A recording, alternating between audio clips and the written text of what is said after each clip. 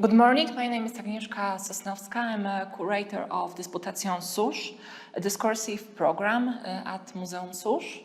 Hello, good morning. My name is Lisbeth de Kan and I'm the curator of the exhibition Tapta Flexible Forms at Museum Susz. Welcome to online symposium dedicated to the legacy of that fascinating artist, and it also serves as the book launch of a monograph that we both co-edited. Tapta stands out as a significant and innovative artist who has profoundly impacted the Belgium and international art scene since 1960.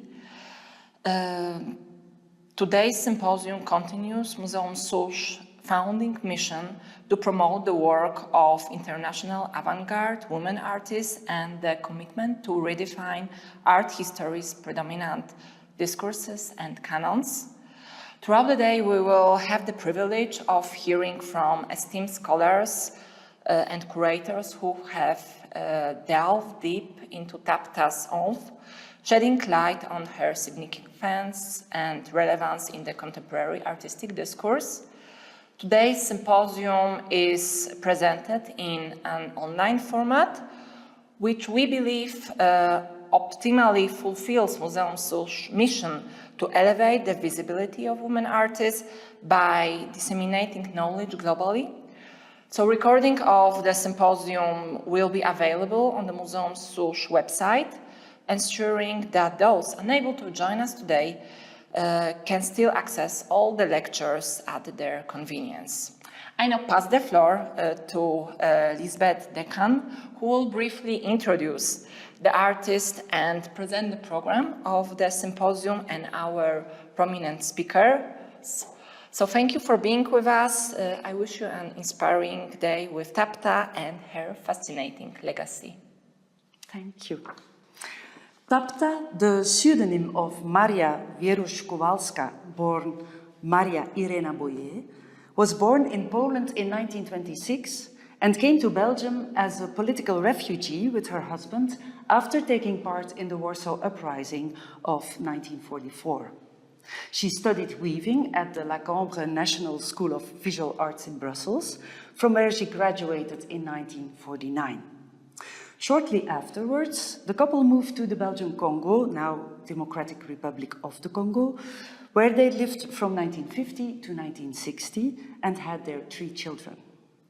On their return to Belgium in 1960, until her sudden death in 1997, Tapta worked in Brussels as an artist and, from 1976 until 1990, as a professor at La Cambre. In one of her last interviews on the occasion of her solo exhibition at Zachęta National Gallery of Art in Warsaw, Tapta explained the following, I quote, "My older sister told me that once, as a little girl, I arranged all my toys in a beautiful circle and start to dance between them and sing, 'I'm Tapta, Tapta, Tapta.' The family liked it and I became Tapta forever." End quote. Oddly enough, this quote about how Tapta got her nickname and later artist name already hints at some of the basic principles within her artistic practice. Just as she, as a child, formed a beautiful circle with her toys and then began to dance and sing between them, later, as an artist, she would search for shapes that, beyond the mere visual perception, also invite you to move around between or even inside them. In addition, however heavy and imposing some of her works may appear, the playful element would always be present. I am thrilled to introduce the program of today's symposium, which features the research of several scholars who have delved into specific aspects of Tapta's work that have not been thoroughly explored until now. After my own contribution on Tapta's practice as an artist, as well as her teaching activities, Anne Coxon will situate Tapta's textile textile work in the context of the 1970s fiber art in Europe and the United States. Then, Marta Kowalewska will focus on Tapta's contribution to the 4th and 10th International Biennale of Tapestry in Lausanne in 1969 and 1981, two key moments in the development of Tapta's oeuvre. Subsequently, Virginie Mamet will present her study on Tapta's textile integrations in space, highlighting how the artist established a close relationship between the artwork and the architectural environment. Between the lectures, there will be two panel discussions. One focusing on Tapta's place in the international textile art context, and another on the tactile and bodily experience of artworks as exemplified by Tapta's creations. To conclude the symposium, you are invited to join a recorded guided tour of the exhibition at Museum Souche. Thank you so much for being with us today. I hope you will enjoy the symposium.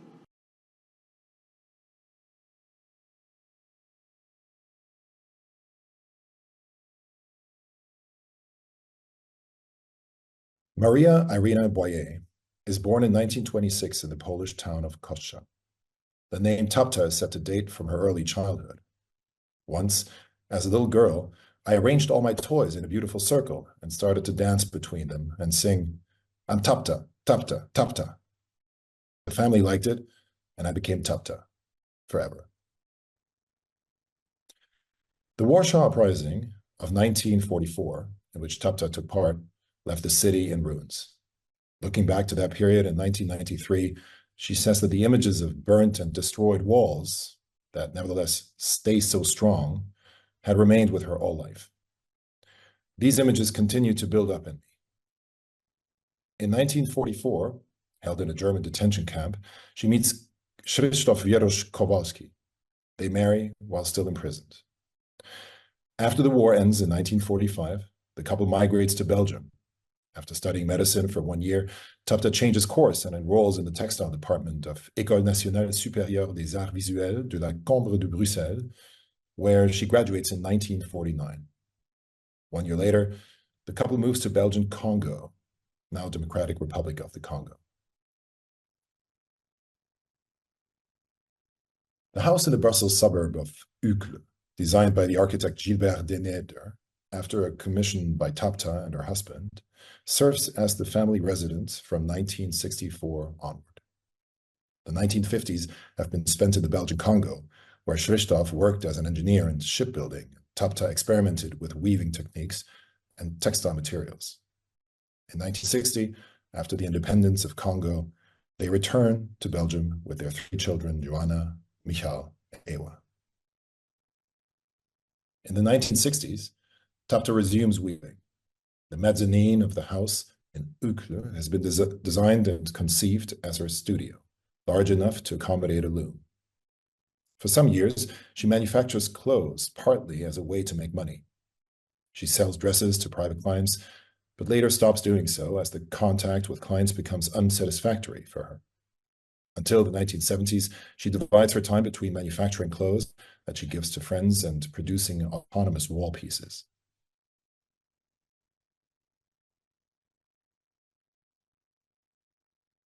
These 2 interior shots of Tapta's home show her tapestries were perfectly integrated into the architecture of the house.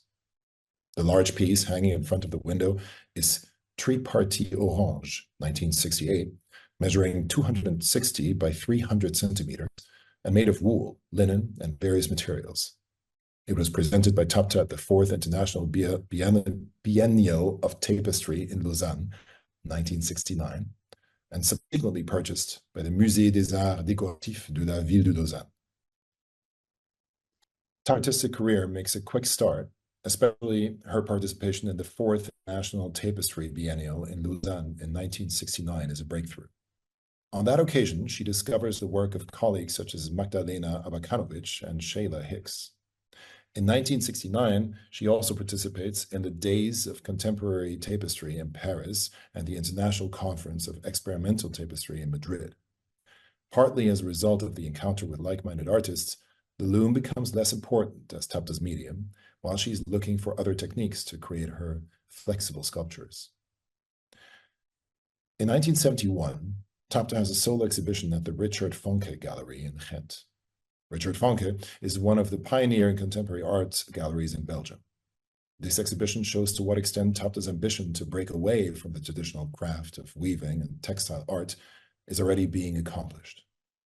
The card shows that in 1971, the artist is still using her full married name, Tapta Wierusz-Kowalski. Later, she will drop the surname and only use Tapta as her artist name. The house in Giauque has the character of a total environment for living, working, and showcasing Tapta's art.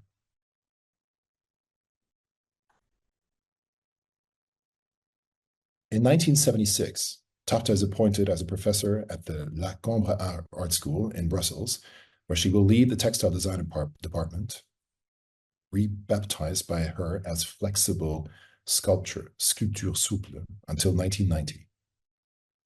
In 1985, in an article published in Leonardo, she explains her pedagogical approach. I stimulate my students' curiosity by taking them to exhibitions, theater performances, to see works of art integrated into architecture. By opening their horizons as widely as possible, I try to help young creators find their personal language. Teaching art should not consist of teaching traditional techniques that are often no longer applicable to the present time or to today's sensibility. Technique is but the medium of the message, and the message depends on the richness of the individual artist. Elsewhere, she insists on refusing to teach weaving at La Cambre, defying the traditional image of the textile arts. My looms remain untouched. Tent for Chatting, Don't Accuser, 1973, is the first of a number of important environments that Tapta started making in the 1970s. As the title indicates, it is conceived as the tent for chatting, a soft, enveloping space for relaxation and interaction. These environments facilitate dialogue and conversation. They create a favorable climate for exchanges between persons and for intimacy. I do not believe a work of art should only be viewed. My work calls for touching, daily use. The current location of Tent for Chatting is unknown. In 1974, Tapta conceives her next environment, Forms for a Flexible Space, Formes pour un espace souple, for the third triennial of contemporary art in Bruges. In 1975, the work is part of her solo exhibition at the Palais des Beaux-Arts, currently known as Beaux-Arts, in Brussels. Her 19-year-old daughter, Eva Wierusz-Kowalski, assists in the setup. 1 year later, Eva dies unexpectedly.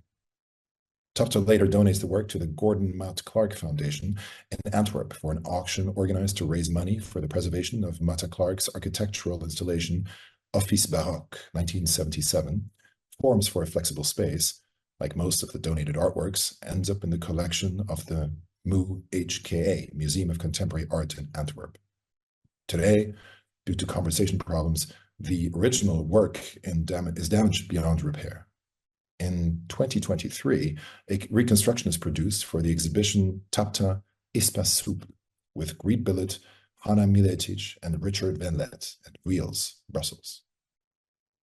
Throughout her career, Tapta prefers to make scale models for her projects rather than sketches or design drawings. 1981 is an important year for Tapta, with a group exhibition in Paris, Musée d'Art Moderne de la Ville de Paris, a public art project in Louvain-la-Neuve, and a contribution to the 10th International Biennale of Tapestry in Lausanne. Titled Elastic Structure, Structure Elastique, the work in Lausanne is a monumental black curtain measuring 4.5 by 5.5 meters, made of strips of thick synthetic rubber that the artist screwed or bolted together.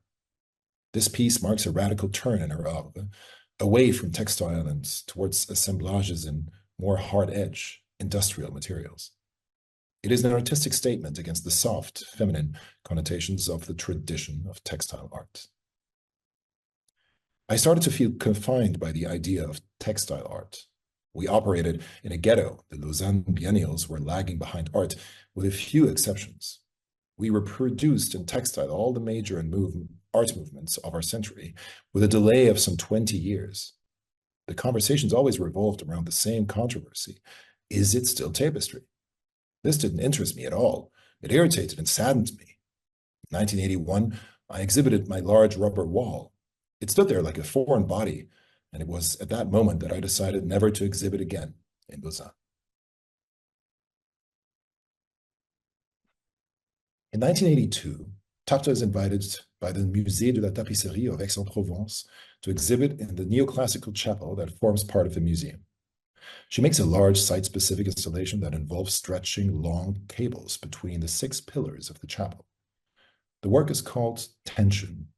Several scale models of the installation are displayed in the sacristy. In Leonardo, Tapta writes about this work. Ropes rose from the ground, were coiled around the columns, and reached the ground again at the other side of the chapel, tied, linear, dynamic, provocative. Neoflexibles, a work from 1985, displayed here in the Artist Studio in Brussels, was later acquired by the Musée d'Art Moderne de la Ville de Paris. In 1987, the weekly magazine Le Vif, L'Express, publishes a 2-page report on Tapta Studio at Avenue du Midi in Bruxelles. The building from the 1920s has a large split-level space with an overhead roof light and is well suited for the voluminous and heavy objects the artist is producing. As the journalist writes, we discover the artist evolving in perfect harmony with this immense white space whose walls are covered with empty shelves, unusual in their bareness. They are there only to exalt creative verve. We immediately note the complementary between the typical architecture of the period, with its gallery evoking a school or a prison, and the large black forms of Tapta.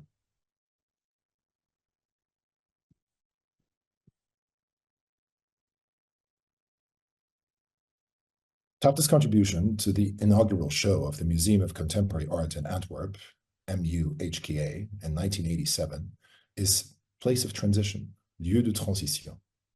This large installation is synthetic rubber, measuring 7.5 by 2.6 meters, is installed on the roof terrace of the museum.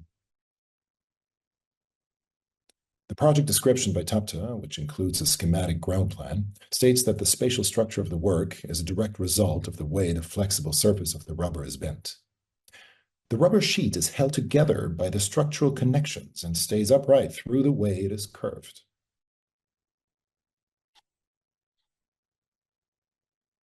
Marc Trivillier, a Belgian photographer renowned for his portraits of artists, photographs Tapta in her Brussels studio, 119 Avenue du Midi, around 1990.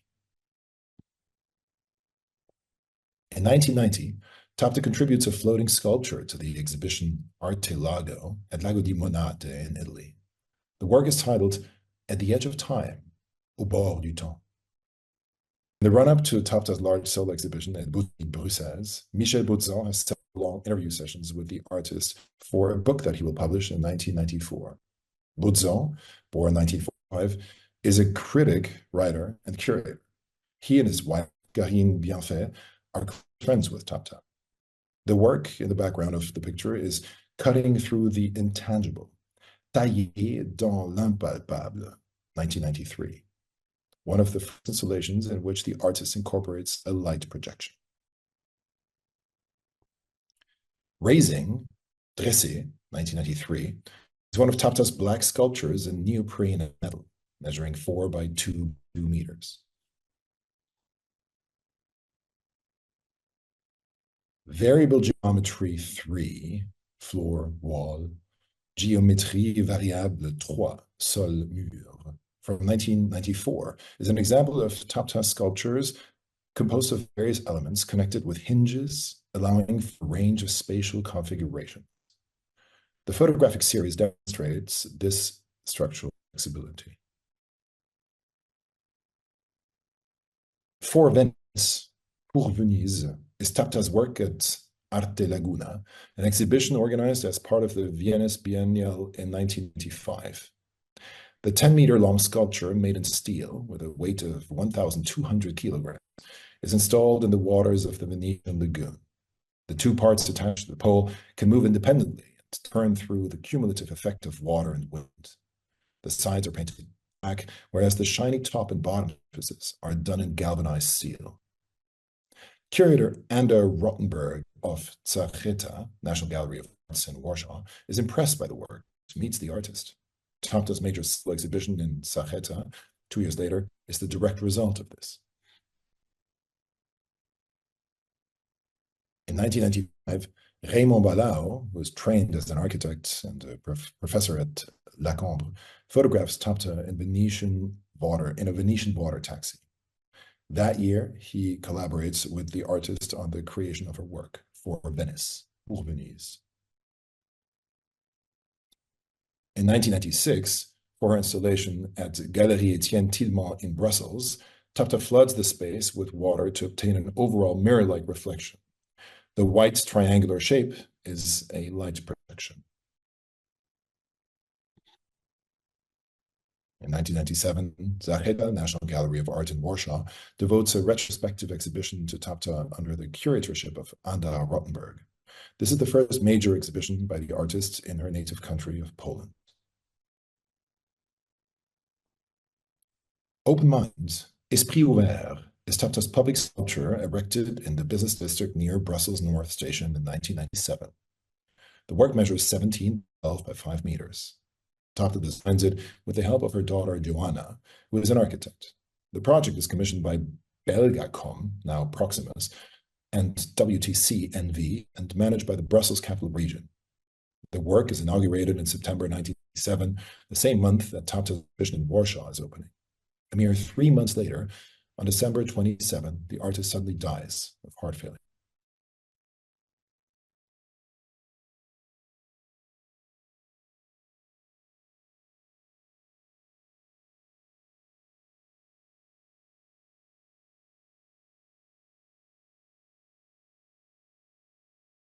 Hello, everyone, and welcome to my lecture, which is entitled Supple Sculptures, Open Mind, on Tapta's multifaceted art practice. My aim is to provide you with a broad overview of the various aspects of Tapta's artistic practice, and you'll notice that I will touch on some of these briefly as they are covered in other lectures presented today, while others, such as Tapta's teaching practice, I will explore in more detail. While exploring Tapta's personal photo archive, comprising just over 100 photographs, many of which are unidentified, undated, and damaged, a particular print caught my eye. It shows a segment from a photographic strip, including a twofold shot of Tapta amidst some of her knotted cord works from the early 1970s. The photo depicts Tapta with a short, modern hairstyle, a simple turtleneck sweater, crossed arms, and one hand elegantly near her face. Her lively gaze alternates between looking directly into the camera and glancing away from it. Likely captured around 1972-1973 in an exhibition space, we witness the artist at the onset of her flourishing artistic career. Regardless of whether the multiple portrait shots were intentional on the part of the photographer or merely a test, the way Tapta stands among her works does provide a hint of the dynamic interaction that she sought to establish between the artwork, the space in which it is presented, and the spectator. To my surprise, the reverse side of the print is marked with a stamp from Paul Pia, a remarkable figure in Belgium's photography history. Not only was she starting in the late 1950s, one of the first women photographers in Belgium with a commercial and artistic photography practice, between 1974 and 1986, she also ran the first Belgian photo gallery in Antwerp by the name of Fotogalerij Paul Pia. The photographer's stamp on this print leads me to tentatively identify the blonde lady in another photograph from Tapta's archive, dated April the 5th, 1973. This must be Polypia, seated next to Tapta in the artist's living room, wrapped in a scarf woven by Tapta, with a bottle of wine and a stack of photo prints on the coffee table, the topmost one revealing a detail from Tapta's piece, The Large Plant, from 1971. What the two women, depicted here in a friendly atmosphere, certainly had in common is that they both wanted to elevate a medium hitherto considered minor art to the status of fine art and transform it into a respected contemporary art form. Photography in the case of Polypia, textile in that of Tapta. In addition, they were both important role models and motivators for a younger generation of especially female artists in Belgium. Indeed, from the very beginning of her artistic career in the 1960s, Tapta broke away from the traditional technique of weaving, a craft which, just as in her native Poland, had a long and strong tradition in Belgium, formerly the Southern Netherlands as well, and which she learned in the late 1940s at the Cambre art school in Brussels. Possibly influenced by informalism, a dominant pictorial movement in Europe in the 1950s and 1960s, her visual language in textile is predominantly abstract and characterized by free gestures, resulting in organic forms not hindered by preliminary sketches, but inspired by the manipulation of materials. Interestingly, in her first experimental weavings, Tapta already included small pieces of reflective metals or left certain parts open, thus creating a play of light and shadow and establishing an early interaction between the artwork and its surroundings, an aspect that she would later elaborate much further. When Tapta made her debut as an artist in the mid-1960s, showcasing her first solo exhibition at Galerie Les Métiers in Brussels in 1966, she was 40 years old and had already led quite an eventful life. Born Maria Irena Boyé in 1926 in Koszan, Poland, she was the middle of three sisters, growing up in the town of her birth, where their father, an engineer, was the director of a sugar factory. Already from an early age, she adopted the name Tapta, as she stated in a 1997 interview. I quote, "My older sister told me that once, as a little girl, I arranged all my toys in a beautiful circle and started to dance between them and sing, 'I'm Tapta, Tapta, Tapta.' The family liked it and I became Tapta forever." End quote. Besides a pet name from her childhood, Tapta would be her pseudonym during her activities in the resistance movement during World War II, and eventually also her artist name. As Anda Rottenberg has revealed in our book, during the war, Tapta plays an active role as a scout and nurse in Warsaw, where in 1944 she eventually, along with her future husband Krzysztof Wierusz-Kowalski, and thousands of other Polish men and women who participated in the Warsaw Uprising, was rounded up, brought to Germany, and imprisoned in Camp Stalag 4B Zuidam. Tapta and Krzysztof married in the camp and stayed there until the liberation by the Red Army in April 1945. After that, they decided to emigrate to Belgium, with the scholarship from the Polish Army Fund, Tapta started to study weaving at the École Nationale Supérieure des Arts Visuels de la Cambre in Brussels. Soon after her graduation in 1949, the couple moved to what was then Belgian Congo, now Democratic Republic of the Congo, where Krzysztof worked as an engineer at the shipyard of the colonial transport agency Otraco.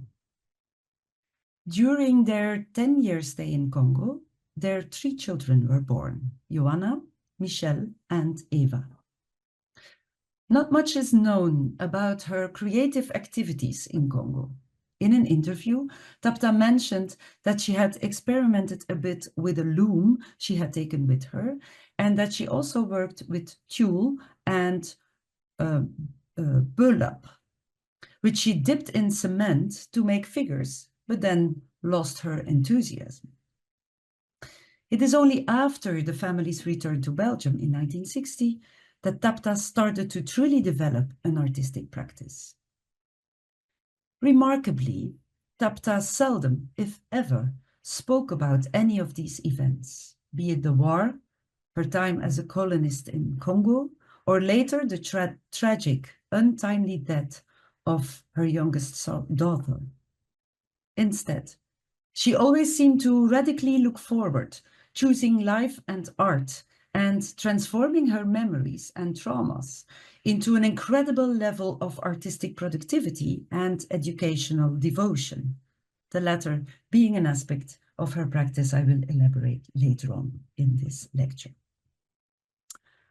Undoubtedly influenced by her life experiences, her visual language features fluid yet heavy forms, often on a monumental scale. These forms emanate strength and encourage the viewer not only to observe, but to physically interact with them, as well as engage with other visitors and the surrounding environment. Tapta was aiming for more than sole observation. She was calling for active participation.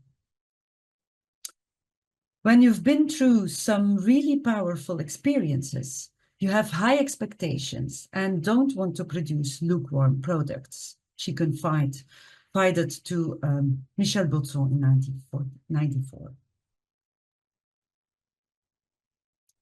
Supple sculptures.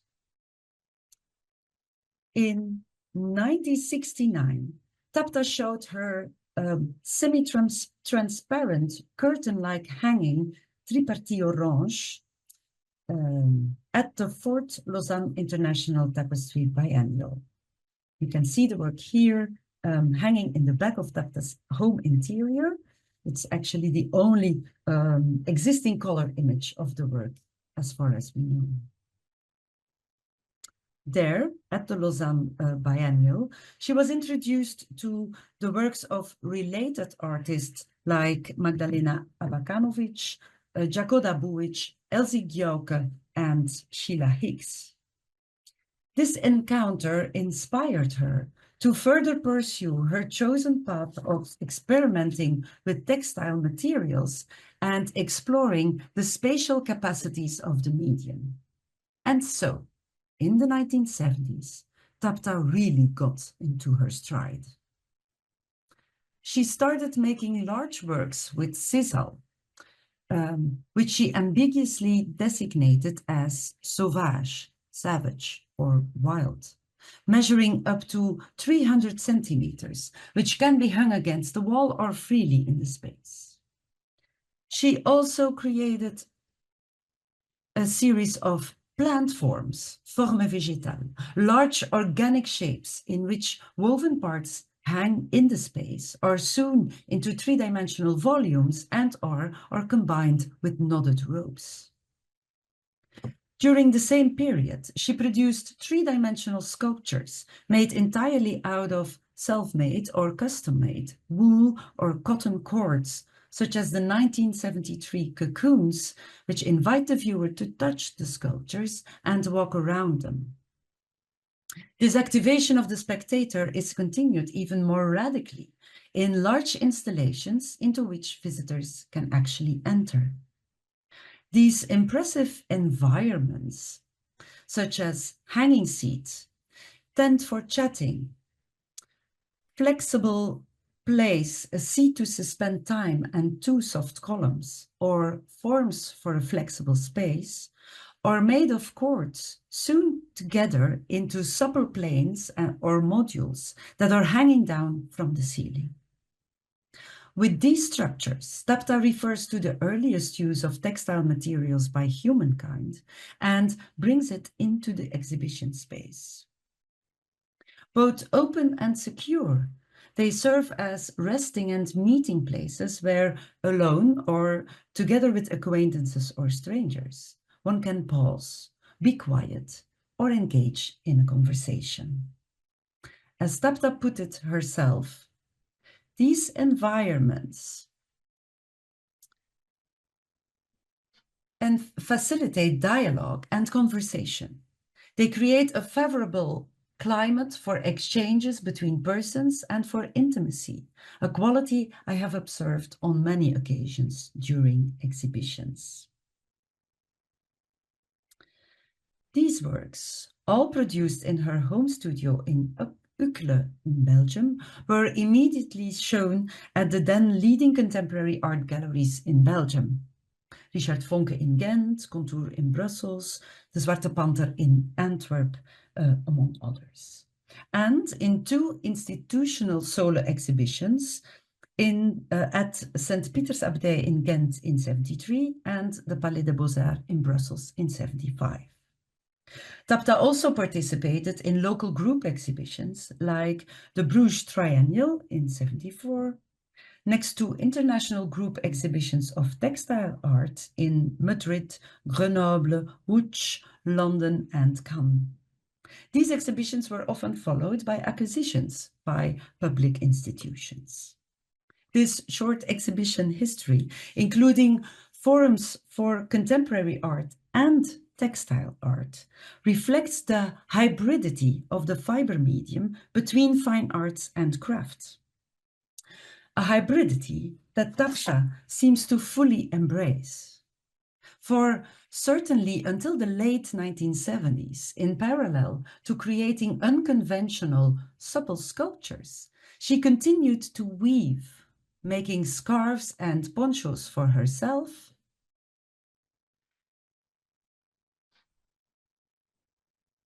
friends and acquaintances, which she labeled handwoven by Tapta, tissé main par Tapta.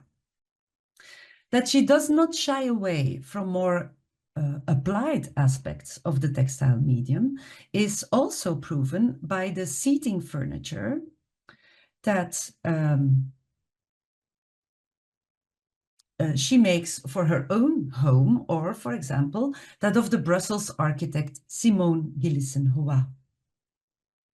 Or the series of works titled Flexible Horizons from 1976-77, which are somewhere between autonomous artworks and folding screens, whose shape the user can modify. All these works demonstrate the artist's broad perspective on the nature of art, its potential functions, and its integration into our lives, refusing the hermetic modernist definition of art.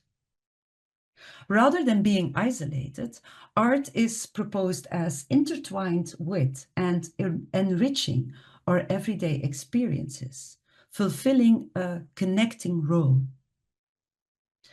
I do not believe a work of art should only be viewed.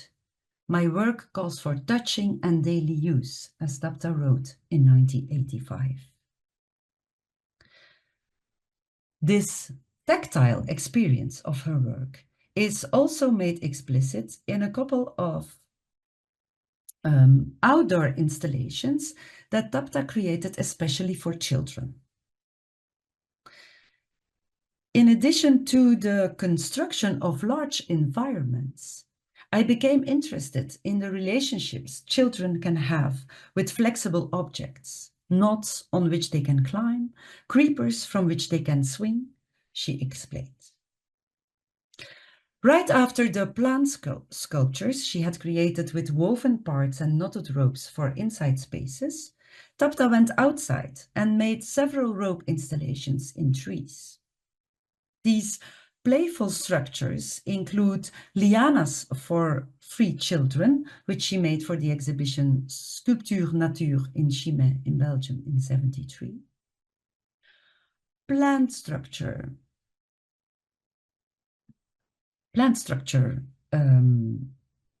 made for Midzomerforum Assenede in Belgium in 1975, and organic textile structure from 1975. Appropriating both the natural lianas and fishing nets she had seen in Congo 2 decades before, and the classic climbing tools in Western children's playgrounds, the artist here established a close connection or hybridity between art and nature and between art and life. Because of these characteristics, Tapta's works, which she called flexible or supple sculptures, sculpture souple, occupy a rather unique place among or at the intersection of several contemporary art movements. On the one hand, like other fiber artists of the period, she took textile art beyond the categories of ornament and craft. On the other hand, similar to artists within post-minimal art and conceptual art, she redefined traditional notions of sculpture. Her sculptures do not stand but hang. They are not hard and static, but soft and flexible. The socially connecting aspect, in turn, is something we find, for example, in works by artists of the Brazilian neo-concrete movement. With them, Tapta was aiming to share a sensitivity to engaging the viewer in and harnessing art's unifying potential. Bringing all of these elements together, Tapta's works, including the environments, appear as a gestalt, a self-contained, perceivable form, while functioning equally well as a refuge or meeting place.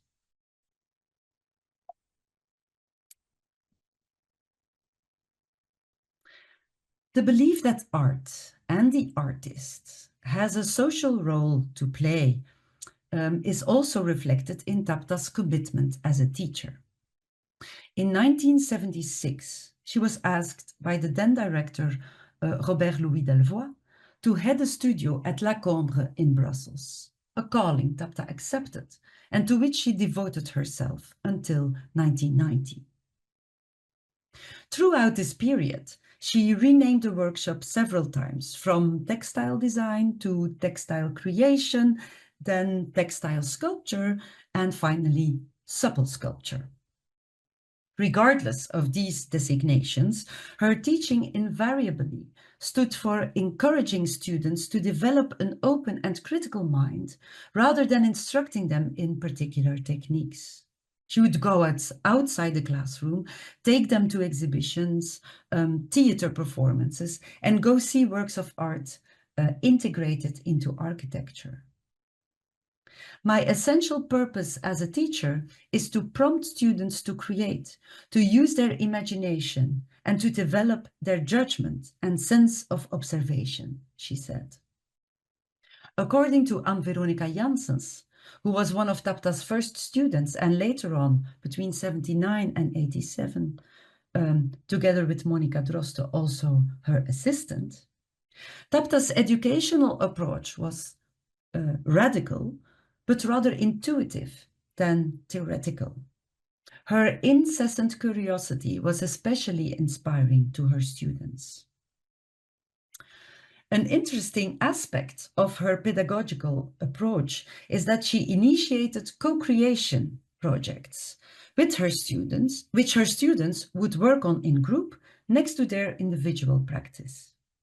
Some of these projects seem to build on the outdoor structures that Tapta realized herself between 1973 and 1975, right before she started teaching. The idea was to realize an installation together that serves a public purpose, meanwhile learning how to deal with urban restrictions, desires of the users, technical challenges, and safety issues. In 1978, for example, Tapta and her students worked on a project for the Marolles district in Brussels, where they were to create a play area on a sloping street. They conceived an iron cage structure measuring 4.5 meters in all 3 dimensions, taking the shape of a woman, and give it the title de Marolienne, La Marolienne. Instead, inside this structure, they wanted to hang a system of interconnected nets for kids to climb in. In the end, the project couldn't be realized due to a lack of funding. The next year, Tapta students did realize a spontaneous structure within the exhibition Tapisserie d'aujourd'hui at Château Malo near Brussels. The assignment was to create a contemporary textile work that at the same time could serve as a playground for children. The eventual installation consisted of 2 nets hanging in the trees and tethered to the ground. It took the students 2 weeks to make the largest net, measuring 17 meters, which had to be done on-site in the grass using self-invented and self-made wooden tools. Another example of a co-creation project that Tapta initiated was Inflatable Structure, made in the context of Interieur 80, the International Fair for Residential Creativity in Kortrijk in 1980. 600 square meters of sailcloth were stretched over 741 meters of bent iron bars with 600 meters of rope and 1,000 pegs. Visitors could crawl on all fours through the light tunnel. In all of these projects, and corresponding to Tapta's own oeuvre, the emphasis is on the interaction between the hands and the materials, between the different creators, and between the artwork and its users. Besides teaching at La Cambre, starting in 1980, Tapta also coordinated the structure studio of the Fondation de la Tapisserie in Tournai in Belgium, which later became TAMAT. This was a sort of artist residency program in which, for example, Edith de Kind participated. Both of Tapta's engagements at La Cambre and Tournai show her deep commitment to mentoring and to encouraging young creators. For Tapta, however, the effect of education was reciprocal. In a 1982 interview, she emphasized the importance of the constant interaction between her and the students, through which she also questioned herself and her own practice. Around 1980, Tapta's practice took a new direction. Expanding upon her previous endeavors with environments and playful in situ works in nature, she embarked on 2 distinct paths. Further developing architectural installations using quartz and experimenting with a novel material, neoprene. Both testify to an ever-increasing interaction between artwork and environment. With installations like Chromatic Tension in a sports complex in Butgenbach in Belgium and Tension in a neoclassical chapel in Aix-en-Provence in France, Tapta began to intervene more directly in architectural space. In these works, bundles of parallel cords were stretched between different architectural elements and traversed the space. They brought color to the interior and created a new dynamism, as she called it, causing the viewer to experience the space very differently. In 1985, She created a similar installation for the metro station Veewede in Brussels, entitled Flexible Vaults, now using cables instead of cords. About this work, she noted, "This type of project fascinates me more than any other. It enables me to influence an architectural space, leaving the museum and integrating myself into the daily life of the city."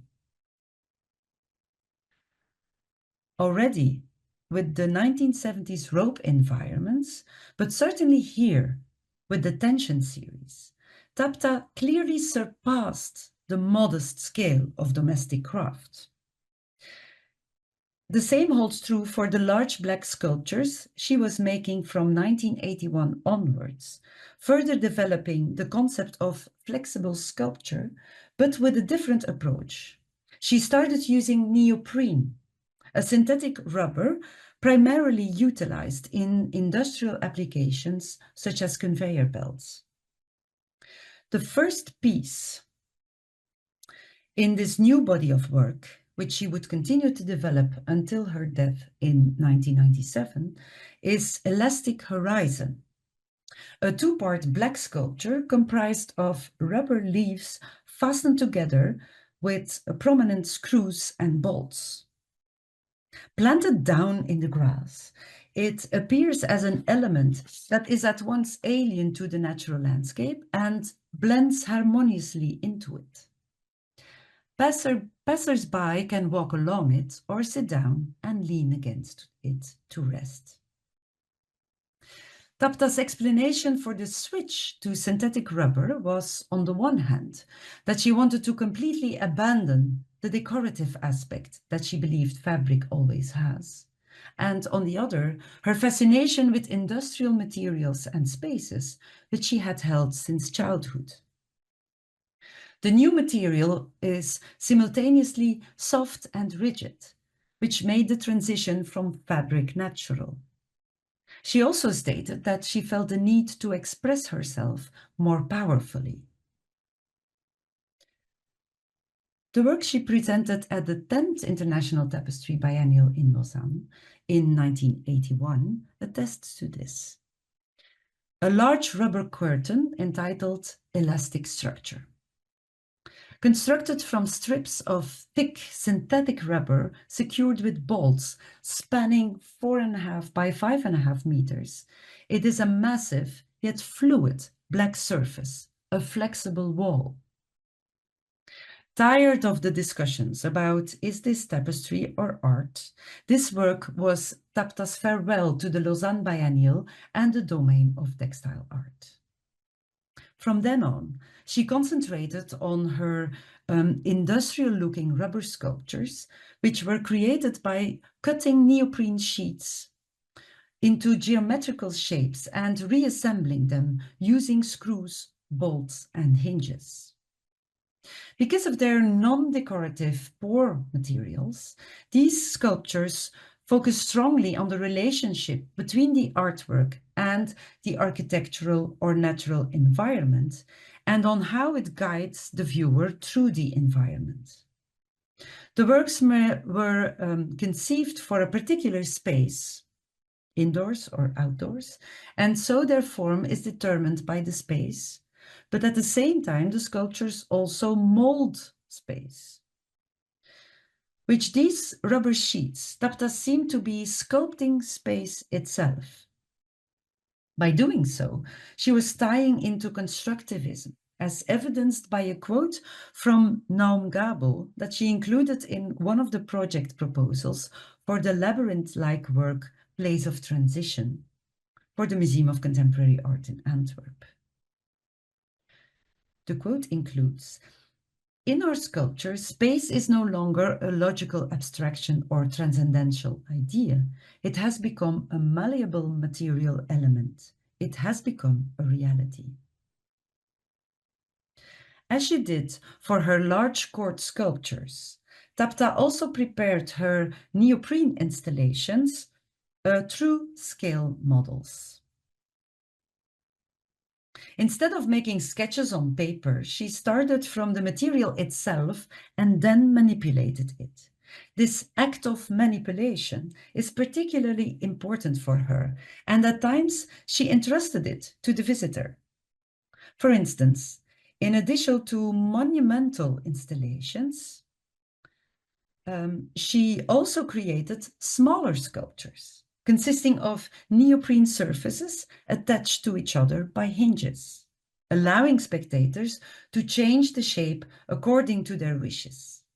So, where the sense of touch, so evident in the textile works of the 1970s, seemed to have disappeared in the large neoprene installations, it nonetheless returned.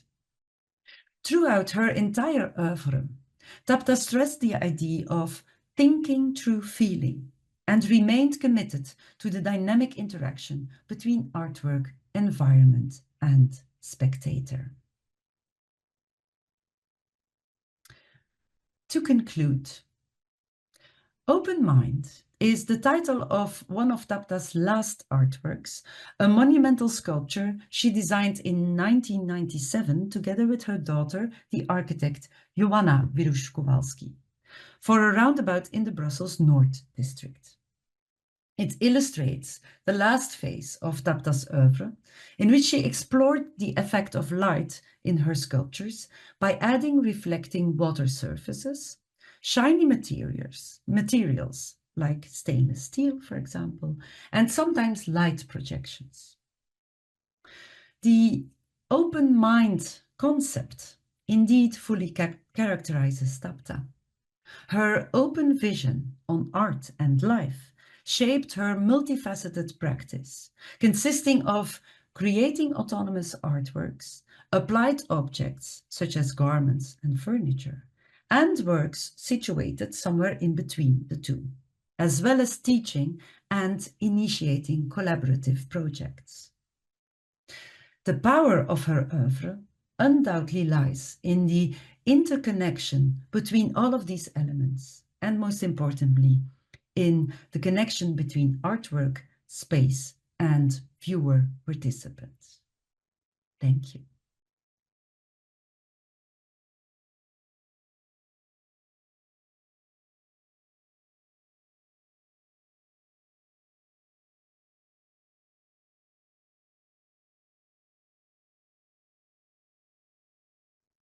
Hello, my name is Anne Coxon, and I'd like to thank you for the invitation to take part.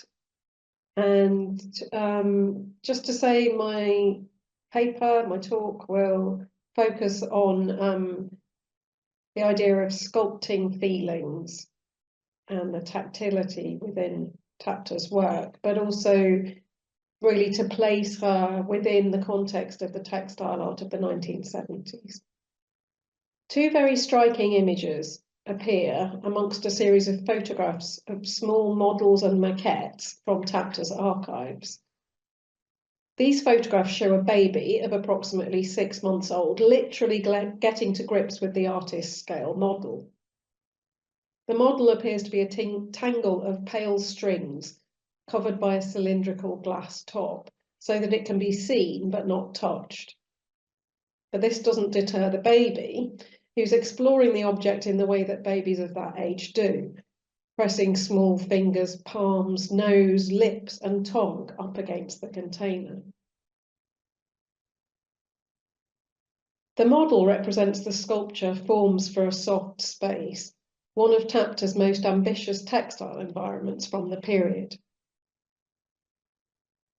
The artist herself is seen in further photographs installing the work, her arms reaching up to touch a coiled form, and later sitting with two young women amongst trailing cords under the canopy created by these conical modules. Evidently, Tapta's environments were originally made to be touched, sat on, in, or under, and explored with the hands and body, as well as with the eyes and mind. As she stated, "I do not believe a work of art should only be viewed. My work calls for touching and daily use." Visitors to her exhibitions of the 1970s were invited to experience as much as to view Tapta's flexible sculptures. And in this way, they recall the baby's more tactile means of exploring the object and, by extension, the world.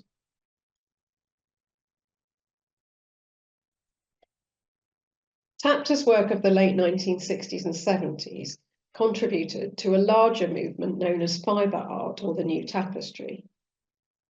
She trained in textiles at the National Superior Institute of the Visual Arts at La Cambre in Brussels between 1945 and 1949. Tapta was associated with a group of mostly female textile artists active in Belgium in the period. In recent years, curators and writers have revisited these movements, looking at and beyond the choice of textile media and its associations with traditional tapestry weaving, craft practices and domesticity, in order to explore the radical nature of the work and the bold ambitions of the artists. While textiles are now beginning to find their place within the museums, exhibitions and biennials of art, there's still much work to be done, I believe, in considering what exactly these artists of the long 1970s were seeking to communicate, how they understood the materials and techniques which they were working with, and what we might gain from our encounters with their work today. Tapta once declared to an interviewer, "I sculpt mostly in feelings." And this statement underlines the importance for her of feeling in all senses of the word, the haptic, the tactile, the perceptual and the emotional. And it's this approach to understanding her textile sculptures that I'd like to unravel and to examine here within the broader context of the textile art of the 1970s. In 1969, Tapta exhibited her work for the first time at the 4th International Tapestry Biennial in Lausanne, Switzerland. The biennial was initiated in 1962 by the French artist and designer Jean Leussat and Swiss curator Pierre Pauly. It was established as a platform for international developments in tapestry weaving. Leussat was already associated with a tapestry revival in Europe, and he looked to the medieval forms and methods which he employed within his modern designs. He saw the biennial as a way to showcase this modern French tapestry on the world stage. But Leussat's revival was soon outshone, however, by the more radical forms of textile art emerging from Eastern Europe and North America. The rising stars of new tapestry, most notably Magdalena Abakanowicz from Poland and Jagoda Buić from Croatia, represented a Slavic wave that had shocked and divided the critics since the first Lausanne Biennial in 1962. The Polish artists in particular broke with traditional methods of tapestry weaving. They rejected the cartoon or model and preferred to hand weave their own works in an improvisatory manner on the loom, rather than sending the designs out to a studio or manufactory to be interpreted. While the fibre art of the Americas looked to indigenous North and South American techniques, the Slavic weavers looked to the folk traditions of their countries and combined them with an awareness of post-war avant-garde artistic developments in abstraction, materiality, and gesture.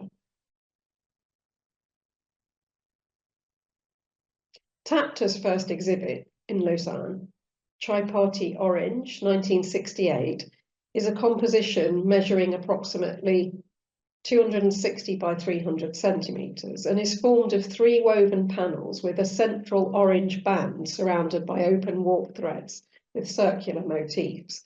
And apologies for the fact that we only have a black and white image in existence here.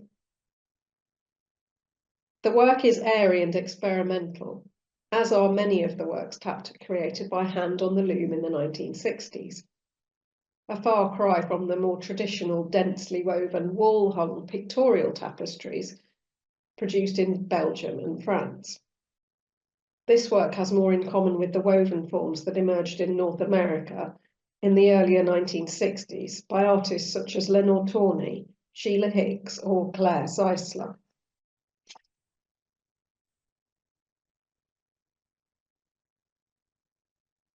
These artists were looking to the ancient and indigenous weaving techniques of the Americas and were increasingly moving their works away from the wall and out into the space of the gallery so that they could be viewed from either side and without a clear front or back. Tapta was counted as a Belgian national at the Fourth Lausanne Biennial, though she was, of course, a political refugee from Poland, following her involvement in the Warsaw Uprising of 1944. In the early 1960s, she returned to Belgium from the Congo. And at this time, she would doubtless have been aware of the growing interest in textile art from her country of origin. By 1969, the biennial jury had relaxed the formerly strict entrance criteria and no longer insisted that works conform to a particular size or be wall-hung. Magdalena Abakanowicz and Jagoda Buić, whose works we see here, demonstrated the direction that the new tapestry had taken in presenting monumental sculptural works that confronted the viewer with their physical presence in three-dimensional space. These works made a statement which impacted many artists working in the medium of fibre. Lausanne's leading art critic, André Coenzi, hailed the arrival of this fresh approach and charted its course in his book, The New Tapestry of 1973. Coenzi sets out the defining characteristics and general direction taken by the new tapestry movement, categorizing the works into three types as follows. The mural tapestry, the function of which is to be placed against the wall. The spatial tapestry, around which one can circulate. And the environmental tapestry, which defines a space in which to enter. These three categories could certainly all be applied to Tapta's body of work as it developed over time. In relation to the artist's recognition that she sculpted mostly in feelings, and for the purposes of exploring what this statement might actually have meant to her, we'll focus on the latter two categories, the spatial and the environmental.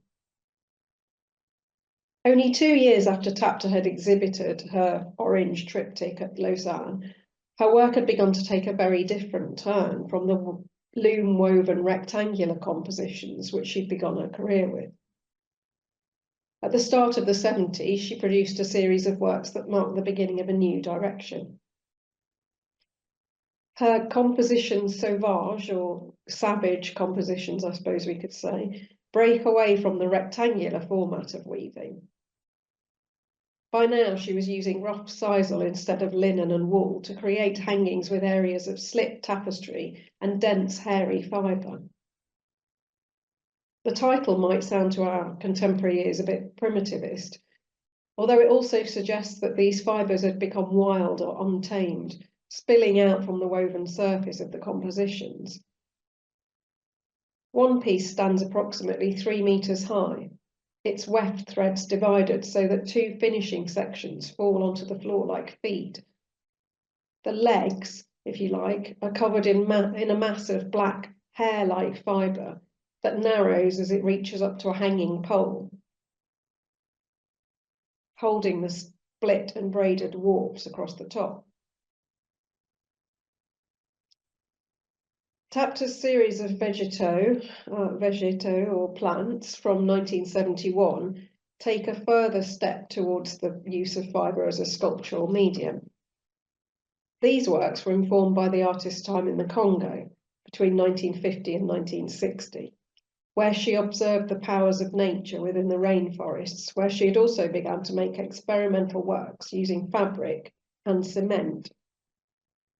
These vegetables or plants, of course, are mostly made of plant fibres, such as sisal or jute.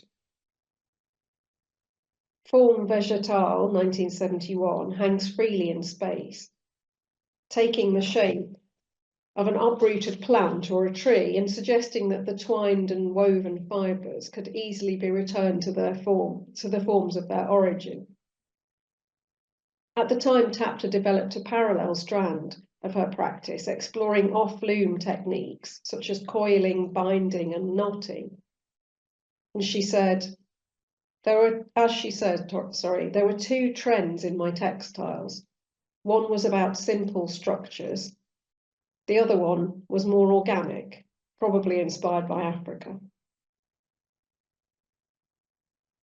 The simple structures she referred to include her cocoons, which hang from a single point, making them slightly mobile, and have the potential to be entered, enveloping a body with their coiled and stitched cotton ropes. Cocoon number 1 brings together a hanging cocoon form and a circular spiral mat or rug, which sits on the floor beneath it. The mat and the cocoon are both constructed through the relatively simple process of stitching together twisted ropes of fibre. Strands of sisal hang down like hair, and in the cocoon's centre is an opening. Hovering just above the mat, it almost suggests that the more familiar domestic horizontal form of the mat has been lifted up and taken on a new life in three-dimensional space. Now it has the ability to surround and protect a body rather than simply to warm and soften the space underfoot. Such works by Tapta, though intended as sculptural expression, tread a fine line between the artistic and the homely or domestic. The cocoons share some similarities with the US artist Harmony Hammond's braided and painted floor pieces, also created in 1973. These works more clearly resemble handcrafted domestic rugs, but are better understood by the artist as a form of painting because she painted onto the fibres. In many ways, the cocoons were a breakthrough for Tapta. Not only had she found a way of working with fibre away from the restrictions of the loom, but she'd also created works which invite viewers to interact and to consider the relationship between the sculpture, as we could call it, their bodies, and the surrounding space. Tapta's breakthrough came shortly after the monumental three-dimensional works by Abakanowicz and Buić, which were exhibited alongside her arguably more modest work in Lausanne in '69. But I'd like to speculate that perhaps she saw these sculptural statements as a form of inspiration and permission to create her own sculptural forms. That same year also saw the presentation of two important exhibitions: wall hangings at the Museum of Modern Art, New York, and perspectives in textile at the Stedelijk, Amsterdam. Both exhibitions attempted to showcase the most exemplary works of fibre art or new tapestry. While wall hangings came under criticism for not going far enough in liberating the works from the wall, perspectives in textile was highly praised by the participating artists. In fact, Sheila Hicks has spoken to me about the generous curatorial stance, which allowed each work actually to have plenty of space within the galleries so that visitors could freely walk around them, the fibre works, as sculptural statements without plinths and in dialogue with other works and with the space itself. Tapta shared with the artists in perspectives in textile an understanding of her work as sculpture and was equally interested in the dialogue between her works and a given space. Reflecting on her practice, she declared that she was, quote, particularly interested in modifying space by introducing a supple, flexible element. Her understanding and application of the term supple or flexible varied, and she used it to mean both the pliable plane of a textile element within architectural space, as Bauhaus weaver and important textile thinker Annie Albers had defined it, and as a metaphor for a creative way of thinking and being in the world. In 1976, Tapta became head of weaving and textile design at La Cambre, where she named her course Sculpture Supple or Flexible Sculpture, in order to broaden its remit and to reflect her belief that teaching should not consist of teaching traditional techniques that are often no longer applicable to the present time or to today's sensibility. Tapta exhibited a further work at the 10th Lausanne Biennial in 1981. This second contribution, elastic or resilient sculpture, bore little resemblance to her first. While the biennials of the 1960s had sparked debate about the definition of tapestry and whether it could incorporate the artist's own hand or sections woven off the traditional loom, by the early 1980s, the definitions of textile art had been radically expanded. Sculpture elastique, or elastic or resilient sculpture, was constructed of sheets of black rubber and steel bolts, which hung like a pleated curtain in front of the wall. Tapta's works of this period were increasingly large in scale, and her use of neoprene and rubber allowed her to retain the flexibility of woven textiles, while moving in the direction she was eventually to take of producing public sculptures for outdoor sites. Tapta has referred to the work of Alexander Calder, possibly the only artist she actually explicitly named as an influence upon her. And there's undoubtedly a likeness between her late work and Calder's series of stabiles. While we can draw formal similarities between Tapta's sculpture and Calder's static large-scale sculptures, Tapta arrived at this point following a decade of exploration using fibre and a full consideration of the possibilities of producing a body of sculpture that was flexible or supple, and also at times mobile. In this regard, she may actually have been equally aware of Calder's mobile sculptures that move and rotate themselves for the viewer, and were the counterpoint to his stabiles, around which one can circulate. When sculpture becomes mobile, movable, or flexible, it can be seen as taking on agency, in other words, a life of its own. In this respect, it asks us to relate to it as more than simply a viewer. It can become, to a greater or lesser extent, to a greater or lesser extent, participants. In line with Coenzi's categorizations of the new tapestry, Tapta also produced works in the 1970s that could be called environmental. She quickly saw the potential of her textile forms to create dialogues with each other and with the viewer in the space, and developed this aspect of her work to create environments, a term that would be replaced by what we now refer to as installations. Tapta's environments conform to Coenzi's definition in the new tapestry as a space in which to enter. And she first began to work in this way when she installed two artworks within St. Peter's Abbey in Ghent in 1973. Hanging seat and tent for chatting combine suspended elements with coiled floor mats. The vertical forms are penetrable, being made from ropes, worked back and forth across a sparse set of strings to create an open structure which appears like a set of flexible ribs. People were invited to enter into the spaces created by these forms and to sit on the seat, on the mats, or within the tent. The artist expressed her aim to, quote, facilitate dialogue and conversation, a favourable climate for exchanges between persons and for intimacy. In this respect, tent for chatting chimes with Brazilian Czech philosopher Willem Flusser's view that, quote, in a tent, things are experienced. It assembles experience. The fact that the tent wall is woven, i.e. a network, and that experiences are processed on this network is contained within the word screen. It's a piece of cloth that is open to experiences, open to the wind, open to the spirit, and that stores this experience, end quote. According to Flusser, then, woven walls or screens open up spaces for encounter or experience in a way that solid walls do not. When Tapta spoke of a favourable climate for exchange and intimacy, she was likely referring to the way in which people are brought into physical proximity with each other and with the fabric of her works.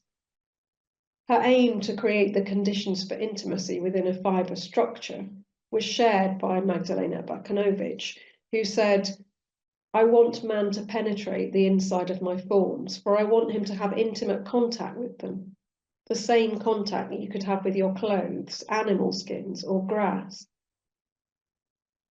Abakanowicz's masculine gendered pronoun in this statement is actually revealing.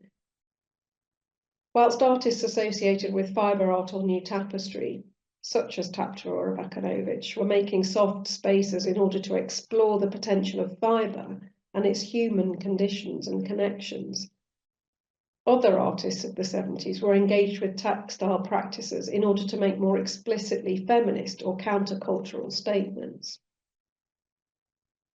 I'm sorry, that's a slide of Abakanowicz, and on the right is me coming out of one of her sculptures. Faith Wilding's crocheted environment, or womb room as it's known, was first created for the Woman House exhibition organised by Judy Chicago and Miriam Shapiro in California in 1972. And it's a space that highlights the relationships between textile handcraft, women's labour, and cultural assumptions. Also produced in California, Ted Hallman's shaggy centering environment is a notable fibre, or meditation environment, is a notable fibre tent-like structure in which one's invited to sit and meditate. In these works, textiles and textile techniques are used to exploit the tactile qualities of fibre so as to draw the viewer in and to engage what Annie Albers called the tactile sensibility. In other words, our perception of the haptic as opposed to the purely visual or optical. Albers wrote lucidly about the human need to experience the world through touch and to develop our tactile literacy, she said. We touch things to assure ourselves of reality. We touch the objects of our love. We touch the things we form. Our tactile experiences are elemental. Touching and feeling are words used in English interchangeably to refer to both tactile sensibility and an emotional response, a fact that underlines Albers's point that tactile experiences are intimately connected with love and are essential or primary. In an illuminating passage, literary critic and scholar Eve Kozowski-Sedgwick described the way in which touch and the tactile sense can confuse the boundaries between subject and object, or viewer and artwork. Quote, "To perceive a texture is to know or hypothesize whether a thing will be easy or hard, safe or dangerous to grasp, to stack, to fold, to shred, to climb on, to stretch, to slide, to soak. Even more intimately than any other perceptual systems, it seems the sense of touch makes nonsense out of any dualistic understanding of agency and passivity. To touch is always already to reach out, to fondle, to heft, to tap or enfold, and also always to understand other people or natural forces of having effectively done so before oneself, if only in the making of the textured object." End quote.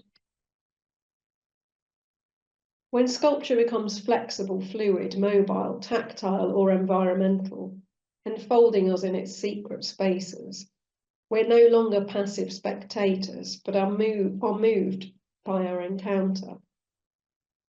Perhaps this is what Tapta meant when she characterized her practice as sculpting feelings.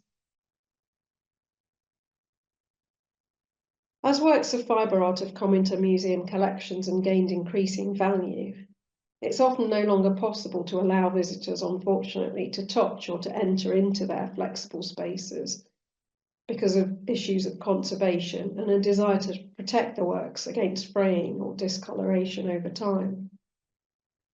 We therefore have to look at archival photographs and documents to understand the artist's original intention and to imagine what it might feel like to sit within their spaces. A black and white photograph of Tent for Chatting as installed in 1974 shows two small children, you see at the bottom left here, sitting on the fluid ropes inside the tent. They look towards the camera. They're apparently startled by the adult intrusion into their newfound space. The universal appeal to young children of secret hideouts or dens and enclosed spaces may have had a particular resonance for Tapta's generation, I would posit, growing up as they did in the dangerous circumstances of World War II and forced to take shelter from aerial bombardment. Perhaps for Tapta and for the textile artists of the 1970s, sculpting in and with fibre provided a refuge, a safe space in which they could explore common ideas, go back to basics, and feel the world anew. Thank you.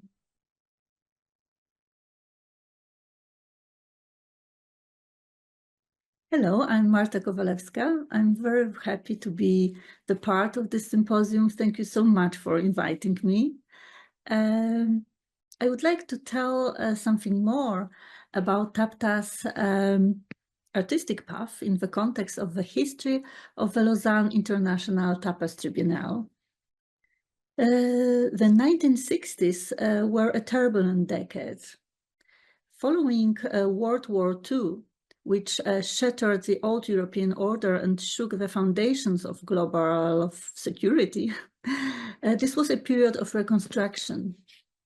A generation shaped by the horrors of war contested the legacy of the past, questioned humanism, and sought new ways of artistic expression that would enable thinking about the challenges of a new reality.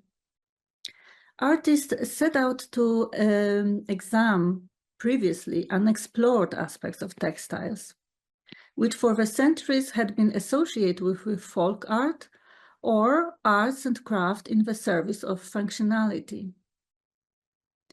In Western Europe, in the hands of master weavers, tapestries emulated the art of painting.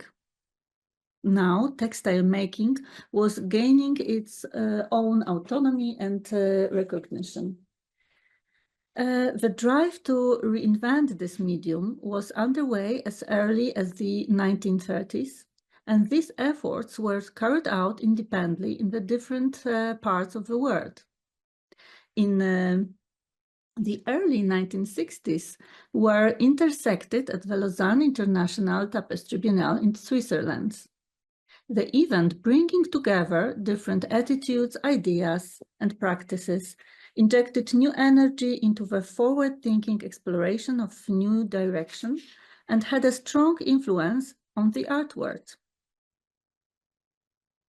This is illustrated by the artistic practice of Maria Wierusz-Kowalska, known as Tapta, who exhibited during the 4th in 1969 and 10th in 1981 editions of Lausanne Biennale.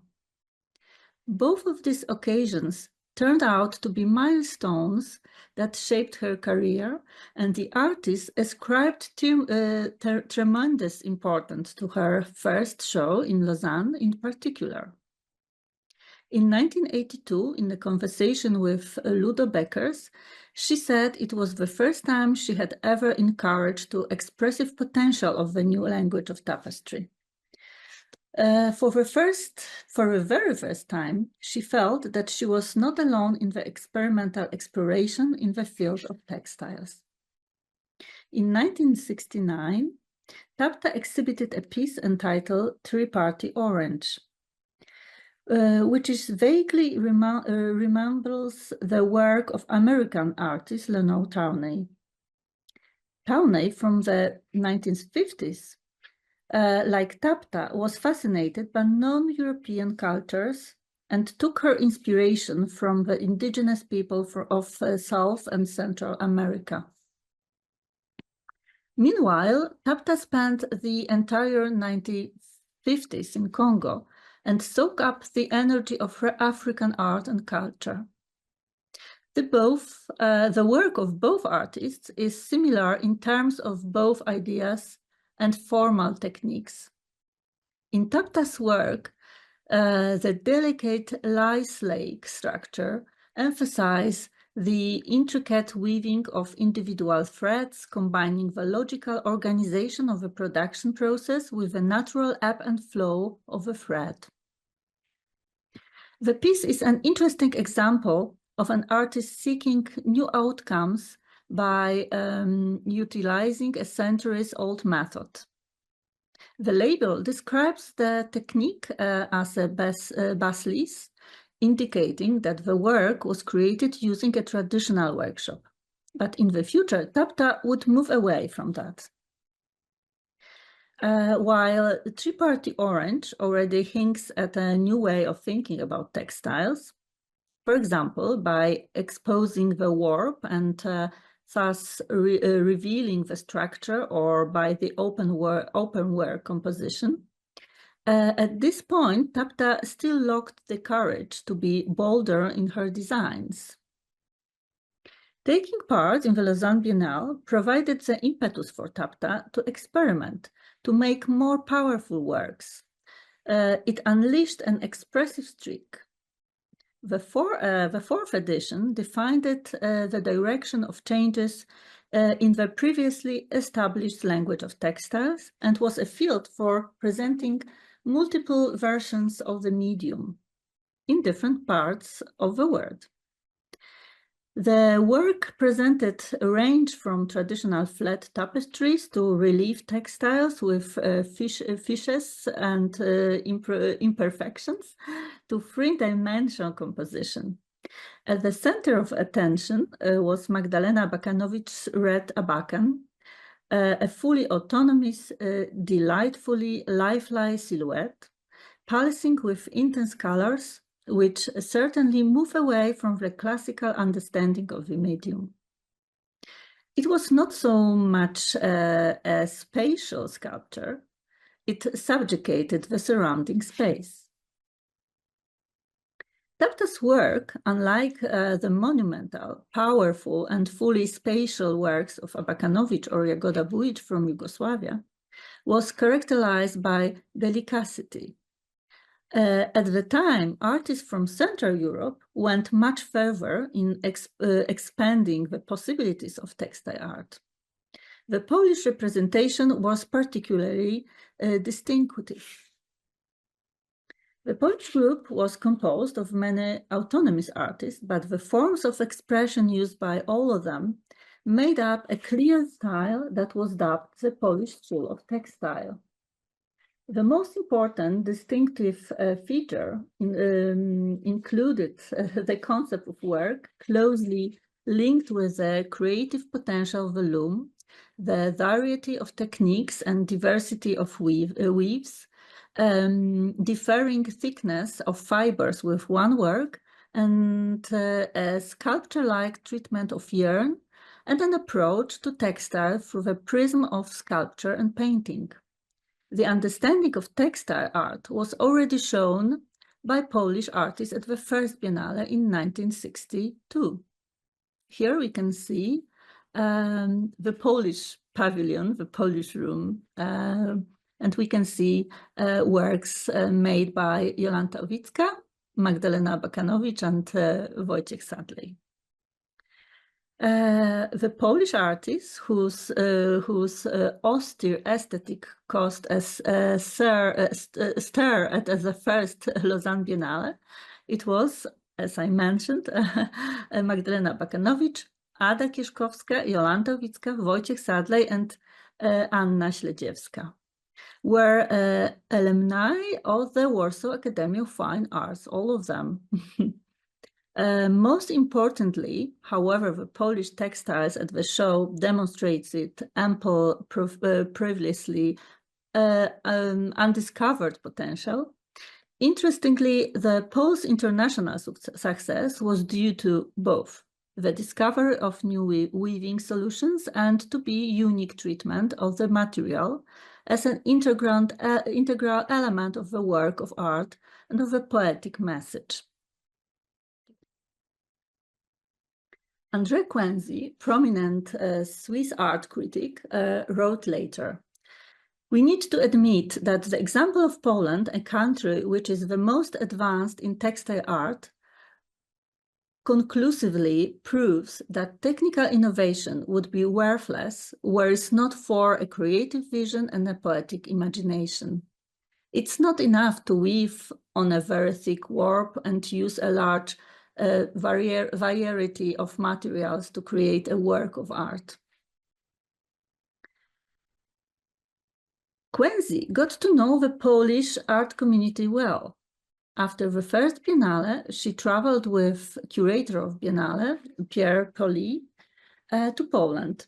As a result of this visit, in April 1963, he published an article with the telling title, "The Tapestry of Tomorrow was born in Poland."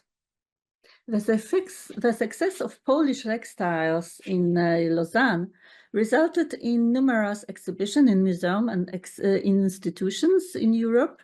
The exhibition of a dozen Polish artists, contemporary Polish textile, organized by Biennale Commissaire Pierre Poli, immediately after the first Lausanne Biennale, was presented in many European museums, including Mannheim, Dortmund, Hamburg, Düsseldorf, Cologne, Eindhoven, Arnhem, St. Gallen.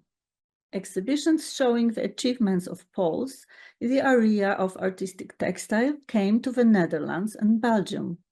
If only to mention the exhibition at the Palais des Beaux-Arts in Brussels in 1967. Tapta herself pointed the sources of her inspiration in African art. Shortly after her Lausanne debut, Tapta created the Wild One and the Wild One Second, both created in 1970. They shared a particular expressiveness, a fresh, newly released energy, and bringing to mind the untamed world of African nature. The stiff fibers of raw sisal resemble the fur of an archetypal animal.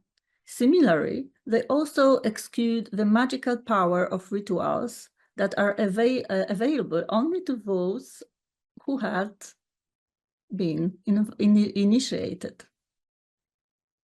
One can find some similarities between Tapta's works and Wojciech Sadley's compositions presented at the first, at 1967 and fourth, 1969 editions of Biennale. Both with loose fibers arranged against a tightly woven background. Critic and curator Danuta Wróblewska's description of Sadley's works can be applied to Tapta's pieces as well. The artist is interested in the physical aspects of matter, the thread, the weave, the elasticity, the hang of the fabric, and other spatial qualities of the object. That is one thing. His other, immaterial and perhaps not fully disclosed, fascination relates to the particular sacrum of the fabric, its magical character of a suit of armor protecting against metaphysical or physical ills. Fabric as a totem, fabric as a banner. The theme that connects both artists is the search for the sacred, only that while in Tapta's work there is a pulsing of unbridled shamanic energy, Sadler traverses the realm of contemplative spirituality. Perhaps a common generational experience gives rise to the similar sensitivity that Tapta shared with the artists from the Polish School of Textiles. When World War II broke out, Tapta was 13 years old. She completed her baccalaureate in secret classes, was active in the resistance, and led in the clandestine women's scout troop. During the Warsaw Uprising in 1944, her mother set up a sanitarium where Tapta, then 18 years old, tended to the wounded. Later, she worked as a liaison officer and a nurse, and after the war studied medicine for a year. The echoes of these events would resonate with the artist throughout her entire life. Quote, the images and memories of building obliterated during the Warsaw Uprising are still rattling around in my head. They made a strong impression on me, and they are still alive today. That is why I try to express something powerful, some kind of energy. Unquote. During the war, Tapta tended to open wounds and later would center her art around fragile, yet strong corporeality, and would teach students how to conceptualize the space and the body. She constructed her universe to match human dimensions and invited viewers to empirically experience the materiality of her creations. When asked about the fragile nature of textile artworks, she said that they are no more fragile than others, even those made with metal. Following the war, Tapta lived and worked in Brussels.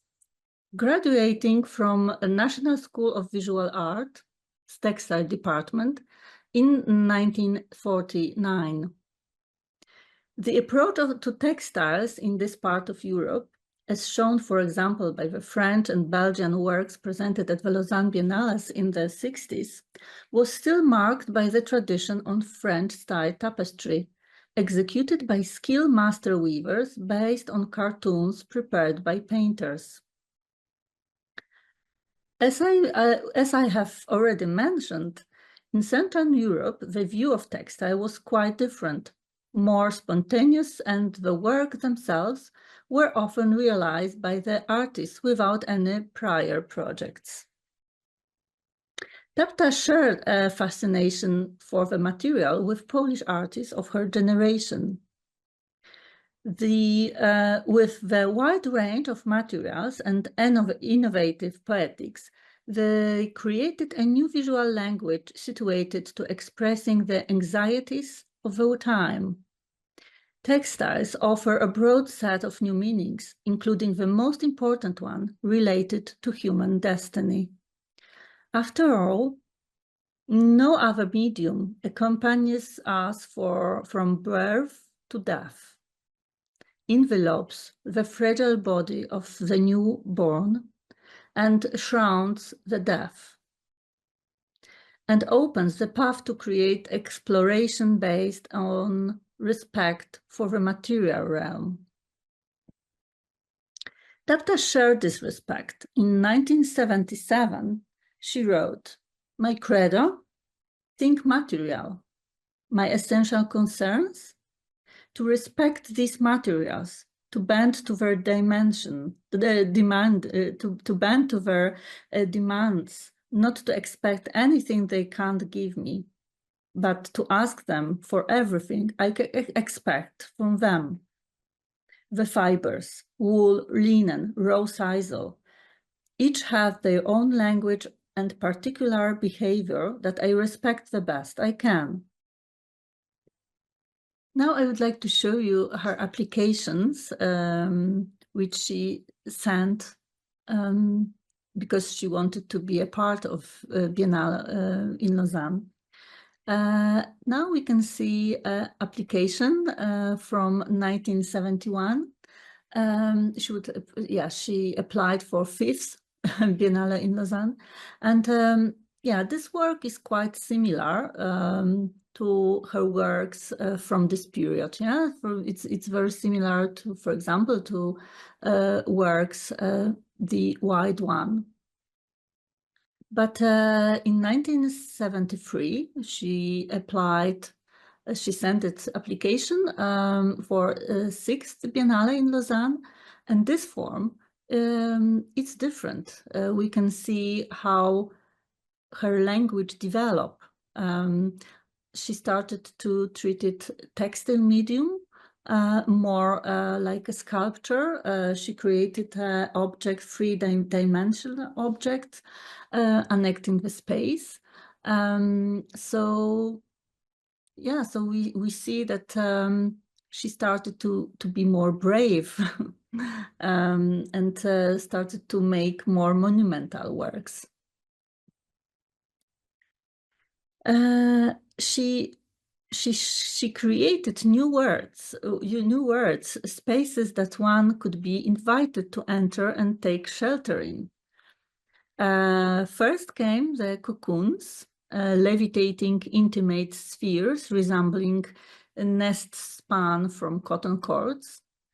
Thanks to their flexibility and lack of grounding, these distinctly organic forms were in a state of continual flux. We can see the view from exhibition in Museum Sush. In next step, we can see the work titled Tent for Chatting. The ropes used by the artists are not placed directly next to each other, but they are separated by small gaps, thus creating an inviting open space that encourages integration and conversation, exchange of ideas, and a sense of calm. While the cocoons suspended above the ground evoke the safety of mother's womb, Tent of Chatting encourage viewers to fully experience the artwork, to step out of the rule of passive observer, to explore the space. And she put this work in her application for 7th Biennale in 1975, but unfortunately, he was again not accepted. Next work, next composition, next project, titled Forms for a Flexible Space, exhibited among others at the first International Biennale of Tapestry in the Polish city of Łódź. Yes, and now we can see that Tapta was no longer focused on delineating on intimate space with the surrounding reality, but on creating one's own. Spiral cycles, suspended one next to the other at a height of 3 meters, formed vaults and columns that consisted of ropes floated on the floor. The artist created a world reminiscent of the wildness of African nature, a memory of the monumental trees on the Congolese jungle. I think that these two photographs are really great to show that memories from Congo period, all her life were very fresh. So we can see the photograph for a family archive. We can see her daughter, Joanna, on the trees, and these photographs were taken in 1950s. And the other one, was taken in 1973. The author, Tapta, put description, lianas for 3 children. So the connotation are very optimistic and very. We can see that inspiration from that period was still existed in her art. Tapta's second exhibition at the Lausanne Biennale took place in 1981, but for few years, she tried to apply to the latest edition. So In 77, she applied for 8th Biennale, and we can see that the form, they are different. She started to think more in architectural contexts. They are connecting the space, but in a different way. In 1979, she applied for 9 Biennale. So we can see that this idea developed, yeah. So she started to create more architecture forms, but she was refused these 2 times again. Yeah, I would like to show you Abakanowicz's work, which was exposed in Biennale in Lausanne. We can see quite similarities. Of course, Abakanowicz's forms are more biological. They are still levitating. Yeah, but it's thinking with multiplicity elements.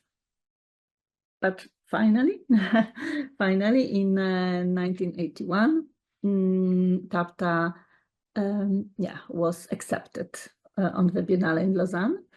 And we can see the work Elastic Structure presented at the Biennale, assured in a new chapter in her practice. It was really, again, a pivotal moment in her career. The artist abandoned textile in a favor of rubber, which would from then on become the main material used in her work. Tapta, rigid and yet spontaneously flexible rubber's raw industrial character allowed Tapta to create minimalist form, while at the same time offering new possibilities for annexing space. Elastic structure takes on the form of a curtain where strands of black, strong rubber connected by rusty screws are arranged in regular folds. The monumental piece stands 4.5 meters tall and stretches 5.5 meters in length. It constituted an entry point into other areas of visuality and exploration of space. Elastic structure is an interesting example of the artist crossing the crossing the boundaries of discipline and abandoning one matter in order to explore the potential of another. In an interview with Wierusz-Kowalska, Tapta said, I rejected fabric because there is always a decorative side to it, and I don't appreciate that. Indeed, her later sculpture works exude austerity and a quest for the ultimate perfection of form. Was the decorative aspect the only reason for this shift? The 1980s and 1990s were a time when the formula for experimentation in the field of textiles was running out of steam. The group of avant-garde artists who first introduced the medium of textiles into cutting-edge art institutions, such as New York's Museum of Modern Art, observe a growing divide with disappointment. Magdalena Abakanowicz wrote, I watched in astonishment as I balanced between categorizes. At the Tapestry Biennale in Lausanne, every object was a tapestry, even my wood wheel with rope.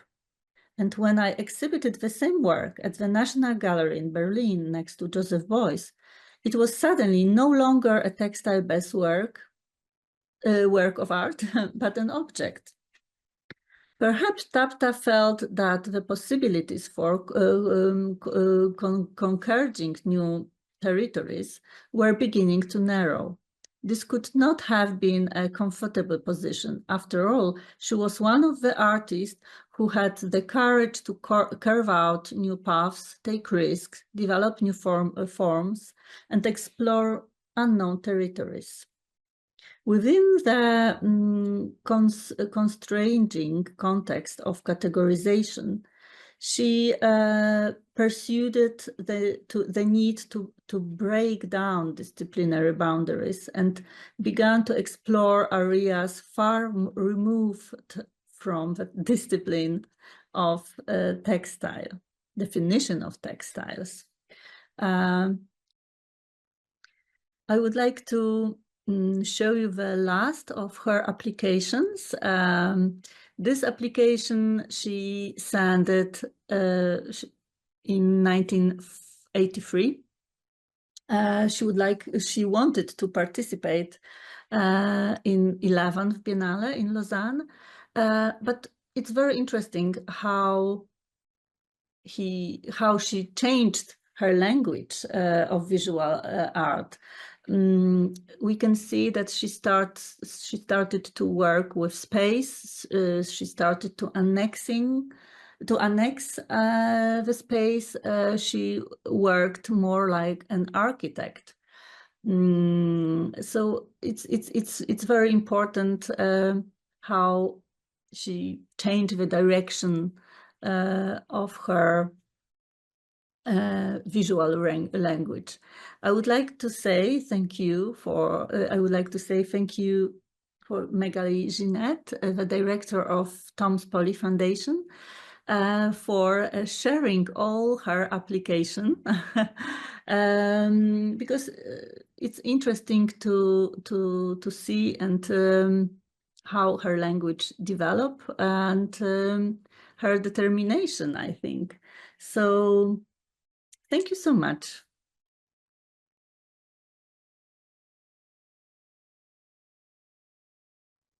Hello, everyone, and welcome to this panel featuring 4 highly esteemed speakers who have deeply engaged with Tapta's work in their roles as researchers, curators, or artists. I'll present them to you. We have in our midst Anne Coxon, art historian and freelance curator, and you were long associated with Tate Modern, where you curated numerous exhibitions, including those of Annie Albers and most recently Magdalena Abakanowicz.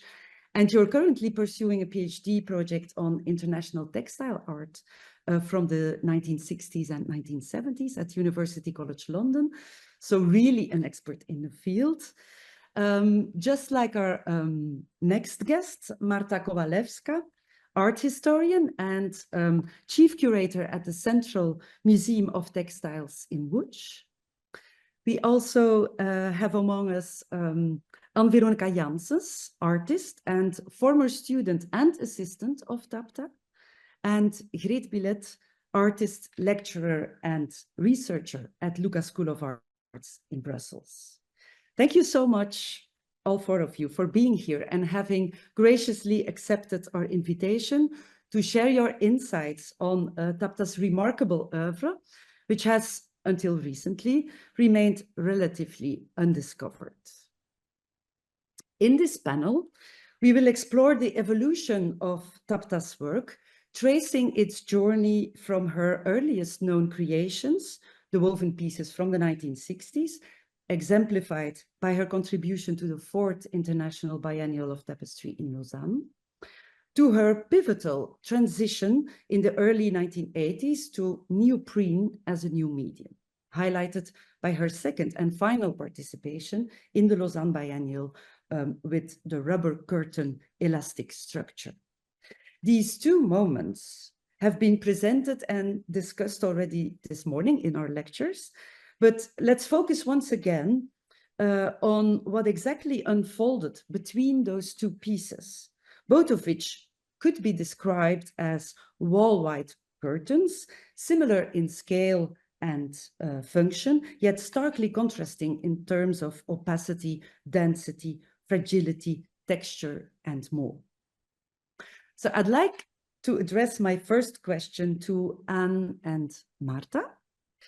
As both of you have so insightfully described, we witness a general evolution between these milestone moments from two-dimensionality to three-dimensionality, from traditional wall-bound tapestries to flexible sculptures, as Tapta called them. This is a development that Tapta shares with other more internationally renowned contemporary artists like Magdalena Abakanowicz, Jagoda Buić, Sheila Hicks, and Leonard Tawney, to name just a few. Given your deep expertise in the field of fiber art, I would love to hear your thoughts on what you consider as or to be Tapta's most significant contribution to this domain. Where do you think she truly discovered her démarche, her personal artistic approach, and how do you perceive it? First of all, thank you, Lisbeth. And just to go back over the first part of your question, to say that this development from tapestry on the wall to sculptural object away from the wall, out in space, and eventually to environment that we encounter in relation to the whole of the space and of our person, our being as viewers. This trajectory was something that was outlined by the art critic and writer who was observing what was happening at the Lausanne Tapestry Biennials, the name of André Coenzi, who published his book in 1973, The New Tapestry. So he identified these three trends of mural, spatial, and environmental tapestry, looking back over the previous biennials. The Lausanne Biennial had started in 1962 and was really set up to profile international tapestry. And the remit had been very much more about what we might think of as the traditional tapestry as created at the French manufactories, the Gobelin tapestry, which hangs on the wall, very much a wall hanging. And then the narrative, the history of this development of the Lausanne Biennials is that some of the younger artists, and particularly those from Eastern Europe, from Poland, Magdalena Abakanowicz was the most prominent of those, started to take their tapestries off the wall. So in 1969, which is the first biennial that Tapta was showing her work at that point, Magdalena Abakanowicz was showing this big red hanging piece, the big red Abakan, which has become very well known. It's now in the Tate's collection. Out in three-dimensional space, and the rules had begun to expand what artists were doing. They were seeing themselves very much as artists, as creators of tapestries who were weaving the works themselves. They weren't sending it out for somebody else to translate or to interpret. It wasn't being woven in the studio setting in the same way, and they were improvising at the loom. So this is the context into which Tapta was coming and into which she was showing her work. I mean, Marta can speak more about this as well. Marta, would you like to say something about that? And then I'd like to get on to answering the second part of the question about maybe what we might think of as being Tapta's actual, what would be her individual contribution? Maybe you have thoughts on that. Okay, so at the beginning, of course, I would like to thank you for inviting me, and I'm very happy to be there and to meet all together today.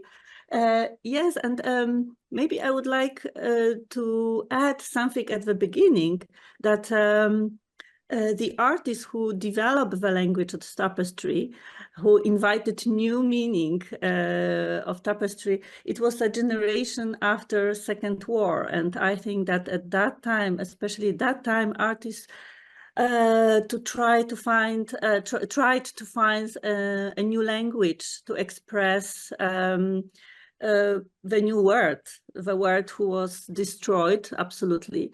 And I think that textile medium, it was one of the best one, because they were always very close to our lives, to life of people at the beginning to the end. So I think that it's quite important context because of Tapta's biographies. And I think that when I look at her artistic path, I think that it's interesting that she had very different backgrounds. As I told, this traumatizing childhood. Then she got education in Western tradition, Western European tradition, and then went to Congo. So I think that there were three different backgrounds. So I think that it's very, very important to see her work in different contexts, like a fruit of the diverse educations and inspirations. But of course, I agree with Anne. Thank you for all you said. I was very surprised when I read that Tapta told that the first time she discovered the new languages of textile, it was her first participated in Biennale in '69. I was surprised because, as Anne mentioned, the first Biennale the first Biennale took place in '62, and the first Commissarz Andrzej Quenzi organized a very big exhibition of Polish tapestries, Polish artists, and these exhibitions were shown in Germany, Holland, the Netherlands, and even in '67 in Brussels. So I think that it's nearly impossible that Tapta didn't see it. And so, yes, I think that she was a very, very important part of this movement. Yeah, that's a very good point, Marta. It's interesting, isn't it, what artists say about their practice and the way that they remember things, and when you look at the historical facts, they don't always match up. But this is, it obviously was something that had an impact for her at that time. And I think what I was going to say to answer the second part of Lisbeth's question, I was trying to think about, how might Tapta's individual contribution have differed from artists like Abakanowicz or Jagoda Buić. And I think, there are obvious ways of looking at, the way that she developed her use of the coiling rope and the kind of techniques that she was using. But those are the things that I suppose interest me less than I was thinking really that she probably really embraced this idea of the environment and of the ability of the viewer, the participant, I suppose we should call them, to really interact with the works a lot more than the other figures. So we know, for example, that people were able to touch and to move Abakanowicz's sculptures, her Abakans, originally, although that's no longer the case. Now they're in museum collections and they have a certain value. But they weren't in quite the same, they weren't designed in quite the same way as Tapta's environments. So, the tent for chatting or the seats that she created, these are things that are really about providing a kind of a structure, something flexible and soft that is formed specifically to accommodate the body and the bodies of people and the interactions between people. So I think what really interests me is how she spoke about, for example, the tent for chatting as being a kind of a prop for a social situation or a social space. And that social connection seems to be something really particular to her work that's very important in characterizing what she contributed. Mhm. Yeah, and I would like to add only that a lot of artists like Abakanowicz adapt and expand to the space. They try to create a new word. But I think that when I look at Tapta's objects, yeah, I'm sorry that I come back again to the war, but I think that she tried to create a safe space, a space. First, I'm thinking about cocoons. It's like a women wombs that you can get inside and feel safe. But of course, the tent, it's a different space. It's a space of dialogue. But it's still, people build tents to hide. So I think that it's another space than like Abakanowicz created, because Abakanowicz was more expanse, so annexed space. I think that Tapta would like to invite people to hide, to make dialogues, to create the discussion. So yeah, I see like that. Yeah, I completely agree with you, Marta. And because this, as you said, this is a generation who were traumatized by, what they experienced with Abakanowicz and with Tapta, what they experienced in Warsaw in the war, and this aerial bombardment.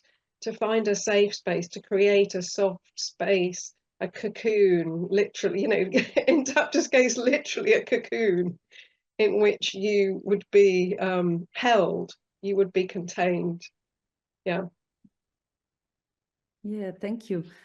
Let's maybe ask Anne-Veronica Janssens. Anne-Veronica, you were a student of Tapta from 1976, I think, until 1980, more or less, and later served as her assistant together with Monika Droste, another Polish artist, actually, between 1979 and 87. Maybe to begin, could you share how you first encountered Tapta? What led you to choose her as your mentor, especially since she was a new professor at La Cambre at the time? And how did the opportunity to become her assistant arise? Thank you, Elizabeth. Hello, everybody. It's a pleasure to take part of this panel. Then my first encounter with her work was at the time when I was wondering about the various possibilities for studying art and where to turn which atelier at an important event and I was working as a student for the Jubilee of the King, and Tapta was invited to make an installation. And it was the first time that I discovered a vast installation by Tapta, a presentation of work from the mid-70s family of the flexible space. It was really huge, and I was moved and attracted by those proposals, which opened up more experimental and resolutely contemporary perspective, gigantic break with the traditional textile art. Also, those works showed a great deal of sensitivity, the question of immersion and radicalism, and new language. And luckily, at the same time, the director of La Cambre had the intention to engage Tapta to replace the person who ran the tapestry atelier. And then we had the pleasure to meet us together at my entrance exam, which was her first students' auditions. And I always remember her friendly, lively, and encouraging gaze. still today. It's fantastic. In her program, she must certainly mention the possibility of working and thinking about the architecture and the space itself. I can't really confirm, but I have this intuition. It was part of the project of the atelier. And I had the intuition after discovering her work and meeting her that she would allow us a lot of freedom, encourage personal project and also our autonomy. The following year, my friend Monica Drost, who just arrived from Warsaw, also started to study Tapta's atelier. Every week, Tapta's organized a collective debate around each other project, and on certain occasion organized collective project and also project in the public space, which was a very nice challenge for young students. And we got on very well together. Tapta was always close to share her knowledge, her rigor, her dynamic, her intuition about how to develop a project. Tapta needed an assistant, and they knew that Monica and I need money. So she asked us to work for her, first year during the holidays and later on a more daily basis.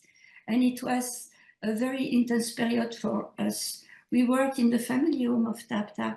Tapta would often create the model.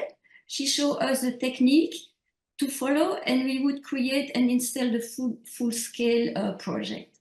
We talk a lot each other, and Tapta shared her commitment, her enthusiasm and feeling about artistic proposal. She shared her necessity to translate tension, energy, strength with her work. She was all her life sensitive, positive, radical, resolute, engaged and provocative.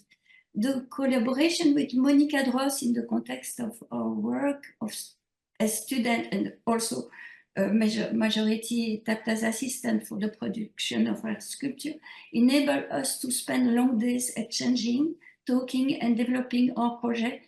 And the result was a collaborative artistic proposal with a specific vocabulary. This work were the result of conversation during these working days in the studio, long day.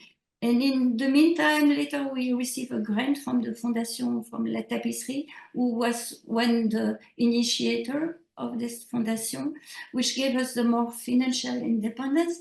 And we continue with our personal project, but we're still very close with Tapta, who support us with many attention and curiosity, enthusiasm about our project. When she moved to Boulevard du Midi, we didn't work with her anymore. Yeah. No, it's very nice to hear. I think that exactly those installations that you just mentioned, Anne and Marta, that it were exactly these works that had motivated Anne Veronica to apply for Tapta studio at La Cambre. So there must have been also then now still, but an attraction from these installations, like a sensorial attraction, very tactile also. And also something else I was thinking is that it's so nice that not only in her installations, like Tent for Chatting, that facilitate conversations, that apparently also in her studio, where you were together very closely to Monica and to Tapta, that also there was a room for conversation, like it's facilitated the conversation that, you know, brought new ideas and were a fertile ground to new creativity. So I think it's a very nice parallel, and to see how this also not only worked in the exhibition space with visitors, but also in the studio, the close environment of the studio. Thank you very much for sharing this. So you indeed started from the scale models that Tapta made on her own, I suppose. She conceived them and then she presented them to you, and you had to make them in large format. Should I? Yeah. Yes, she learned us how to do. Also, we made the rope ourselves for her. You know, the rope. We the rope, and then we start to build the artwork, and she let us free to working and discuss together. Yeah, okay. So Time. sometimes I imagine that when you were working on something, you know, you encountered questions like, how should we do this technically? Because the material is so important. I have the feeling, not only the feeling, I've read it in some interviews also, that she really started from the materials, really. Absolutely. She starts from the material, and she manipulates the material to well understand the possibility of the movement, of the fluidity.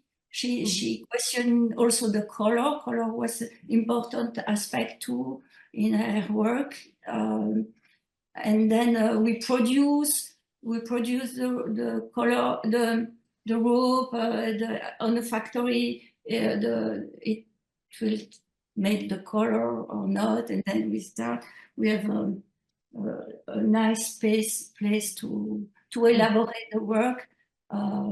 In a way, it was not so complicated to do.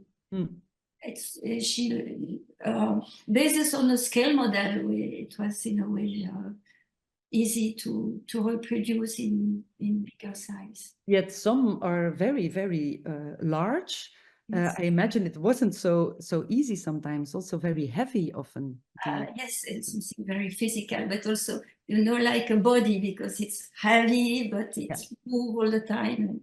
And you were 3 strong women to handle these cords, so I can see how that worked. But maybe going further on this very important aspect of materiality in her work, something that is true for many artworks, of course, but I think is especially pronounced here, is that photographic reproductions of Tapta's work offer only a faint reflection of their true essence. To truly appreciate them, one must experience them in person, their weight, texture, volume, tactility, only come to life when encountered directly. And I'd like to address this question to Greet, as an artist deeply engaged with materiality yourself. How did you experience Tapta's sculptures and, I would say, their phenomenological appearance?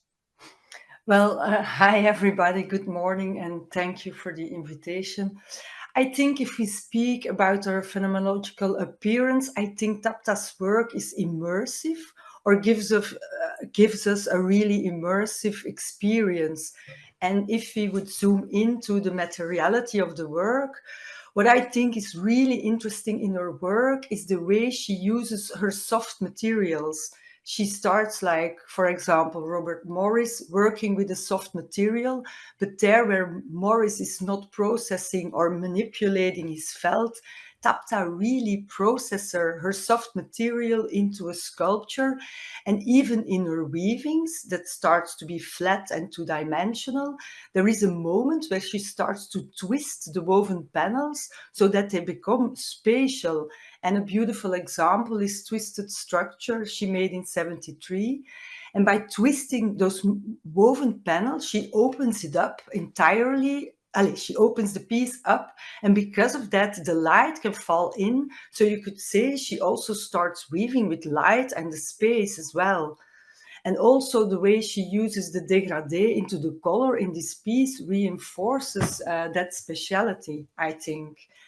And regarding to texture, the use of those natural fabrics, and even the fact that Anne-Veronica mentions as well, that some of the cords they used were made by her and her assistant, really makes you to want to touch the work.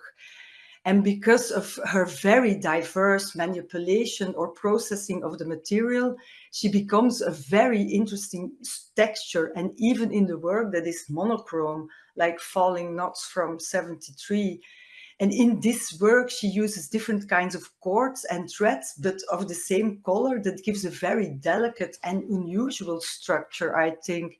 And it's very interesting for me, and it's also still very relevant and contemporary, I think. And regarding to tactility, I want to use an anecdote. Like every visitor I saw standing in front of the cocoons, they told me, I really want to crawl in. So even the sculptures she made that were not supposed to enter, like flexible space, people really feel the urge to crawl in. Mm-hmm. And regarding to volume, I think it's wonderful how she can bring some volume into a soft and rather fine material by processing it in a very particular way. She really succeeds in finding sculptural solutions for making a two-dimensional and soft material three-dimensional. And she does that by making knots or twisting the woven panels, but also by weaving her material around harder shapes like she does in Flexible Horizons, where she uses rain pipes and wood. And by doing that, she really succeeds in making a steady sculpture out of soft material. And even the colors she used in all those things are also very interesting, I think. Mm-hmm. Mm-hmm. No, it's true. It reminds me also what you told about the cocoons. That was, I saw a little kid that told his mother or father when seeing the cocoons, I want to crawl into it and read a book in there. Yeah, this very cozy environment. And Greet, maybe you can expand a little bit more on Tapta's transition from two-dimensional to three-dimensional work, particularly this exploration and mastery of space. Could you?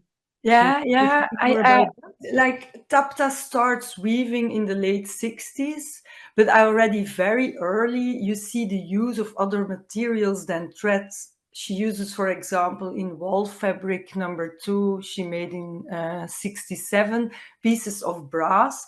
Like she's already then looking for possibilities to jump out of the two dimensions. And a bit later, we see in the work Falling Knots again from 70, a work in which she's not weaving anymore, but really sculpting with the soft material by making the knots into the thick cords she uses. And then we have the cocoon she made in 73, where she really succeeds in sculpting with a soft, rather two-dimensional object, and she creates a three-dimensional piece. And again, with an anecdote, I helped hanging those two cocoons in wheels. And it's by helping and hanging them, I started to realize that she must have had an enormous feeling of speciality, because the pieces, the cocoons, are incredibly heavy. And we had to lift them up with 3 people. And which made me realize that Tapta, a rather small woman, knew exactly what she was doing and what she was making. It's not just a random form or a structure. And by lifting her pieces, I could really feel her enormous gift of speciality in her thinking. And I also see that in her small models. I really see that she's sculpting with the material itself. I also think that she was not making a lot of sketches, but she really sketched with the material itself. And there I see a difference, for example, with Magdalena Abakanowicz. Like the Abakans, they are still woven flat pieces who are folded into the space. And yeah, she was trained as a painter, Abakanowicz, and I still see that in her pieces. So they exist of flat weavings folded into more dimensional pieces that she hangs into the space. But the basis of them are still flat and two-dimensional compared to Tapta's cocoons, who are really three-dimensional from a start, I think. Mm-hmm. Interesting. Anne and Marta, who know the work of Abakanowicz very well, would you agree with that, or do you see it differently? I think that Abakanowicz, at the beginning, she thought about this forms like 3 dimension, and maybe yeah, it's true that the separate element were flat, and then they stitches. But I think that at the beginning, in her mind, it was to create a 3 dimension shape, and for Abakanowicz was very important not to treat object like a separate, yeah. So she was thinking about exhibition. Every exhibition was a separate project. And sometimes she even changed shapes because for her it was very important to create a narration and dialogues and to combine and to put works in a center way. But technically, yeah, it's right that at the beginning they were just a flat element that then she created three-dimensional forms. I just started thinking though that even a flat weave, even what we might refer to as a wall hanging or a flat weaving or, whatever we're talking about as being the starting point of a tapestry or a textile work, even those, because weaving is structural and because there's always this interrelation, there's always the warp and the weft thread and the weaving in and out and up and down. In a way, isn't it always a three-dimensional activity? It's in a different way to applying paint onto a surface. Creating a textile of any sort, even if it has a front, ends up with a front and a back and it hangs against the wall, but just in creating that, you're always having to build something in a way. So it's a structural activity instead of applying something onto.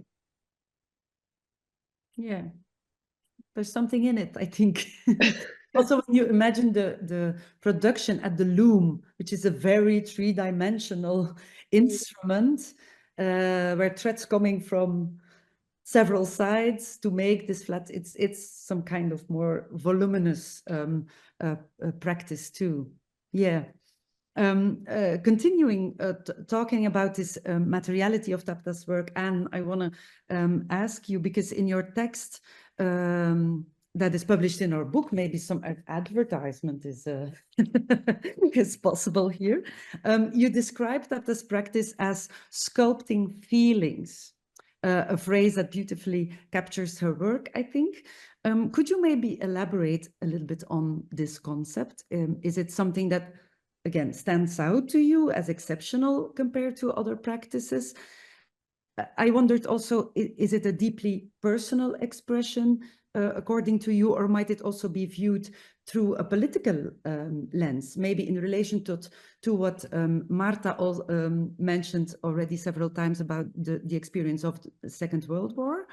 And also, another thing, could it maybe be interpreted as a feminist approach, even though Tapta never explicitly identified herself as a feminist? Yeah, wow, that's a big question. Yes, and maybe several questions. I think that, well, first view. of all, to say this phrase of sculpting feeling was really it came from her words. So she said in an interview, I mostly sculpt in feelings. So I've just kind of taken that beautiful phrase and, extrapolated it and expanded on it in my text. But those are her words. And I think I was interested in thinking about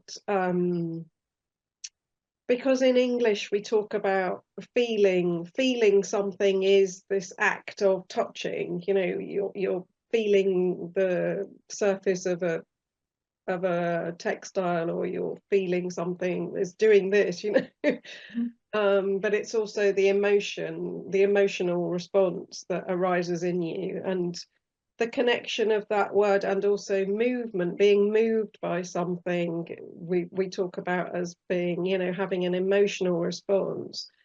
But of course, the movement that comes into her, there is a kind of movement that's implied by interacting with sculptural forms as well. It has to allow for the movement of the body of the visitor or the viewer or even, you know, the artist in making the object in the first place. There is also an implied movement there. And I think that when you encounter a work like Tapta's, even if we're no longer allowed, you know, we were talking about how people feel like they want to sit in the cocoons, even if they can't, even if they're not allowed to anymore. I think that we are able to imagine what it might mean to make that form and to think about making that form and think, you know, what would you be required to do? I mean, it's difficult sometimes to imagine the weight of something until you actually lift it or touch it. But the way that it's been structurally created, there's a kind of movement that goes into that making. In the making, there's a movement as well. So I think that all of these things come together, and it's something that interests me very much about how textile, what is it about textile in particular, and the creation of textiles or textile techniques or using those techniques that speaks really to a kind of feeling, a kind of emotional response. It might be, you know, Marta was referring to the fact that through our lives, you know, from the beginning to the end, we're in physical contact with textiles right from the start and right to the end of our lives. Our bodies are wrapped in, clothed in textiles. We sleep in textiles. You know, we have this intimacy with fabrics, with materials. And that may have something to do with it. But also it's embedded into the language, you know, so this connection with emotion and with feeling and with movement. And I think, I mean, you know, I've also been thinking and writing in various ways about the connection between women and fibre and textiles, you know, why it is that so many women chose to do weaving, or maybe they didn't choose it, maybe it was something that was chosen for them, but it's become or had become associated with a female form of creativity. And huge generalizations here without getting into long and complicated histories, but and therefore, you know, fibre and textiles were adopted, of course, by second wave feminists in the 60s. So, you know, Tapta, I'm sure, would also have been fully aware of, you know, what was happening in the west coast of the US with people like Faith Wilding and others who were Judy Chicago. We can think of these artists who at the same time, you know, this is a kind of parallel history of creating work with textile and with fibre, but with a more overt political agenda.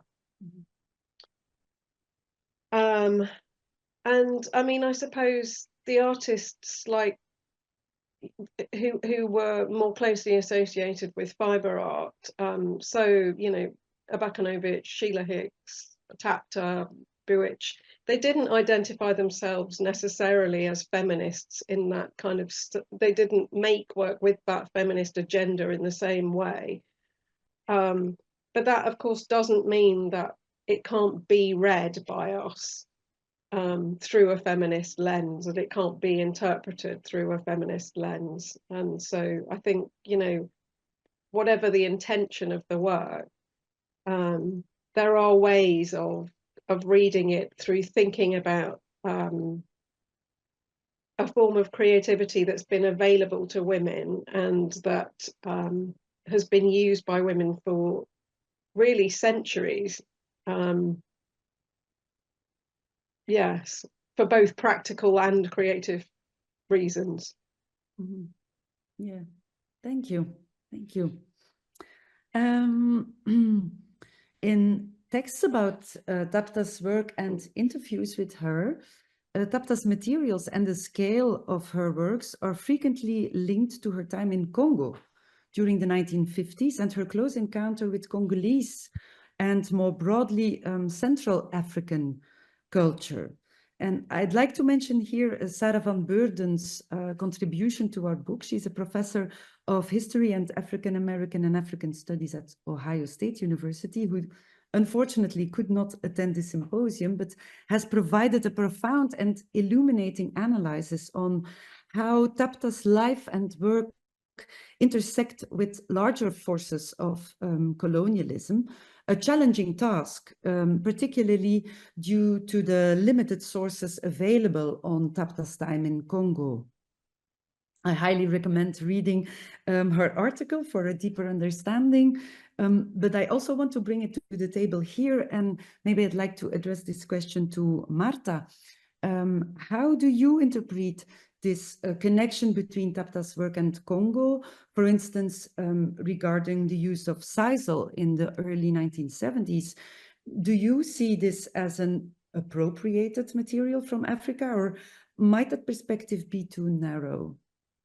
What do you think? Yeah, it's a very difficult question, I think. Yeah, I read this article, Sarah article, and it's really, really very interesting. I don't feel like an expert of African art. But I was thinking about it, of course. It's a pity that we have not so many. We don't have so many information about this period.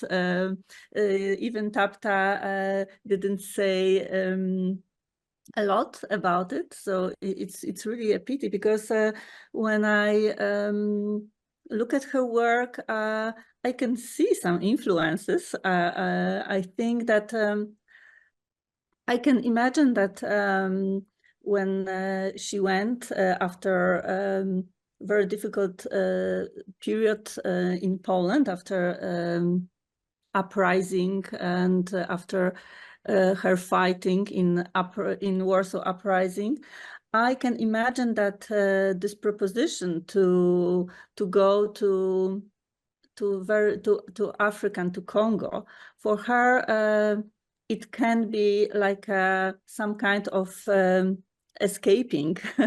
I think that in Congo she could find some kind of freedom, and I think that in her work we can see the monumental scale, like in an African forest. I think that some kind of spontaneous in her work.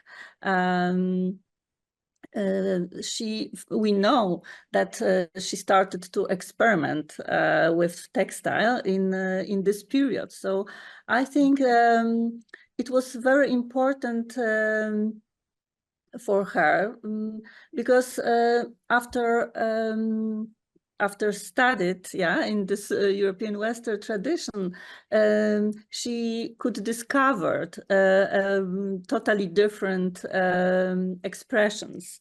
So I can see in her work from 70s, some kind of magical energy. The same I can see in Wojciech Sadlej's works. Of course, it's different, but I think that it's another element of materiality, that every material has her own spirit. I think that for artists it was very important, because even Tapta told that she rather would like to follow by material to feel the structure, and I think that her work was very with deep understanding of material. And I would like to refer to Anne's words about men and women connecting with textile. I think that, of course, Western European tradition is connected with men's work because of big royal manufacturers, master weavers. But I think that such a kind of creativity is very logical, technical. They focus how to translate language, translated painting language for tapestry to tapestry. And I think that when women started to be interested in such a kind of creativity, they moreover focus on materiality. It was more connected with touching, with experiences, with feelings, and I can see such a things in Tapta. And of course, I would like to mention about sisal, because it was your question. It's not so easy, I think, because she started to use sisal after her participation in Biennale in Lausanne after 69. And as Anne told, at that edition in Lausanne, Magdalena Abakanowicz showed a very big, monumental, powerful piece, Red Abakan, made by sisal. And another Polish artist, Maria Teresa Chojnacka, made her pieces from monochromatical sisal too. But I think that the nature of this material can be inspired for Tapta because of her raw nature. And I think that, of course, it can be connected with her experiences from Congo. But I think that it's more complicated, and it's more connected with exploring new ways of expression, exploring new ways of language of textiles. Great, thank you. Yeah, I was also thinking with what you said to some elements that Sarah is mentioning in her text. For example, that she thinks that instead of looking at local textile or tapestry weaving practices in Congo at that time, in the 50s, Tapta was more interested in objects for daily use, you know, like, and she saw parallels, something that I didn't see at first, but then when she wrote about it, I obviously saw it.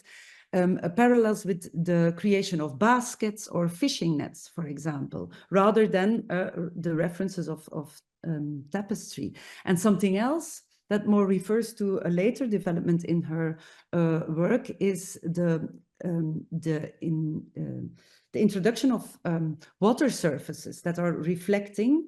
This for Sarah van Beurden was really obvious that it must have been, or it can be reflected in the experience of the huge water surfaces in Congo, where she was living. I see Anne-Veronica nodding. I don't know if you could maybe say something about this. Did you talk about it ever, about this experience of the Congo, or not? Yes, we talked just a little bit because it's another period of her life. But at the time, she was very interested by the traditional art, also from velour, Kasai velvet, you know, the structure of the Kasai velvet. And she at that time, she produced, as you mentioned, daily object, you know, useful daily object, also in sisal at the time. She was working with those materials.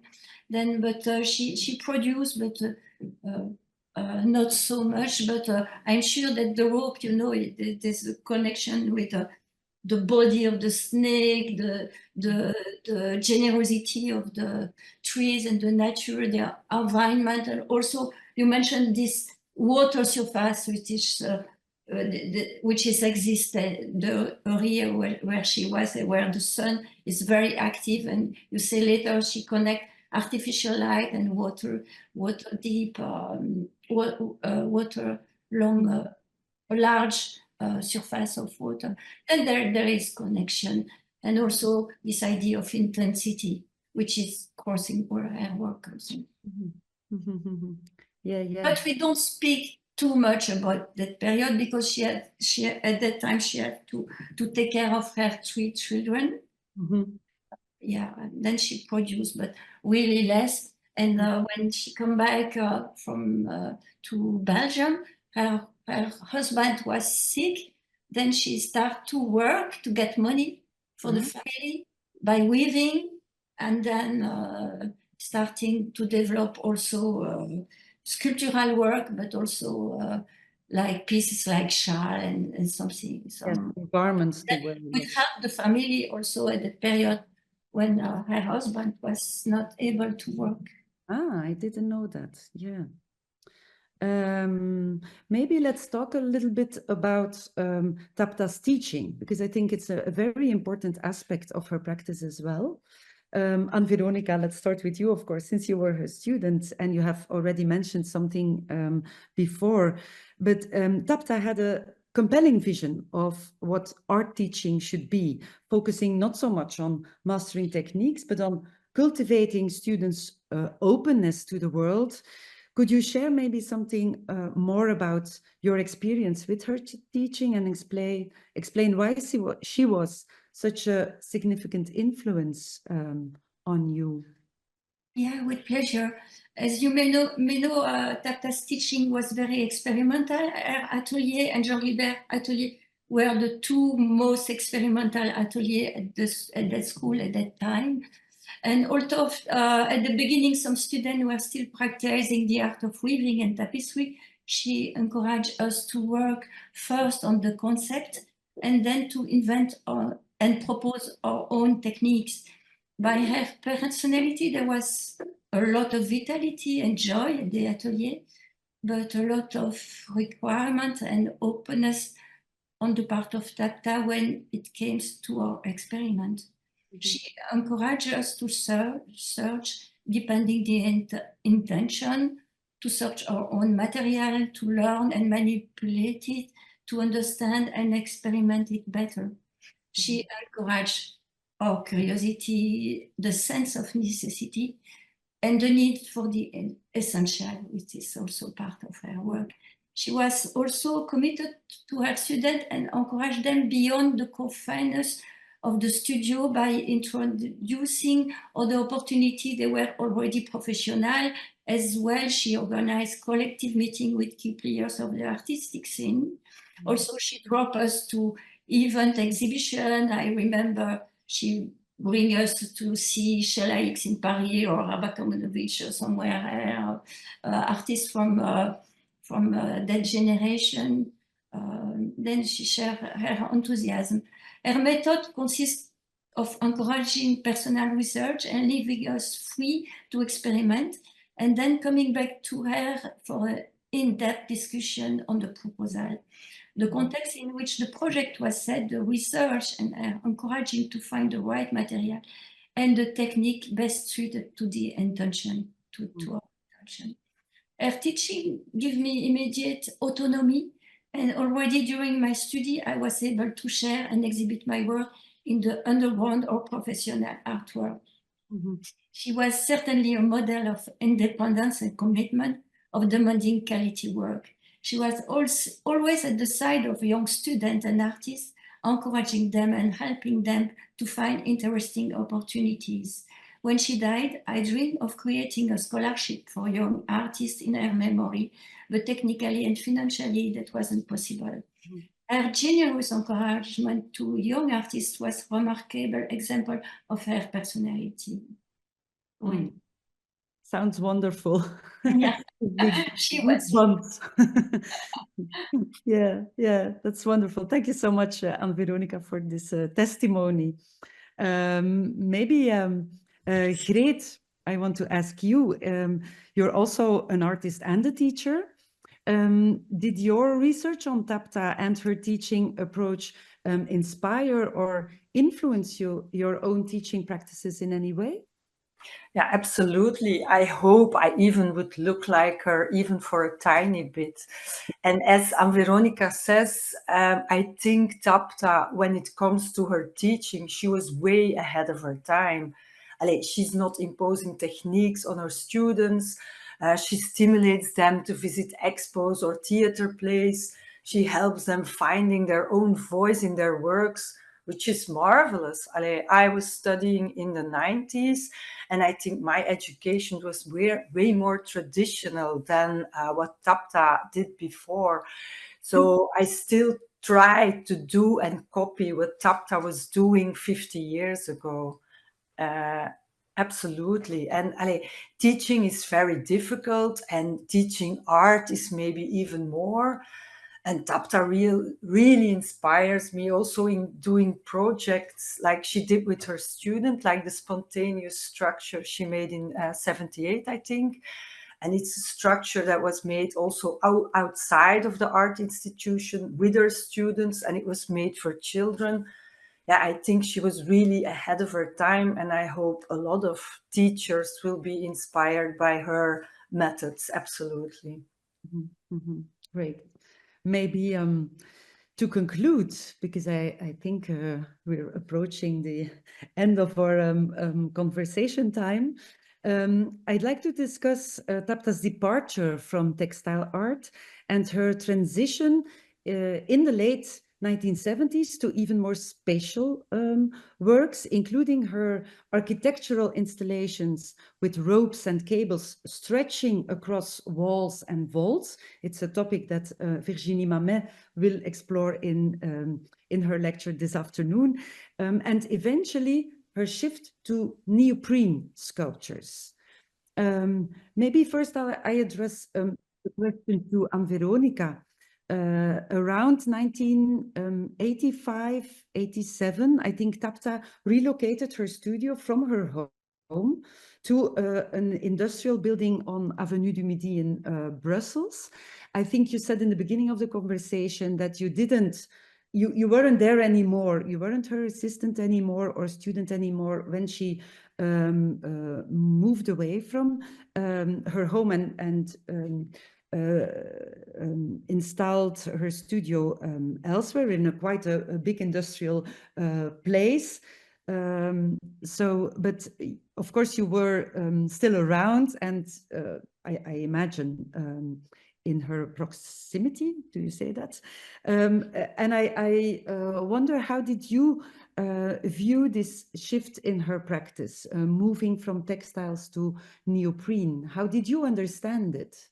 Yes, but during her life, she has some very strong and difficult experience, which has always overcome with ever greater energy and determination. And for her work, Tapta express that's her word, the desire to break away from everything we've learned and perhaps even from ourselves. And I think it's really significant of this new generation of work. She was still looking for energy, tension, intensity. And we produced some of her first works, rubber and neoprene work, such as the monumental elastic structure. The one was shown at the Tapestry Biennale we installed there. We produced different of the early work, and then we stopped. But we visit many times. The studio at Boulevard du Midi, and later she had another atelier near my home. And until her sudden death, she was completely involved in her research and future projects, and also generously concerned by the work of the young artists. Great. So always in search for innovation within her own practice. Their own practice. Yeah. And Marta and Anne, maybe one last question. How do you interpret this change? Does it seem logical to you within the context of Tapta's practice, or can you also observe similar trends in other art practices? I wonder, was fiber art past its peak in general, maybe at that time? I think that it was a natural process because, as I mentioned, Tapta was focused on materiality, and she would like to discover what this material can tell her. So I think that some of the avant-garde artists like Abakanowicz or Tapta might be just a bit disappointed that after 2 decades of exploring this environment, textiles started to be more focused on formal aspects. And I think that these 2 artists treated textile like a medium, not only like a discipline. So they would like to grow up. They would like to go further, and they would like to explore different areas of contemporary art. Because they treated textile like a very important element, like a tool in artist hands. So I think that it was a natural process to explore different materials, different shapes, and this not only the element of materiality was important, but connected to space, yeah, to create a new spaces, new words. So yes, so I think that it was very important to Tapta. I think that's very well articulated, Marta. I think their disappointment with the discipline of textiles, because these were ambitious artists who were expressing feeling and ideas through the medium of fiber. But I think that the kind of the dialogue or the context that surrounded textiles was limiting to them, and they got fed up with being called textile artists instead of just artists. These were artists who were using a particular medium. So I think for me, yes, it's a logical step of her ambition and her wanting to create works in public space for dialogue, to really explore the material and the way that it articulates space and the way that it can be interacted with people in a public realm. It seems like a logical step. But also for me, I mean, I think we're now at a stage where we've moved beyond some of those dialogues that were happening about, the limiting dialogues about textiles. And many artists are rediscovering fiber and textiles as a medium to use amongst many others. And I think for me, for this reason, particularly, I really want to rescue the hairy fiber art from the 70s and to say, look, this was great art, actually. Like, forget all the stuff about what we think about, the discipline or the medium of textiles or fiber or the context that it was interpreted in at the time. Let's move beyond that and let's look at it again with fresh eyes and see how relevant it still is to us.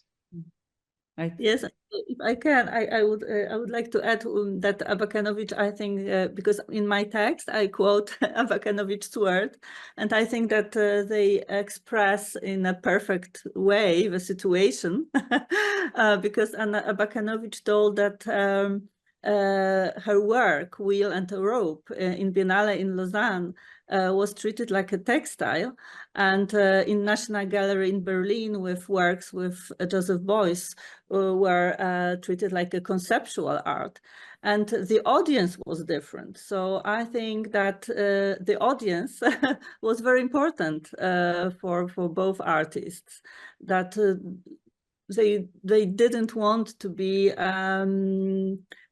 they didn't want to have a label like a textile artist, I think. So they would like to be the part of a contemporary artists, contemporary art and practices. Yeah, thank you. And in this way, it's very nice that we see that both of these artists and other fiber artists are being rediscovered and now shown in the contemporary art world, yes, and can be very inspiring, I think, also to the current generation of artists and the public like this. So I think this is a nice note to end. the conversation. I think it was a very warm and interesting conversation. Thank you so much, all of you, Greet, Anne, Marta, and Veronica.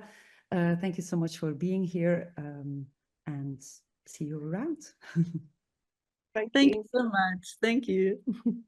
Thank you. Bye. Bye.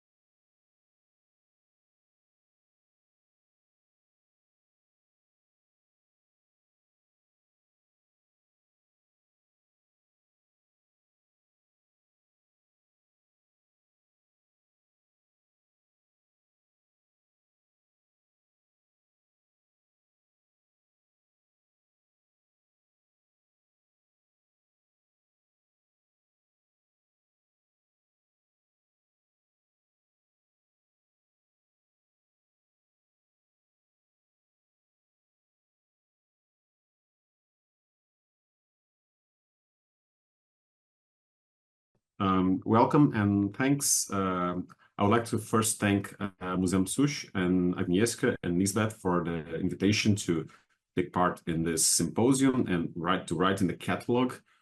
It's a great pleasure for me to have this opportunity to engage with the work of Tapta and with this beautiful exhibition. So today I'm going to present a talk based on the essay that I have published in the exhibition's catalog. By 1960, when Tapta returned to Belgium after spending a decade in Congo, informalist abstraction was still at its peak. Indeed, no previous artistic tendency had ever enjoyed such worldwide success. Tapta was by no means an informalist, and nothing in her interviews suggests that she was particularly interested in the tendency. But its influential pictorial model does resonate in her work nevertheless.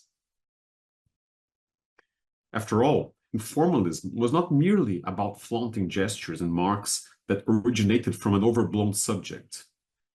It was also about deepening and complicating the sheer materiality of the painted surface.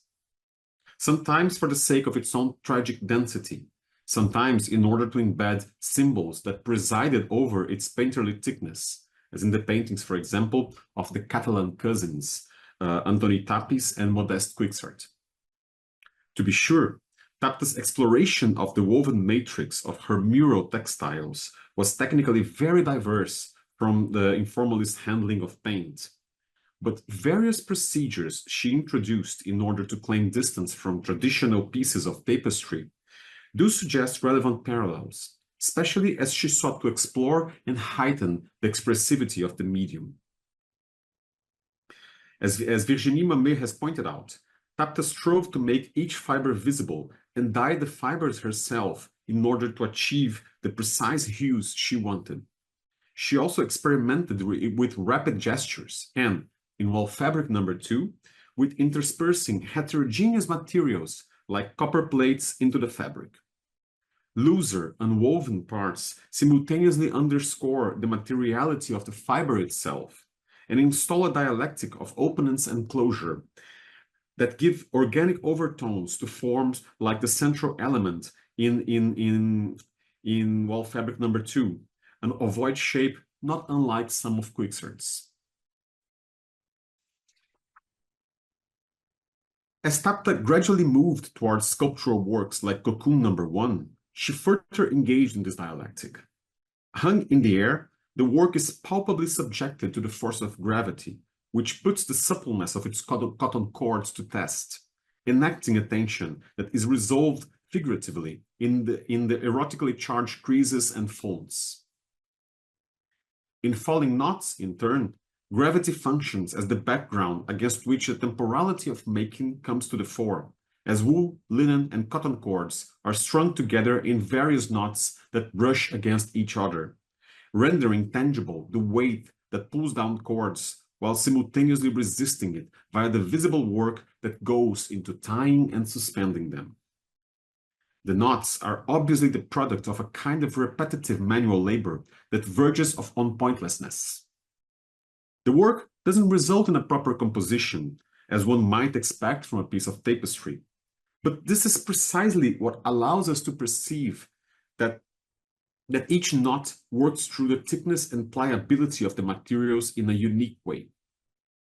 While its overall format remains that of the mural textiles, the very fact that falling knots has been occasionally hung away from the wall suggests that it is perceived first and foremost as a sculpture.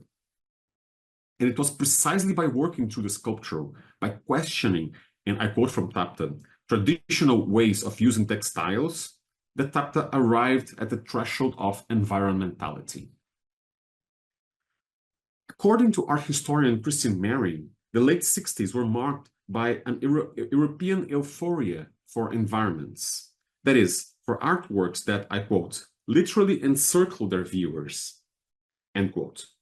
This understanding of environmentality derived largely from the North American artist Alan Caprow, who used the term to designate, I quote again, an art that filled entire containing areas, nearly obliterating the rule definition of the rooms, and that incorporated the spectator as an important physical component, end quote. Clearly enough, Forms for a Flexible Space is consistent with such definitions. An often reproduced image in Tapta's archives shows the artist and other participants seated together in a cavernous photographic rendering of the work. Both the proliferation of rope discs above and the masses of lying ropes below unsettle our apprehension of the room in which the work was installed.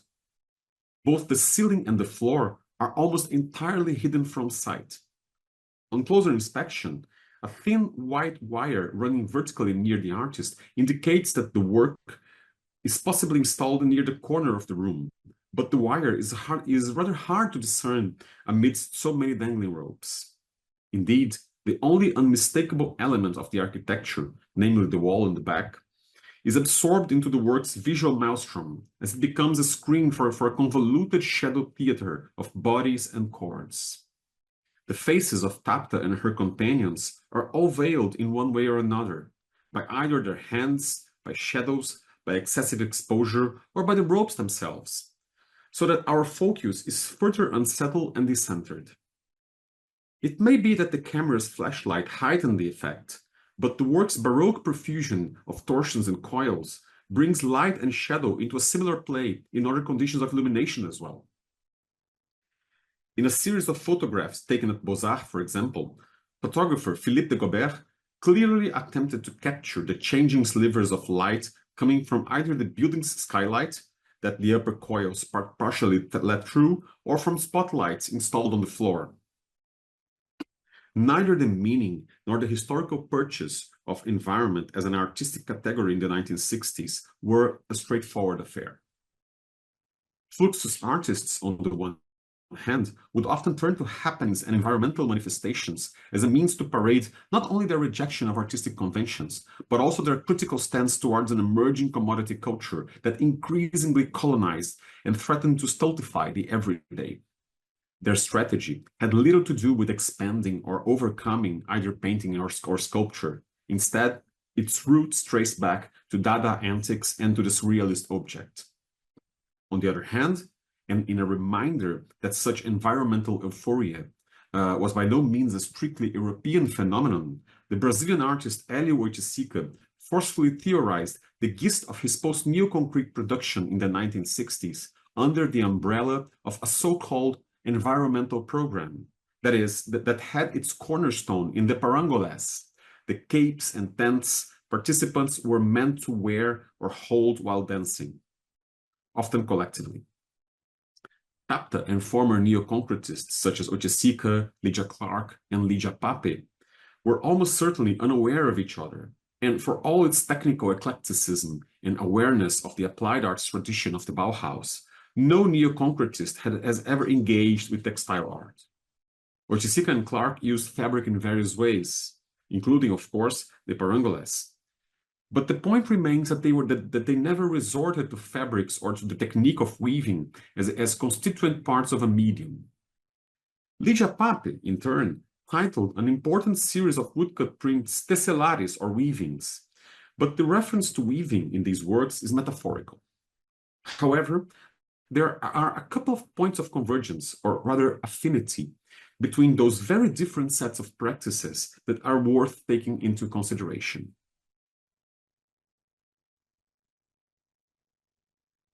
Michael Watson has listed a series of characteristics of Alexander Calder's stabiles and mobiles that Tapta identified with, such as their ingenious articulations, the way they entice participation, and their dynamic balance, among others. I believe that looking at Calder from the perspective of neoconcretism offers additional insight into how he might have also contributed to the environmental direction that Tapta's work embraced. Despite being one of the most popular modern American artists, Calder remains largely marginalized in serious Anglophone art historical accounts, or more precisely, in art histories that follow from Grimbergian modernism or from the post-structuralism turn of the October generation of critics and art historians, for whom Calder's work was either too facile, as opposed to modernist sculpture, or overly tied to anthropomorphism, as opposed to minimalist and post-minimalist sculpture. The rise of constructive abstraction in Brazil tells a different story, though. Championed first by modernist architects and then by critic Mário Pedrosa, the most influential critical voice in Brazilian post-war debates, Calder's work drew interest also for their proto-environmental effect, that is, for the way their movement involved and activated their surroundings. When Calder's work was exhibited at the Museu de Arte de São Paulo, for instance, the museum directors Pietro Maria Bardi and his wife and collaborator, the architect Lina Bobardi, designed an exhibition setting that included directed lighting, variously colored panels, and electric fans to steer the mobiles. Additionally, the fact that Tapta actually declared her interest in Calder and in the post-minimalist sculptor Richard Serra in one and the same breath suggests that for her, the work of both artists pointed to a similar opening up of sculpture, rather than stand as representatives of irreconcilable artistic paradigms. In any case, Tapta's environments converge with that of Oiticica and Pape in other relevant ways. Works like Tent for Chatting and Forms for a Flexible Space are meant, in her own words, and I quote, to create a favorable climate for exchanges between persons and for intimacy, end quote. Likewise, Oiticica's penetrables gradually evolved from structures in which participants would briefly enter or walk through, like in Tropicalia, to large environments like Eden and the Nests, where visitors would linger for protracted periods of time, experiencing a temporality at odds with that of a conventional visit to a museum. As Virginie Mamet has noted, and I quote, the notions of protection and envelopment were common in the descriptions of Tapta's exhibitions. Some people referred to these environments as dens or refuges, spaces into which humans could retreat and feel protected, end quote. For Oiticica, in turn, the very term shelter was a crucial one. He often employed the word in English, after the Rolling Stones song Gimme Shelter. In the 1973 text about Lydia Pape's eggs, he proposes the equation egg equals shelter, in order to posit their sheltering as the first stage in a passage from individuality to a state of environmental and communal openness to the world. And what we're seeing here is a photograph of a performance derived from the eggs called Crazy Group Trio, right? So 3 eggs, which are those kind of cubic shapes with fabric or paper, were positioned in this garden in Saterro do Flamengo. It's a modernist garden in Rio, and samba rhythmists entered into them, crouched into them, and then they started playing and ruptured the skin of the object itself and emerged whilst playing their instruments. So the idea is that they entered there as individuals, and with the help of music, they emerged, joined into a kind of collective body. In short, and unlike the upfront tackling of commodity culture advanced by Fluxus and others, Wojciech and Tapta imagined the environmental setting as a kind of shelter in which spontaneous conviviality and deconditioned creative behaviors would have room to thrive and potentially inform other spheres of life. Last but not least, Tapta's and Pape's common interest in teaching should be read against the backdrop of this precise environmental ethos. In their classes, both artists refused conventional classroom hierarchies and worked together with their students in order to stimulate their spatial awareness and foster creativity. Tapta's proposal of, I quote, pushing the students towards a certain poetization of everyday life, end quote, resonates strongly with Pape's fascination with outside spaces, which she referred to as magnetized spaces, where one would, I quote, immediately grasp a whole poetic of its own, end quote. Whereas Tapta involved students in constructing outdoor textile structures, Pape initially refrained from making any interventions during her incursions, as she wanted her anti-classes to suspend the disciplinary constraints that informed her architecture students and thus allow them to engage open-mindedly in, I quote, an exercise of the senses, surprises, and of unusual solutions, end quote. But later, in 1979, she would describe such incursions as the first stage of a larger project and proposed a new development, and I quote, to fill the space with colorful threads, end quote, that would crisscross until they formed a web that somehow registered and visually translated those wandering experiences. Interestingly, Tapta describes her textile environment chromatic tension in a somewhat similar terms, and I quote, my ropes, which crisscross and uncross each other, which cross and uncross each other and go up and down, were designed to be dynamic, due not only to their tension, but also to their colors, end quote. Uncannily, Lydia Pape's choice to rekindle the metaphorical vein of the weavings ultimately led her to synthesize her proposal in a motto that could have literally described Tapta's own experiences, and I finally quote, to weave space. Thank you.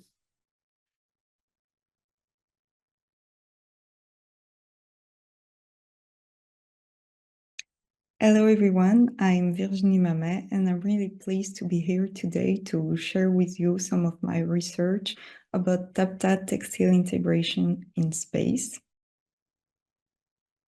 When she was a teacher in La Cambre in Brussels, Tapta said that what was really important to her was the perception of the body and the perception of the space. She also said that she has always been interested in space and in the way we can contribute to this space. And with her textile, she estimated that she created a new dynamic in the space by adding something supple, something flexible in the space. She also remembered her childhood and the factory of her father. She was fascinated by the buildings, by the architecture of these gigantic spaces. She also remembered her time in Congo, where she was fascinated by the nature and the monumental aspect of this nature. From the 70s, when Tapta created textile sculptures, she progressively went to textile environments. Her different sculptures were arranged as coherent environments, and she described this as soft spaces. For example, in 1973 in Ghent, she arranged different sculptures as a chatting tent, but also as suspended chairs or different cocoons as really coherent environment. And that was the very beginning of the subtle soft space. And in 1974, 1 year later, she also presented her very gigantic piece, Shapes for a Soft Space. She presented it in Bruges for the first time for a triennale for contemporary art. And this piece was itself an environment, a space in which the visitors can go in, and that was an environment itself.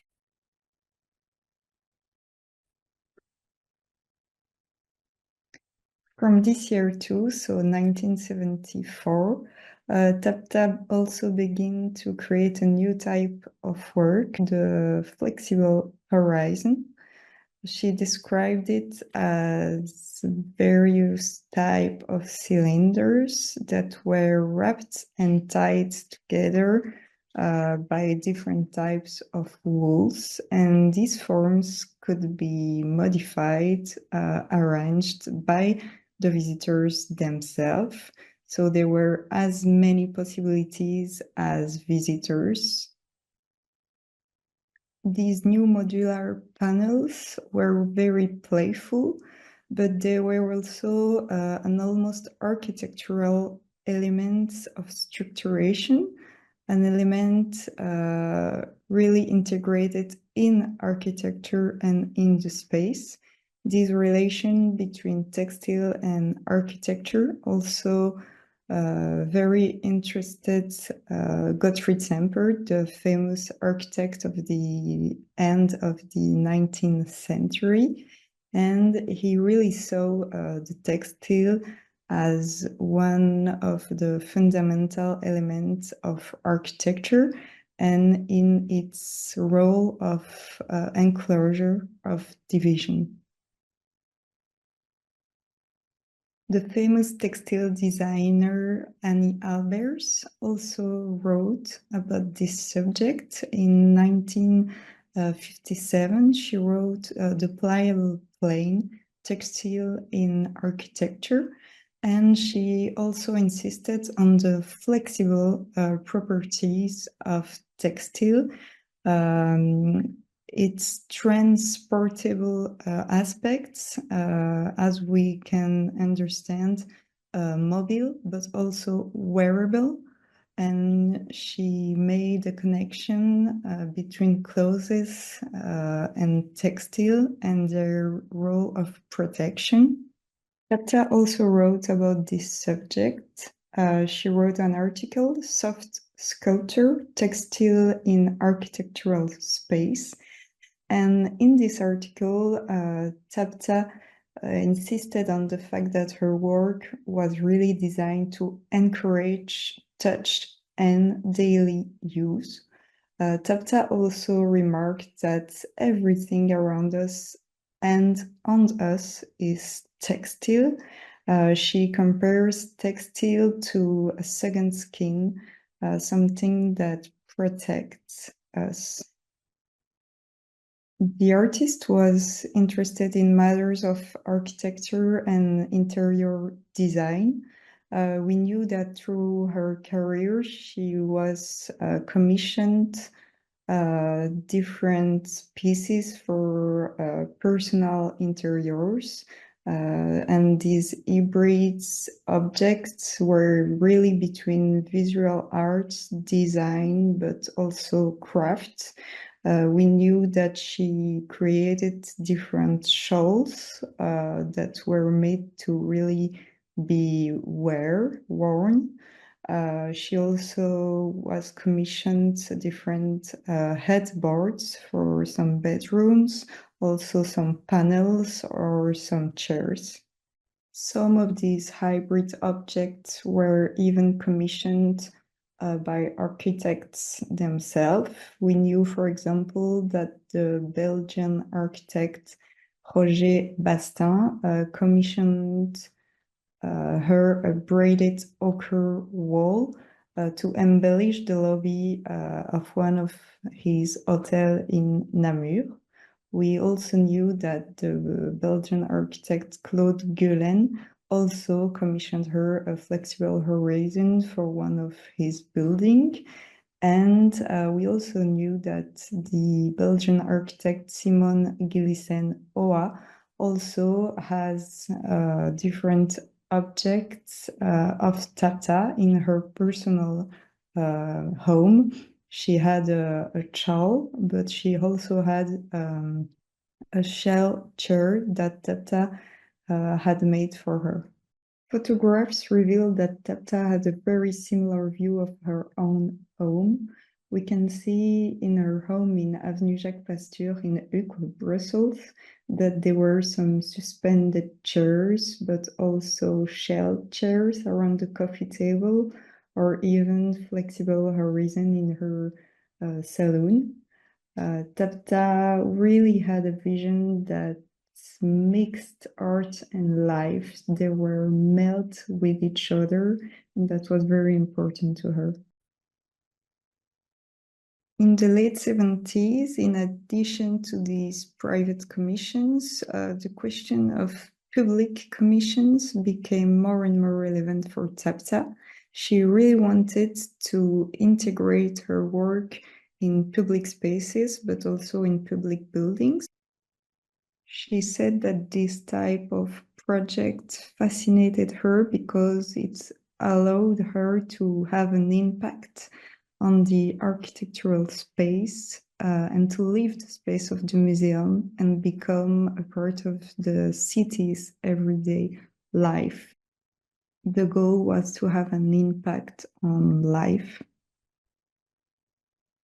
One of her first public projects were two textile structures for the cafeteria section of the former boating center of Buchenbach, which was later converted into a water sports center, and Tapta proposed for it chromatic tension in 1979.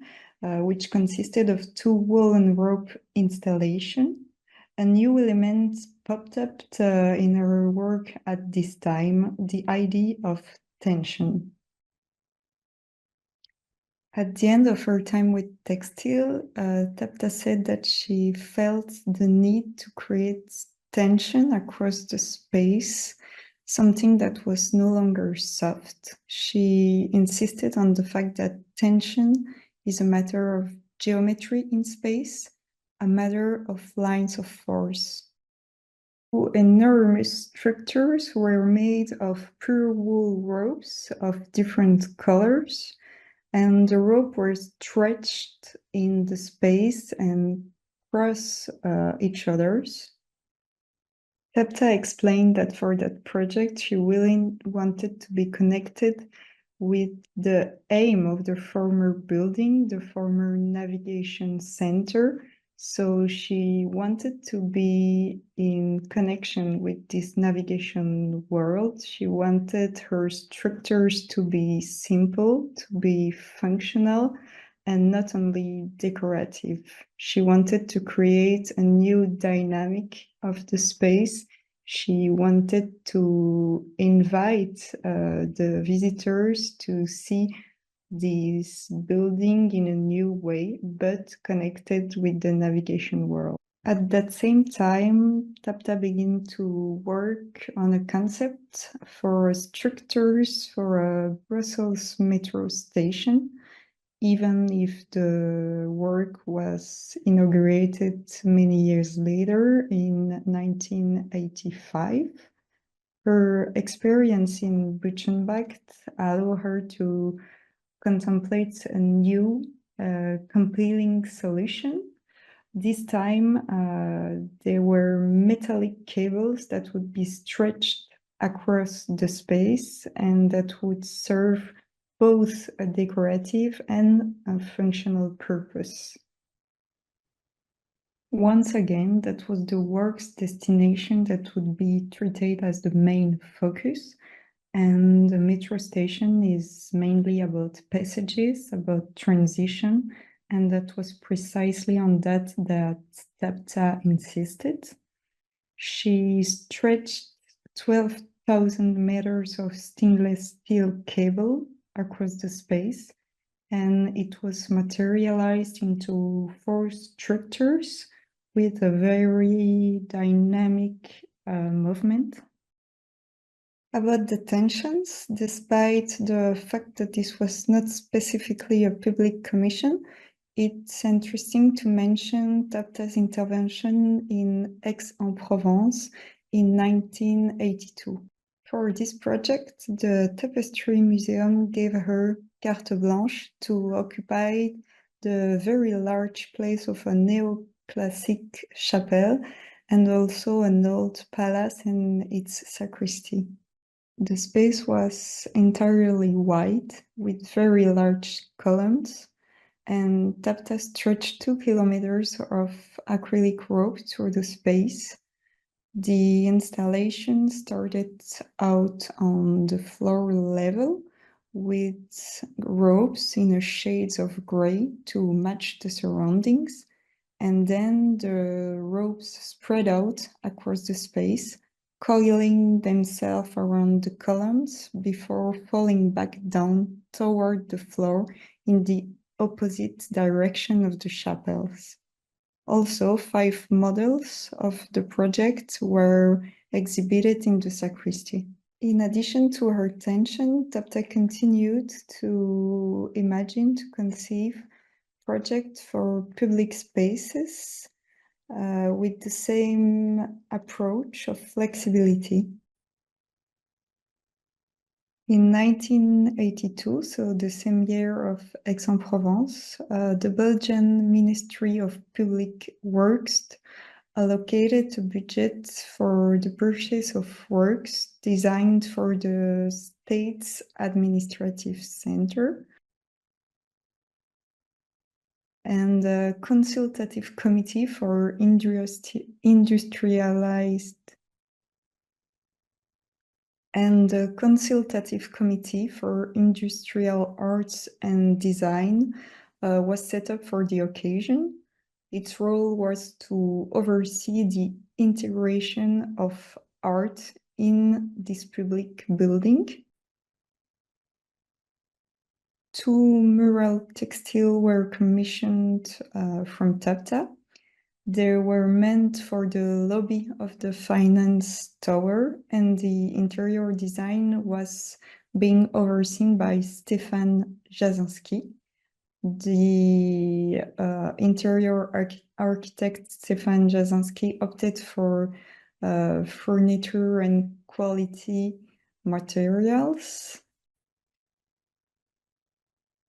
The interior architect Stefan Jasinski opted for very high quality materials and furniture.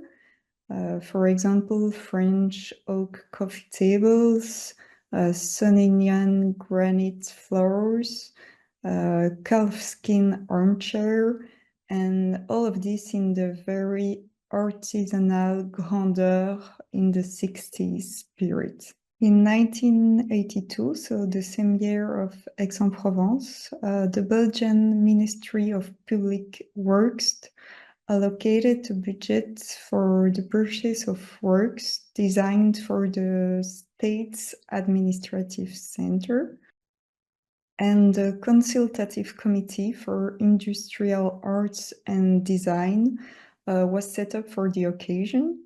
Its role was to oversee the integration of art in this public building.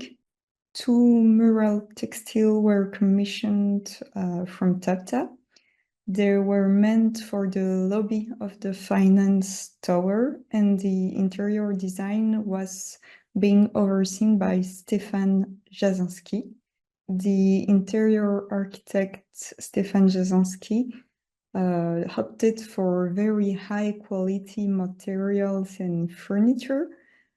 For example, French oak coffee tables, Soninian granite floors, calfskin armchair, and all of this in the very artisanal grandeur in the 60s spirit. Again, to remain coherent with the atmosphere, Tapta designed two monumental tulle and jute tapestries with the colors of the sailing, so shades of green, yellow, red, and brown that were the same as those of the suspended wood speakers of the ceiling.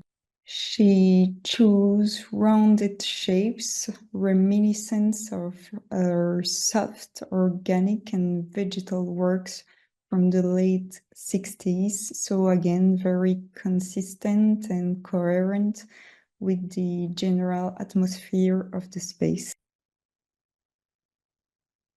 The state ended up selling the complex to private developers in 2003.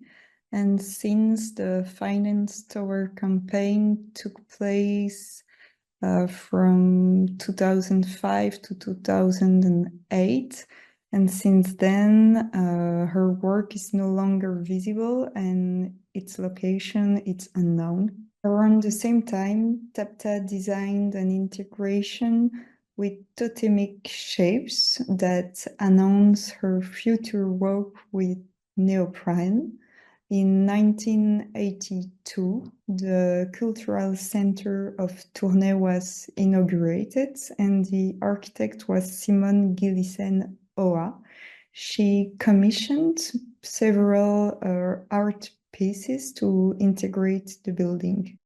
Unfortunately, Tapta's intervention were destroyed in 2010 during the renovation of the building. And the only remaining traces that we have today are some oral accounts and some archival photographs. The pieces consisted of two textile frescoes that were directly passed into the walls of the two flights of stairs. On the lower level, the shapes were used to echo the rhythm of the steps, and the tones of ochre were made to resonate with the wooden banisters. All of these examples show the profound interest of Tapta for the notions of spaces, architecture, and all her effort to incorporate each specific space with an harmonious vision, with a coherent vision of the space. Her goal was really to impact people's everyday life, both in their private homes, but also in the public spaces. The upfront reflections of an architectural project or the collaboration with others, workers, professionals, were very important aspects of that type of project. From the 80s, Tapta also had the opportunity to create many outdoor installations, and that would be the whole subject of another lecture or of another article. But yes, she had the chance to really also integrate the outdoor spaces. Before conclusion, let's mention that Tapta signed in 1983 the Manifeste pour l'environnemental, or Environmental Manifesto. Manifesto touched on the right to enjoyment, the impact of environment on everyday life, but also on the poetization of the environment and the role of the artist in this poetization. The manifesto called for the artist to be integrated in the urbanistic project with the same role as engineer or architect, and that they really take part to the discussions and to the preliminary phases of an urbanistic project. These aspects demonstrate the really necessary cohabitation, the really need of an harmonious link between the poetic and the political, the decorative and the functional, the beautiful and the useful, the architecture and the visual and applied arts. And Tapta had really this vision of harmonious link between all these aspects. And that was my conclusion. Thank you very much.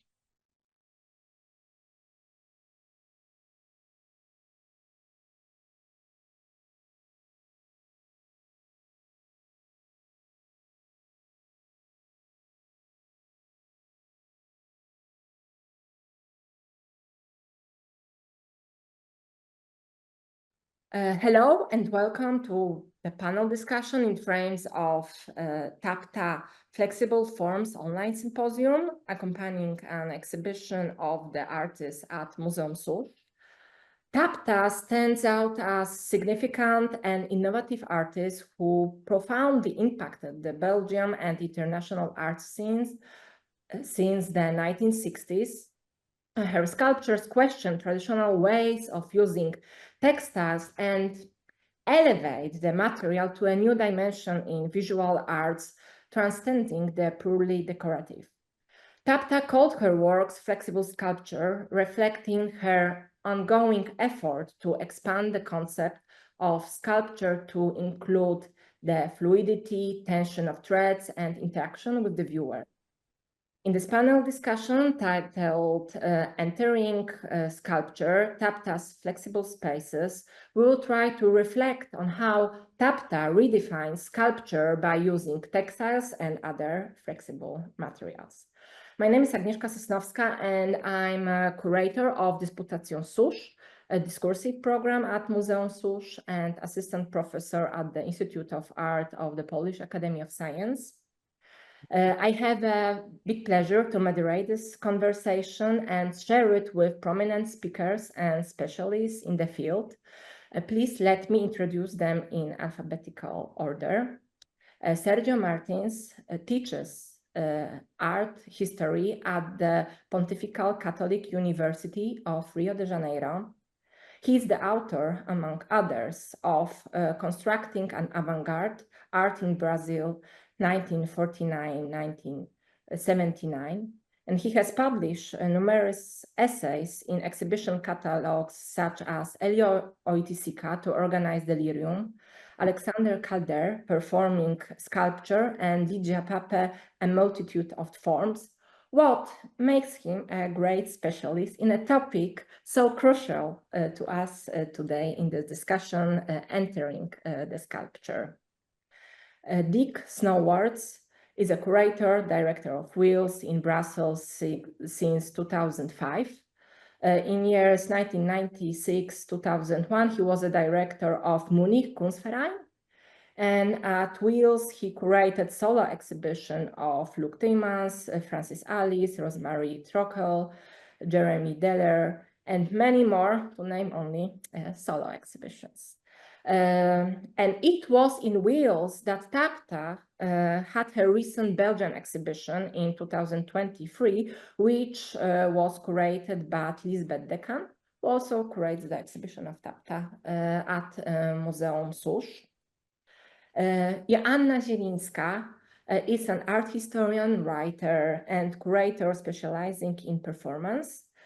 Currently, she works as a senior curator at MUCA, Museum of Contemporary Art in Antwerp. Her curatorial approach is deeply rooted in the concept of performative exhibitions and artworks. Zielińska's interests span time-based media, performative literature, artist novel, and the visual arts.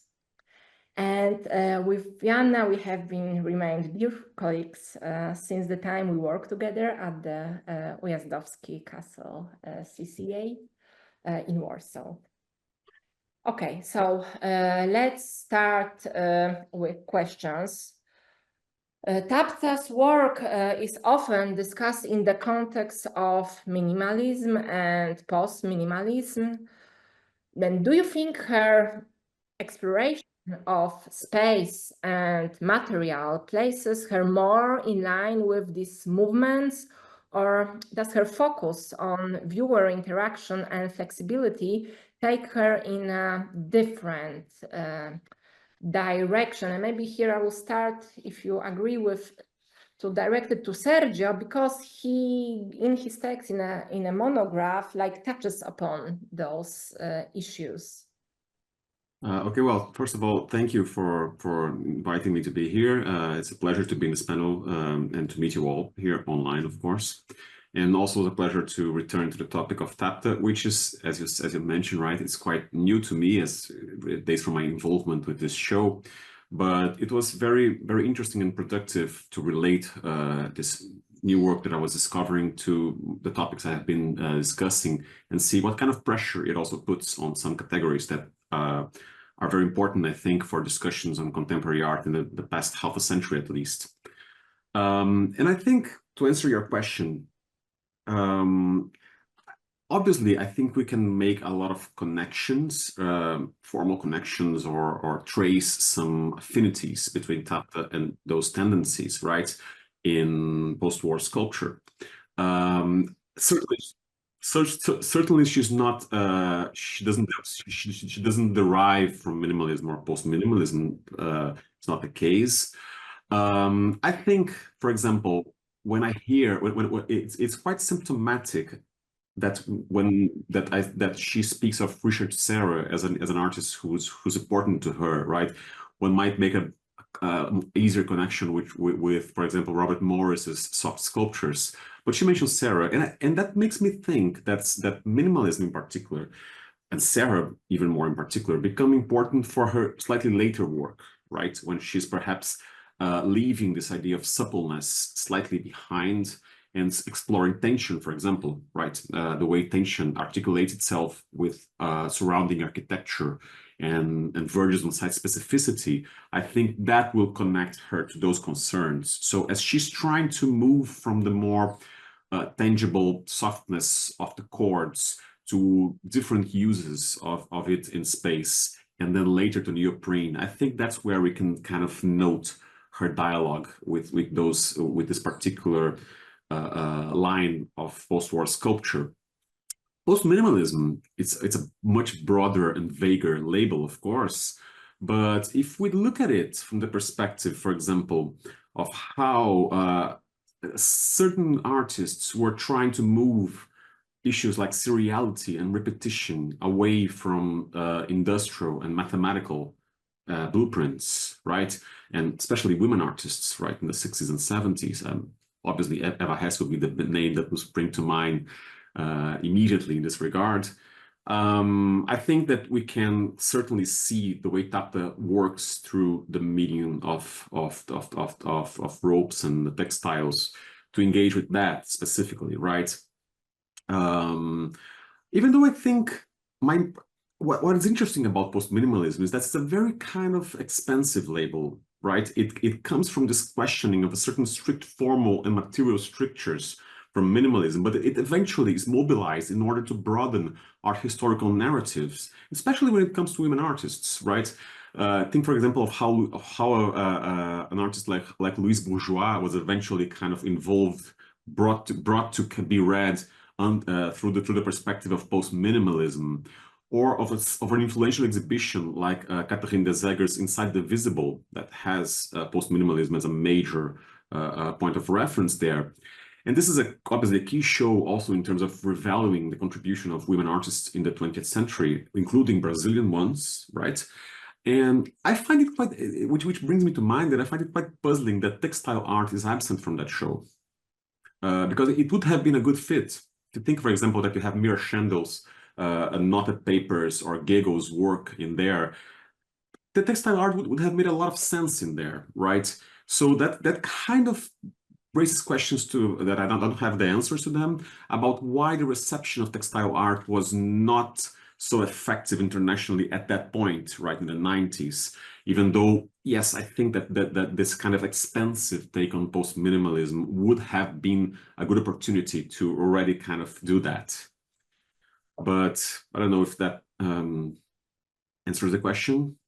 I think for me it was interesting to see this connection between Maurice and also Simone Forti. She has this piece, Dance Constructions with Ropes, and I was thinking how Tapta was choreographing somehow bodies through her works. She's working with this idea of gravity and tension, and she's also kind of choreographing materials. And I think there is a kind of interesting connection, actually, maybe with Robert Morris and Simone Forti in that sense, and this tradition of American art from that period. Also, this idea of intimacy and a kind of dialogue between subject and object. Maurice also he wrote this very well-known text, Note on Sculpture, where he speaks about this idea of Gestalt, and I think this term also is appearing in the context of Tapta's work. So I was thinking that maybe there is really a kind of interesting relationship between these practices, although yeah, they at the same time they are very, very different, and maybe they relate to very different traditions and very different medium explorations somehow. I agree, actually, but it's also because the term post-minimalism is not very precise, or is too elastic. Although there's one figure, of course, I think is very important also because of historical reasons of its presence in the Belgian environment in the early 70s, is Gordon Matta Clark, of course, with his, let's say, Chilean, Latin American concrete heritage, and which is very close or related to a European constructivist or concrete tradition. I read personally Tapta as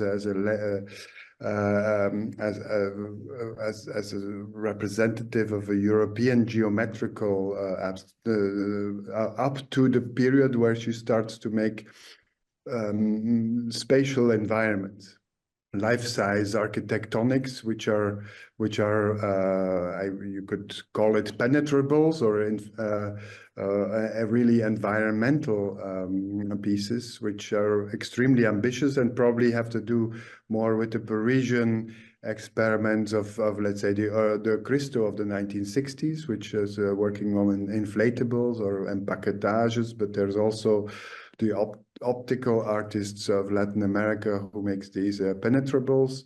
So the kind of spatial and optical collision in her work together with the bodily and tactile perception. So the kind of superposition of optical and bodily perception, which will probably be her it's haunting her up till her death. I think that this kind of collision is really how to read it. Minimalism, I think it's probably in a Belgian context it would have to be after its initial reception, and only after 1970 or something. So it's already impossible to redistinguish post-minimalism and minimalism. It's all one blurry, I think. And since she was so well connected to the Parisian scene, it must probably transit more through that I would say complex reception history of Latin American art and European art, also East European art, which was very live transition area in a Parisian context. She was present in the biennales, etc. So it's quite quite a tangible, or like a proof actually of her proximity to that. Can I add something? Of course. I think this is the question about what kind of production was very present and formative for Tapta in her earlier years. It seems to be quite important, I think. And I from what I read, I didn't see, and I mentioned that in my talk, I didn't see a lot of discussion about her work in relation to informal abstraction, which seems to be, it's a dominant force in the turn from the 50s to the 60s in many various places in Europe. And she doesn't declare any kind of particular interest in this formal abstraction, but her early works, right, they are very pictorial, the initial works, right? They are mostly wall pieces and they have a certain pictoriality about them. So a parenthesis here, right? I think we can speak perhaps of textile as a medium, but it's not perhaps a self-standing medium from the beginning, right? It's very attached to the pictorial at that point, to a certain painterly sensibility, which I think at that point, where the way she's dyeing the cords, for example, or inserting materials, the way she's trying to heighten the expressivity of the medium, she's doing it in a very pictorial way, and in a way that informalists were doing it as well, right? Trying to add texture, add kind of a more tangible sense of the object, of the painterly objects to their canvases.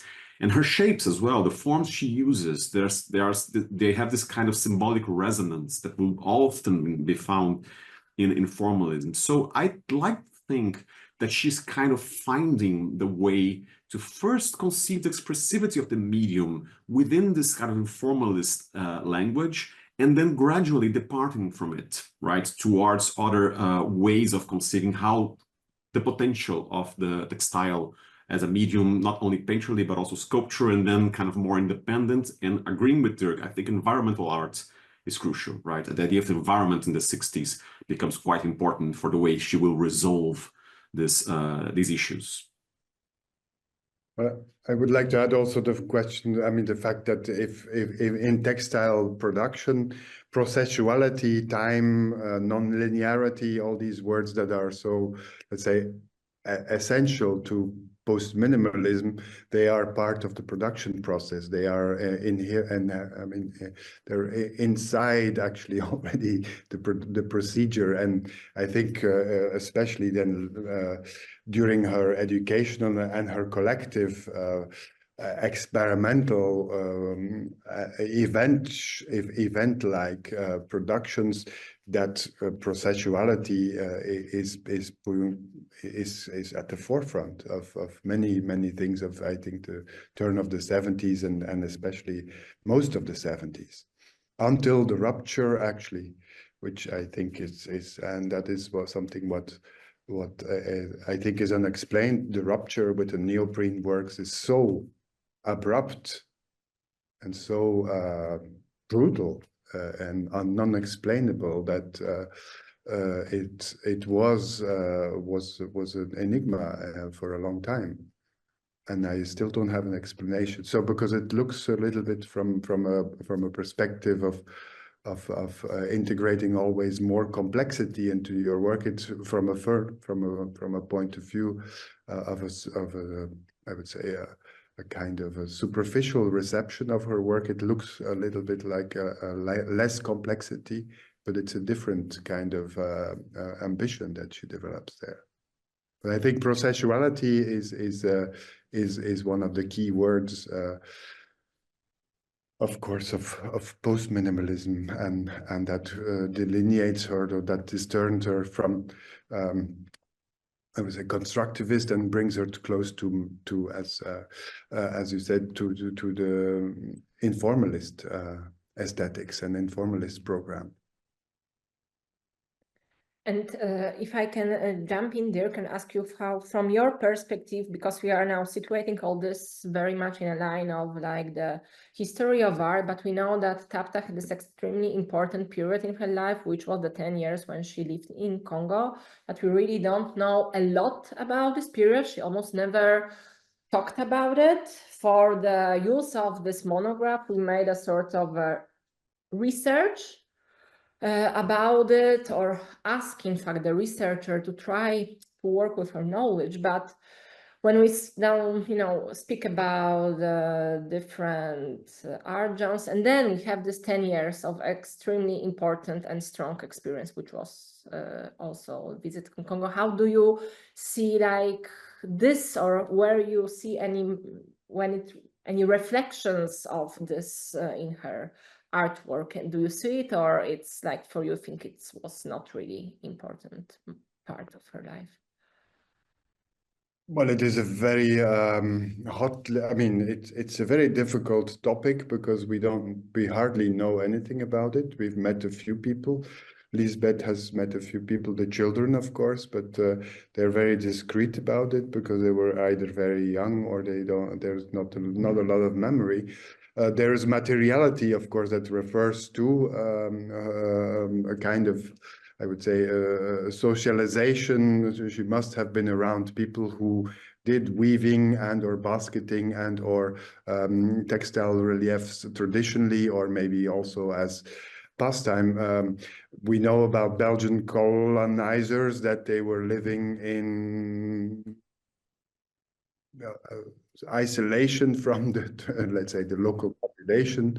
So it's a period that she probably wouldn't be so she would be probably so talkative about if because it was still quite traumatic also.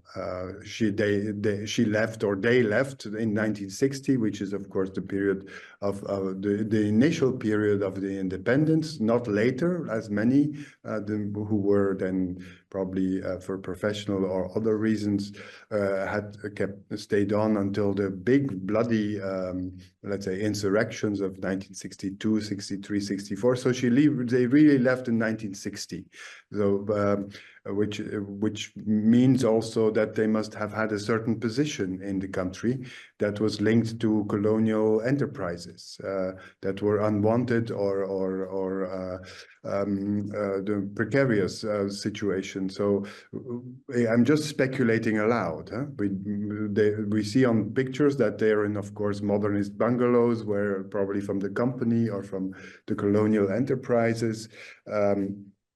They have a certain environment, and the social environment of Belgian, or let's say European colonizers, is not a very fruitful one, I think, nor intellectually, nor artistically, nor in terms of self-development, especially not for women. It was a very traditionalist, to not say misogyn, and even worse society. So maybe besides being in the capital, in some certain environments, there was self-development for intellectual women. And I think where they were, there was hardly any. Her husband worked as an engineer for a big company. So I think it must have been quite an isolated and a dire environment. So I think the fact that in the 60s, when she is developing her textile reliefs, of informalist textile reliefs, she brings back these traditional, or let's say organic materials from Africa, is maybe also a reference to a loss, or to this jump or this rupture that they had to go through. We don't know really. I mean, I knew her a little bit, but she didn't talk about. I mean, it was also something that I didn't know until we made some researches into her biography. And not that she was secret about it, but she didn't talk about it. Apparently also, as she didn't talk about their experience in the war, which is also a remarkable, I would say, biographical given. If they were part of the resistance in Poland and then they flew, it's also an element of biography that should be more thoroughly researched. The experience, does it come back in her work? Yes, and if yes, how? Yeah, so maybe I will jump now at once. I will come in with another question. Like Tapta's cocoons, or like their from chatting, invite the viewer to enter or be enveloped by artwork. And exactly how would you interpret this metaphor of protection and shelter, which is very visible in her own Yeah, I would say that this idea of tent or cocoon maybe it's the way to connect it with this experience of displacement or fleeing the war and being in the middle of war in occupied Warsaw. It was probably very traumatic and very strong experience. And I had this idea that maybe these forms they also refer to this and to this need of creating kind of safe space or space where people can meet and feel soft, experience also yeah, to have conversation, dialogue. I think this all somehow indirectly are connected to these traumatic experiences through her work. Yeah, I think also that, like, especially like I know for me and Janas, we know very well also history of Polish art and Yeah. like say like tradition of Polish school of textile and what sort of revolution it made in a textile art. For us, of course, like this, I think this war context, it's just something that we read very early and can relate to this in a very, let's say, like natural way. Though it's true that Tapta almost never also talked about her experience during. Yeah, because in Abakanowicz sculptures, you have this series of humanoids, and they relate to this subject in a very direct and representative way. Because it's also maybe interesting that Abakanowicz and Tapta, they were both involved in a resistance movement. They were Abakanowicz, I think she was also a nurse during Warsaw Uprising.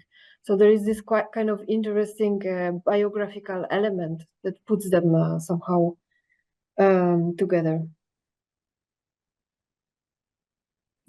If I can add to the cocoon question, I think that we have, well, first of all, obviously the cocoon is an interesting metaphor, not only in terms of shelter, but also in terms of transformation, right? You are involved in the cocoon in order to emerge as something else. And that kind of aligns, I think, that kind of puts her environment, the way she conceived of environmental art, I think that kind of aligns her with a certain tendency there in the 60s and 70s, because environmental art in post-war years, I mean, it could go in different directions, right? It was often about transforming spaces or kind of making spaces, denaturalizing spaces in relation to everyday experience, and especially to everyday commodified experience, right? I mean, if you can come in from different directions, from Caprau, of course, but you can also come from the situationists, right? People who are investing in an idea of spaces or spatial configurations that would foster spontaneity and creativity, and that coming from a diagnosis that normal spaces are kind of going in the opposite direction. They are kind of fostering, they tend to make for a repetitive and alienated way of life. So that's kind of a more broader diagnosis that happened in many places in the 60s, I think. And the cocoon as a metaphor, for example, it emerges in Brazilian art in quite a few occasions, rightly about when, especially when also the artists are transitioning from more conventional supports like painting to environmental works. For example, in Lydia Clark's work, it's some of her 50s still paintings, some of her 50s wall works that are called cocoons, right? They are already kind of slightly two-dimensional. They are already about kind of enveloping the object and space with torsions of the plane, of the picture plane, and also kind of establishing a different kind of relation to the viewer, right? As the viewer not only relates to the geometric composition, but to the object itself in relation, and becomes more aware of their bodily presence in front of the object, right? And I can give you two more important examples. Ligia Pape's eggs, right, from the 60s. They are also cocoons in many ways, right? They are this kind of cubic shapes with paper shapes roughly about where one can large enough for an adult to fit in crouched, right? And then your participants are expected to emerge from it, rupturing one of the surfaces, right? And I think that kind of reminds me a lot of this childhood experiences when we hide behind the curtains or under the table, right? Those kind of shelters we imaginatively create for ourselves. They're also kind of, we are here in the adults, we are in the living room, but they were also kind of this like snuggle shelter. And I think there's a lot about the way people were reading Marcuse, for example, and these ideas of the repression and tapping on childhood experiences as well. For that, I think that was quite crucial for Pape, because the idea of the cocoon there was one of emerging from the egg, which is a sort of cocoon, right? From the egg as part of a collective body. That would be the major transformation, right? From individual to collective. And obviously that resonates a lot with Tapta's environments, this idea that you are there creating a space for individuals to come together and spend time chatting, spend the time that in not normative ways, right? Which is Zachęta as well in his Cosmococcus from the 70s. One of them, this kind of cinematic installation, right, that he imagined in the 70s. When one of them was meant to have hammocks, right, for people to lie on while they were seeing those kind of slide photographs of Jimi Hendrix's covers, right? It's an homage to Hendrix. But Wojciech conceived the hammocks as cocoons. He uses the word. Right, you are there experiencing, looking at this tragic figure, listening to rock, and that some transformation is expecting to come from that, right? As precisely the kind of transformation he witnessed in rock festivals, countercultural festivals at the time. So in a way, I think all these experiences, they are drawing from larger sensibility that's kind of diagnosing alienation and repetition in everyday life and trying to kind of be attentive to different ways in which you can puncture that and you can create new forms of sociability and spontaneity. Well, I would say, I mean, there's a specificity on these works is that they come also with a floor piece. So this floor piece is a spiral which increases even this, let's say, fertility or this deep symbolical aspect. So it's also placed together other spectators, not just one individual that's inside the penetrable or the environmental envelope, but also you can gather around in a kind of a group dynamic. So I think that's what I also find striking is the rivalry with a certain kind of design of the 60s also that has a kind of joyful, hedonistic, overtly hedonistic aspect.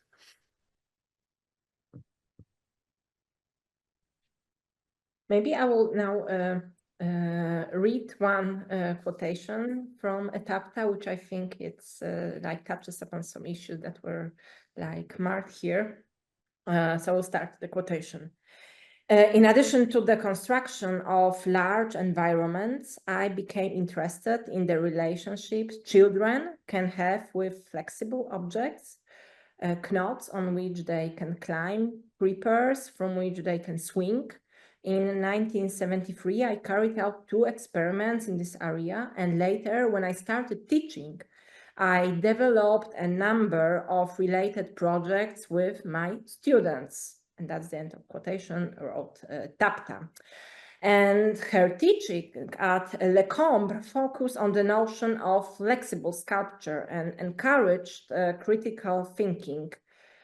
And in what way do you think that her pedagogical approach mirrored her artistic philosophy, and how has her influence shaped the next generation of artists? And this, I think I need to start with you, dear, because I think you have the broadest knowledge about how Le Cambre functions and what was the role of a Tapta as a professor there. Though I know it's one of the most experimental, in fact, like studios that were at Le Cambre at that time. Well, La Cambre was of course a school that was relatively I would say conservative, but I was traditionalist because Van der Velde, Henry van der Velde, the architect who had made the pre-foundation of Bauhaus before the First World War, actually founded that school in the 20s. So it was quite craft-oriented in a way. And it had that reputation, I think, still in the 1980s when I got to know it. So it had a bit of not such a progressive vibe. Although there were a few ateliers that were much more progressive and that had a very experimental nature. And one of them, I mean, I got to know Anne Veronica Janssens in the mid 80s. As an artist that was emerging, and she always talked about her experience as of her class with Tapta, which is also very, I mean, now in retrospect, it looks very bizarre to see certain artists who are very precise and who are very also I would say with a formal tradition, that they come from this very open processual really radical experimental atelier of Tapta in La Cambre. And Veronica is the most prominent name, of course, of them all. But there must have been, and there must be a whole generation, because she taught, I think, more than 15, 16, 17 years. So there's at least 2 generations of artists that have an imprint of her. I think what is important to stress is that maybe there are no formal aspects where you can see that the professor has left visible traces in the materiality or in the iconography or in the process of production of her students, is that she probably succeeded in leaving them entirely free, developing really their own path and their own nature, so that probably her philosophy that we can read from her work from the mid to the second part of the 60s, and then these very experimental, joyful, pedagogical probably also structures, because when she says she's looking at children and how the way children behave and how she can make things that children learn to behave in a less normative and a less predetermined way, in a kind of more spontaneous or disinhibited way, is probably also the philosophy she must have developed in her class or in her atelier, and that is quite remarkable. You could, I mean, and there also there are a number of elements that she brought in that were then absolutely new, like public sculpture. The idea of sculpture in public sphere is something that comes out of her class, that comes out of her atelier. After she stopped, or she was probably put aside a little bit, to school with a lot of internal changes, and that atelier, that knowledge went to Raymond Ballard, who is also a student of hers, who wishes, out of respect, not to talk to us too often. I mean, I don't know why. I knew him quite well, but he didn't want to talk in public about Tapta. So he wanted to have coffee in a restaurant, but not really in a public auditorium. So that is still something to research. And he became, for 20 years, the professor for, let's say, art in environment and art in questions of social, of context, of collective the dynamics. So that given was immediately transferred to him by Tapta.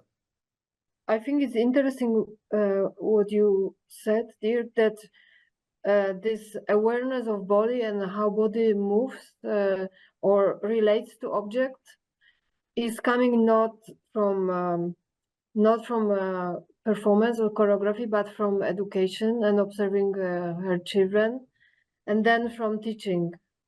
I think it's a very interesting evaluation of the evolution of the practice from, if we think about this teaching experience and this educational perspective.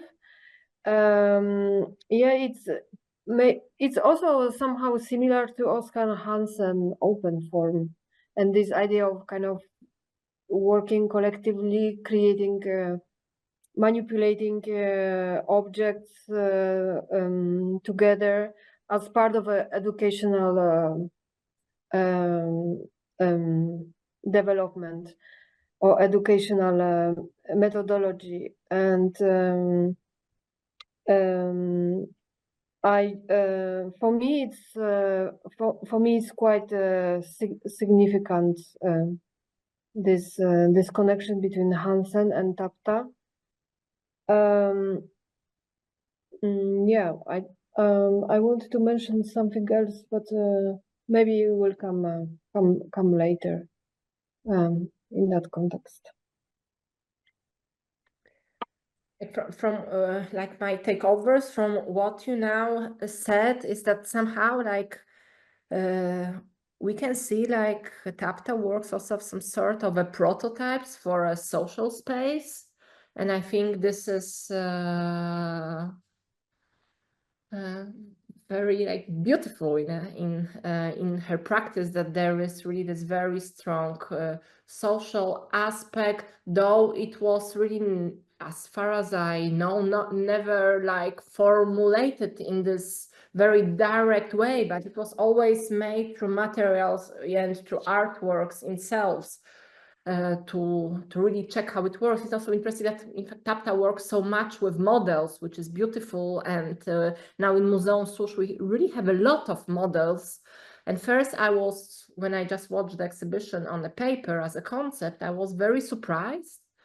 But when I've seen it in the exhibition space, I understood how important models were for her to really, on this very small scale, to already see how it will function in also like exactly like this social space, and in a different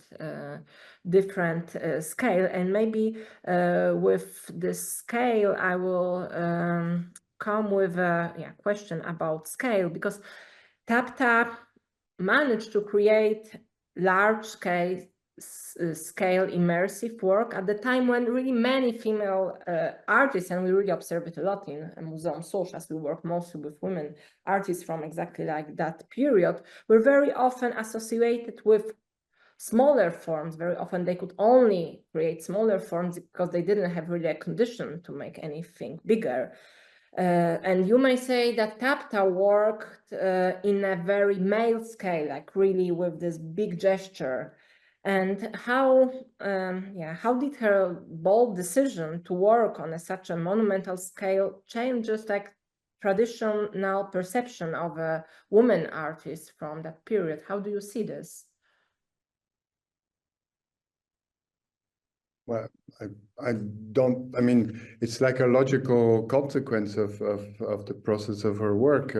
She has the ambition to define social and architectonic space already in the late 60s and 70s, maybe with more, let's say, informalist or tactile materials. But that ambition is there. And she develops it further and further. I think also the consequence of wanting to make spaces that kind of define not just the opticality, but also the hapticity, the tactility, the bodily perception, must have had, I mean, unfortunately, some of the environments or of the interventions in architecture are lost. And I think the ones that are with rubberish or with this kind of surfaces must have been quite impressive. I don't think they were that optimistic. If you know, I mean, the neoprene is one thing, but there's also these kind of rubberish, bizarre I would say, almost skin and like leatherish kind of surfaces, and it's remarkable how I mean, it's architectonic ambition is developed, because it's I mean the public sculpture aspect. It means, of course, that the inscription in landscape or in public sphere needs a certain dimension, a certain scale, and her work already had always questions of scale, because they are additive. They're in the processuality of weaving and of textile. It's something that can grow. It's elements that you can really see that they are made in complementary ways, so they're additional. They're like units that you can complete. I mean, I could not read it in the light of having read that quote that she admires Richard Serra. Because when I was younger, the neoprene works, they were very present in group exhibitions. She was somebody that was quite well represented, maybe not in the most ambitious exhibitions, because therefore her work was considered a bit too formalist. But it had a very high visibility, and she was a remarkable person because she really engaged in conversation at openings, because of course she was used to engage in conversation with students. So she engaged in conversation with everybody who was curious and who wanted to. But of course, it's I mean, you can see that there has been a generation of people who, even from 74, 75 onwards, she gets a recognition in the art world, which is very much present. So, and in the Belgian art world, she has a status. You see that, and it's even before her students become more important artists and talk about it. I think her untimely death, the rupture of her death was very abrupt, and I only found out much later, for instance, because I didn't live in Belgium anymore, that she was gone. And she would have probably had even bigger sculptures in public sphere, because it was just a step up. She was just at the beginning, actually, of developing these vortexes, where the idea of tension and of dynamic and of a kind of the dynamic space is really at the core of her thinking. I'd like to add something about the scale models that you were mentioning, that I found them quite fascinating as well. And if you think, for example, as the idea that studies for larger installations or works would be undertaken, for example, by projects or by drawings, right? Those are abstractions, right? You create they rely on a certain abstraction of space and a representation of the three-dimensional arrangement of those elements within this kind of abstracted rendering of a three-dimensional space, right? And obviously they kind of you can trace them back to a certain, even to the idea of design in the Renaissance. You can trace them back to this idea of this emergence of the designer or the architect or the artist as this intellectual person who's presiding over a certain abstraction. A certain abstraction that's necessary for the development of early modern and modern art. But I think that the scale models do something quite different in this regard, right? The moment of this initial conception of the work remains very much staked on a gesture that's correlated to the gesture that will be involved in building the larger works, right? This kind of hand weaving or hand rolling, hand knotting, right? In a very small scale. So. And I remember that because I know that an important Brazilian sculptor, Milka de Castro, who works with iron, like Corten steel, like Serra worked.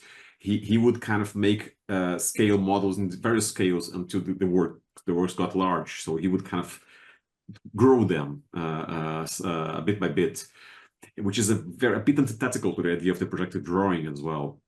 And I think this seems to be quite important for Tapta's textiles work. This idea that you are kind of coming from the hand gesture to the and getting this gesture more collectivized, right? And perhaps in the I don't know if I think she used help, right, in the larger works, right? So yes, this gesture is coming. The gesture itself and the repetition, the processuality, as Dirk mentioned, it engages a certain collective. Right, that makes a lot of sense to me if you think how important the student life becomes to her, right? The idea of teaching and involving the collective of students as well, right? That she would do it in this way. Yeah, maybe I can also add that I never relate scale to male or female. For me, it was more like a consequence of development in art and minimalism and introducing larger scale. And then many artists who were part of minimalist movement, they also started to work in the landscape, like Robert Morris, and they were associated with land art. So I think it's also connected to the historical development of specific artistic practices. And then she's working somehow with the landscape, like introducing plant forms and cocoons. And then naturally she moves to the public space. So it's also quite interesting, this shift from creating landscape to working with landscape in a different way. And yeah, the same happened somehow to Abakanowicz. She also had this cocoon form, and yeah, she also started to work a lot in public space. So this could be also somehow connected to what was happening at that time in 70s, in 80s in art.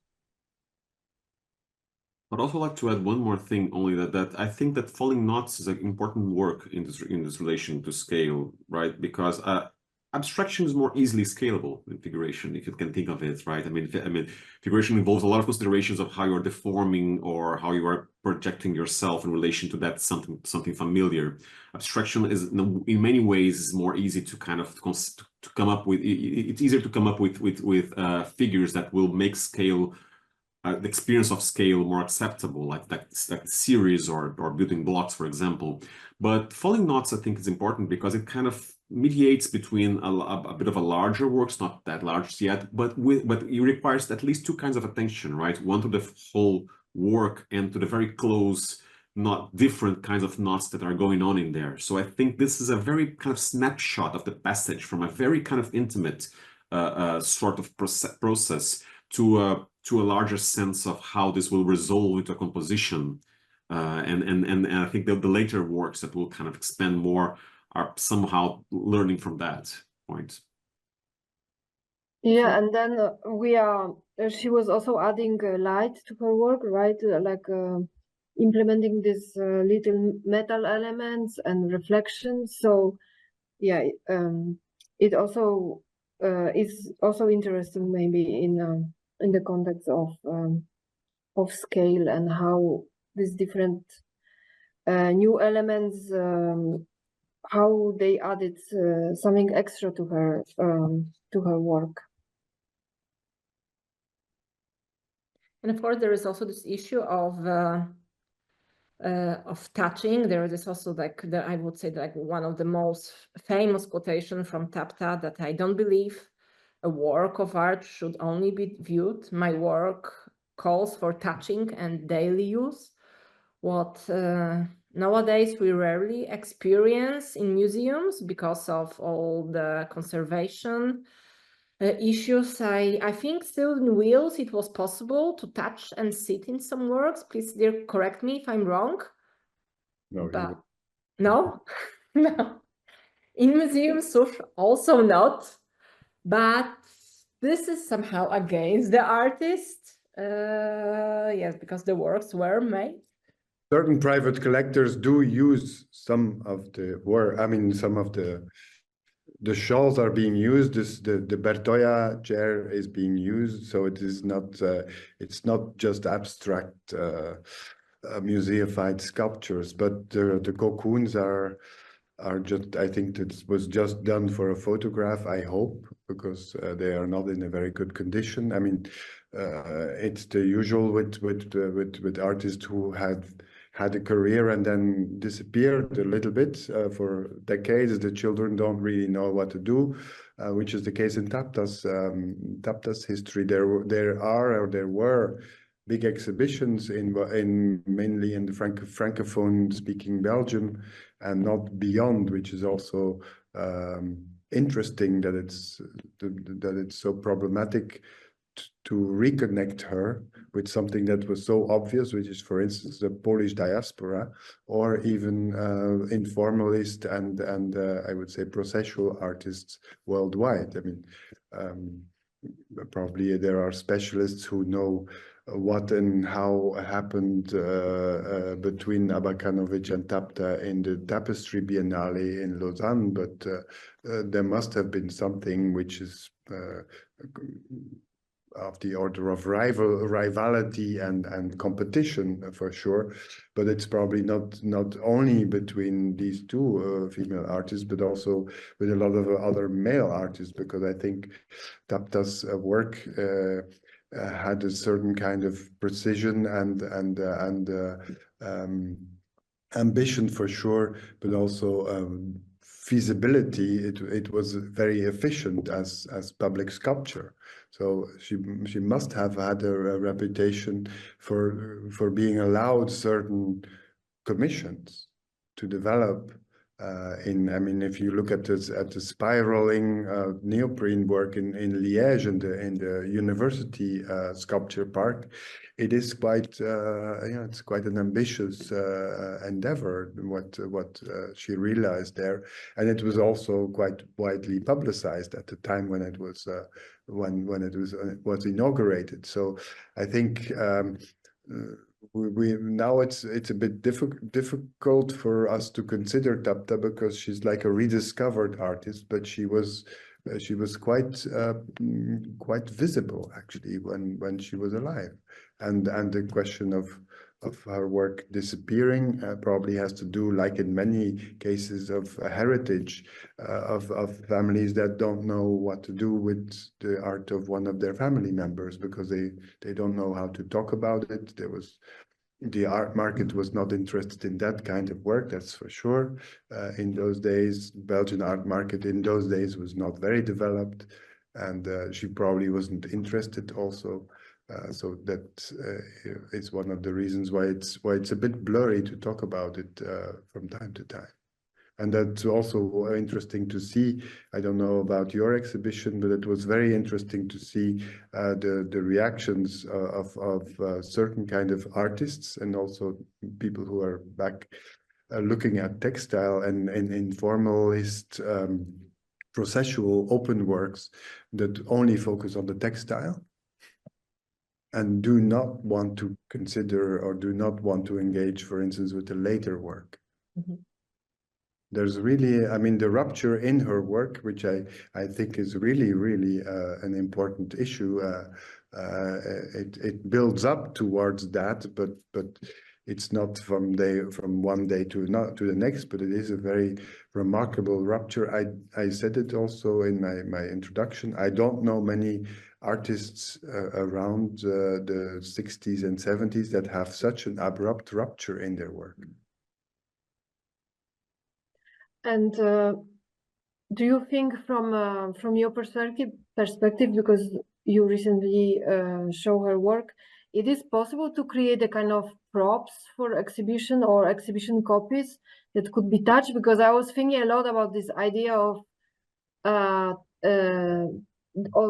tactility in her work, and that is actually kind of core concept, and it cannot be proceed because of this idea of conservation and from museological point of view. But I was thinking if it's because I don't know exactly how complex maybe some works that they are not so complex. Maybe it's possible to make exhibition copies. There are bigger productions that will be made from the miniatures, from the models, from the maquettes. That is allowed. Apparently, there's a kind of written agreement about this. I think the textiles we reconstructed because of, as you know, you work from. We decided to reconstruct under the supervision of one of her students and one of her assistants, Anne Veronica Janssens, and also with colleagues that now work in textile in La Cambre. So they remade actually the mobiles, which is a very intense and expensive work. So it's not given. I don't know if so many people will want to make replicas. Or model exhibition copies, if you can, so that it. But I'm also not so certain that it's necessary. I mean, they are very symbolist, as was said in the beginning. They are very symbolical forms, and I think the abstraction of these symbolical forms is so strong that you can mentally transpose into the bodily perception of them. I don't see it necessary to have to physically lie in the cocoon to imagine what it is to lie in a cocoon. Of course, I think it's more important to think that you are not alone in there, that this collectivity is much more, somehow the experience of it is more difficult to reconstruct than the works that you engage in let's say on an individual basis. I think the ropes, the falling knots ropes, I think are the most literal works that demand almost to have a physical, let's say, experience, because they are about rhythm. They're about a different way of composition. They're musical in that sense. So I think the other works is you mentally transpose, of course, the labyrinths, the life-size labyrinths, the sculpture in front of the North Station. They are also engaging with your perception, because the movement of the body around them makes their let's say perception completely different. I have like a very fresh experience from the exhibition. So also, as far as I'm concerned, the forms for a flexible space, so like this really big environment, this is a reconstruction.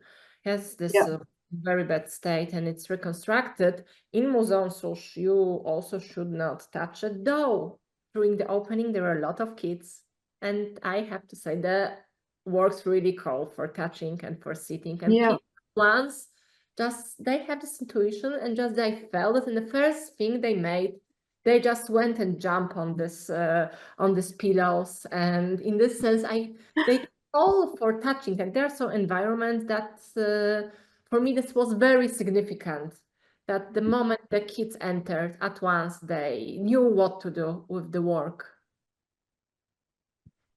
But maybe I would like slowly to close our discussion, and then I would come back to this difficult subject that didn't have still answer here, like this sudden change for neoprene, because I found, in fact, in one fragment of conversation when Tapta tells about it in a quite direct way. And then she tells, and I will maybe read quotation again.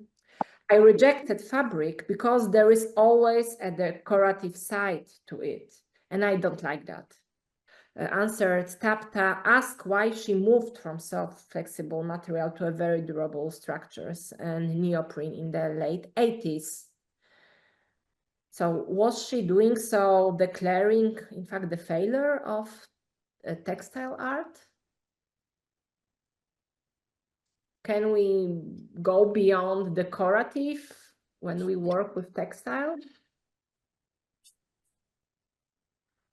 Can I ask a question on that? I felt that I was looking at the São Paulo Biennial records, and it seems that Abakanowicz won a prize for applied arts there in the 60s, right? Which makes me think that textile art must have been kind of, I'm not a specialist here, but must have had a sort of a difficult time asserting itself as an experimental art form as opposed to a form of applied arts. I don't know. So maybe that adds to the mixture of this question of this issue.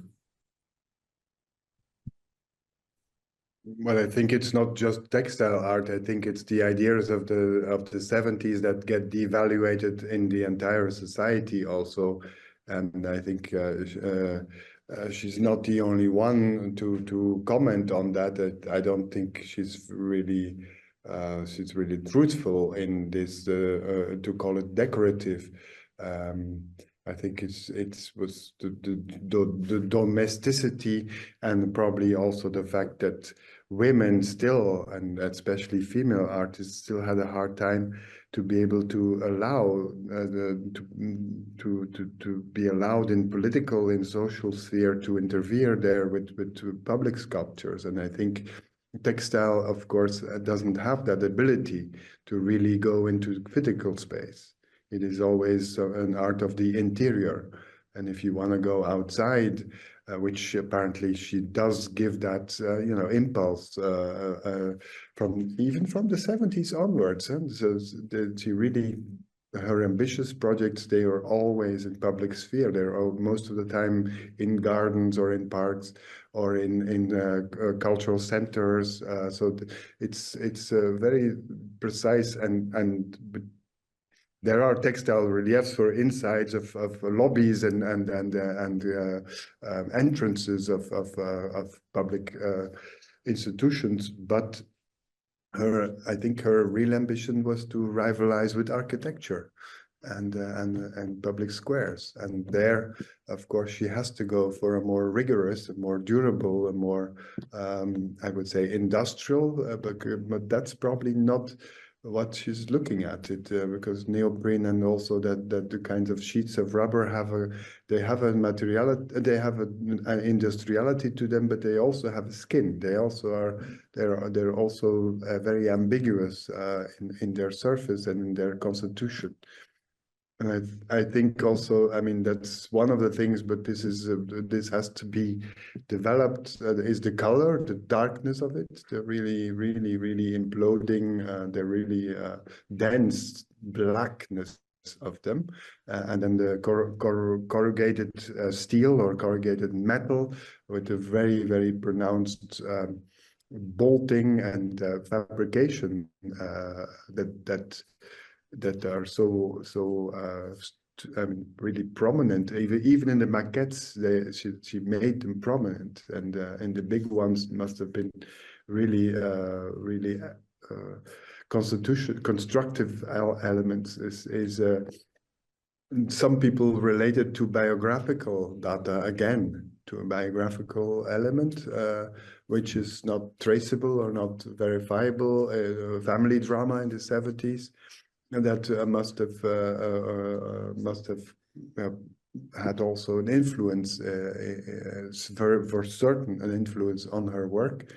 And I don't know if that's can be verified. I don't think so that it can be, but I would really not relate it to biographical, but to this ambition of, and remember, cities in the 80s in Europe, it was recession time, it was unemployment, it was, it was quite a dark, not very optimist era, the 80s and the 90s. So there is this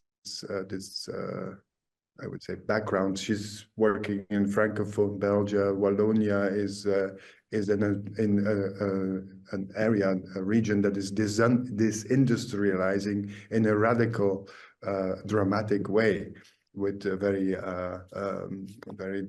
rapid decline actually in prosperity. And that is maybe also a backdrop against which the optimism of the 70s and of the environment is disappearing, because probably also the society at large is in a full recession. It's not Margaret Thatcher country, but it's very similar.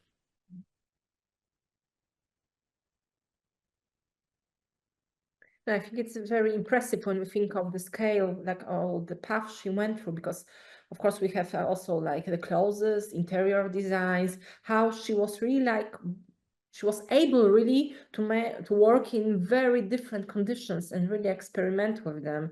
Because like everywhere we just look, also if you look at her interior designs or the projects like in the metro, they are all like really extremely interesting, and still you see that the same person made it. I know you see like really this consequence in the way she worked, but just was in a way changing the places where her works could appear. Yeah, kind of different kind of relationship with body and visitor's body, but also this idea of making first clothes, right? Because she was experimenting with clothing, then moving to something more architectural, more spatial, and then going to the public space where this body is present but in a different way. So I think there is a kind of consequence here, kind of interesting consequence if we think about this performing body in the work and how this body is choreographed in a different way through different materials. So maybe we'll take like this issue of accommodating the body as some takeover, and just to stop now this conversation on that issue, which I think it's also still it's something that still can be very developed in the way we think about Tapta's own.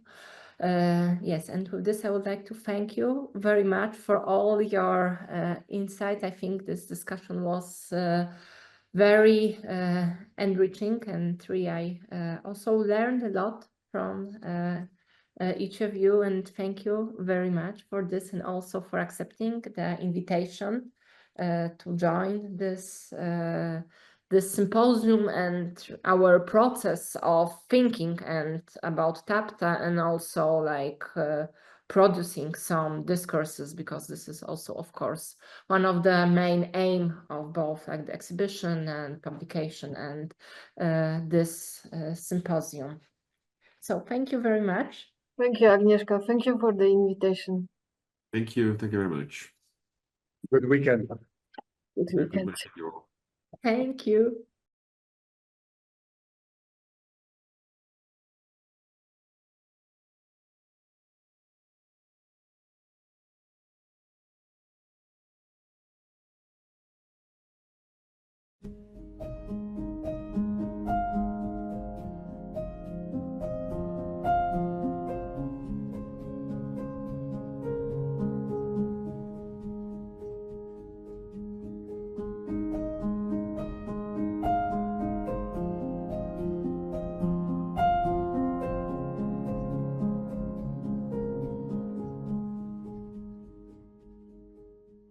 Maria Wierusz-Kowalska urodziła się i dorastała w Polsce.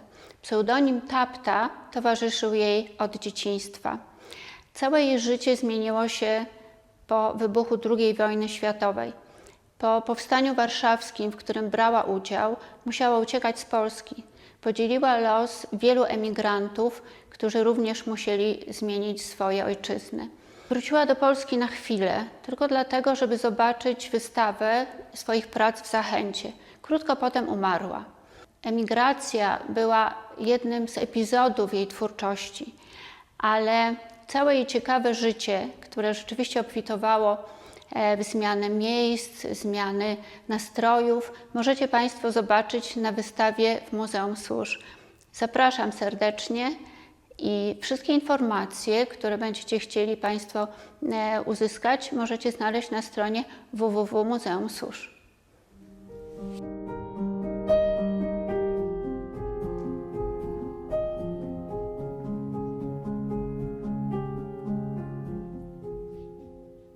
Hello and welcome.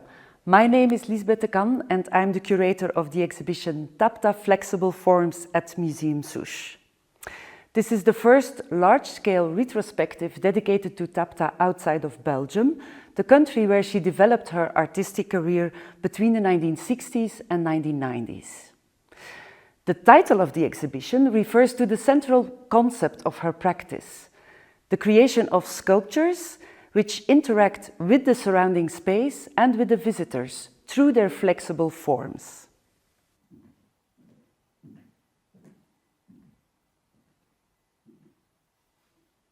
The first room of the exhibition demonstrates Tapta's rapid evolution in the early 1970s from classical woven tapestries, as seen in this small untitled piece from 1970, towards more daring, monumental pieces that are increasingly experimental and sculptural.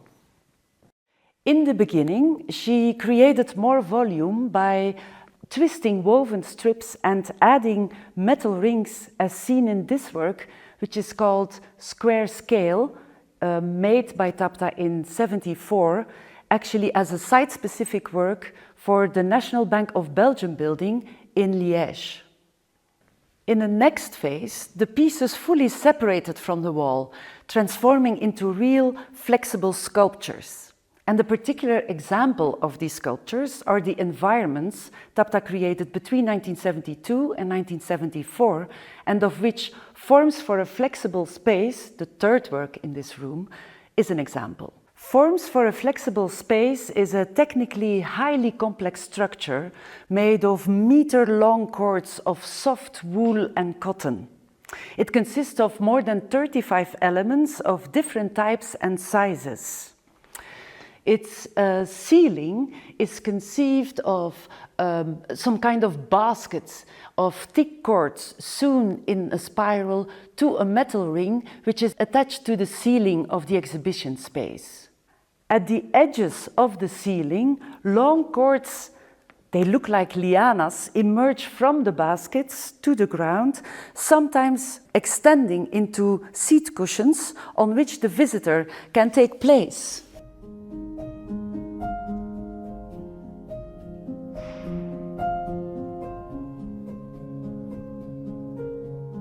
The bright red-colored work presented in this room is rather atypical in the chronology of Tapta's oeuvre.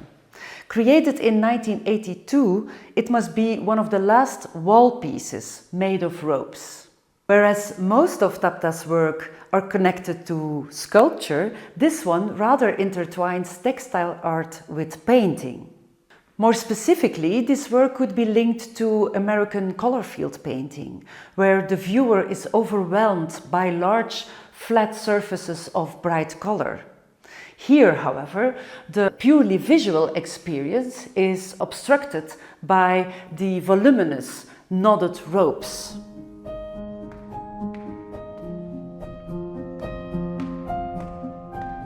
Tapta, the pseudonym of Maria Wierusz-Kowalska, was born in Poland in 1926 and came to Belgium as a political refugee after taking part in the Warsaw Uprising of 1944 together with her husband. She studied weaving at the Cambre National School of Visual Arts in Brussels, from where she graduated in 1949.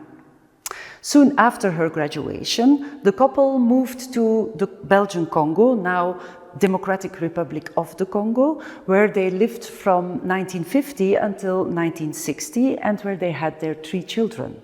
Shortly after their return to Belgium, Tapta started her career as an artist. The 3 works we see here, Wall Fabric number 1 and 2 from 1967 and Vertical Composition from 1969, belong to Tapta's first experimental weavings.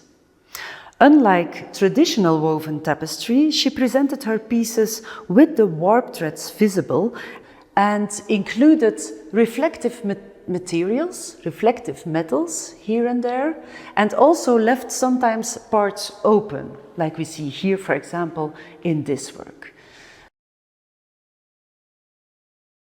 In 1969, Tapta participated in the 4th International Biennale of Tapestry in Lausanne, where her work was displayed alongside those of Magdalena Abakanowicz, Jagoda Buić, Elsi Giauque, or Sheila Hicks, among others.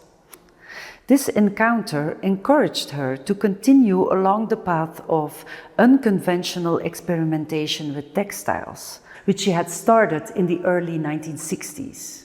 She started incorporating sisal in her works. This rough material is particularly featured in 3 works here in the exhibition, which she labeled as sauvage. Compared to the works in wool and cotton, these works have indeed a less controlled appearance, and measuring up to 3 meters high, really have an imposing presence.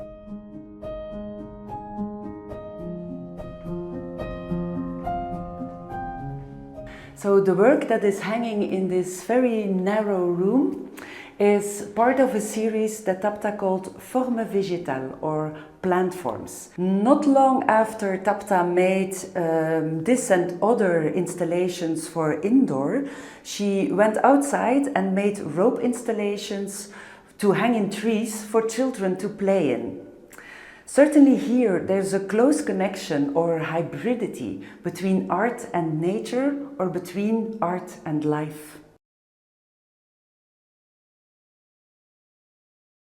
This room brings together 3 works, the first of which is this wall-sized fiber work entitled Twisted Structure from '73.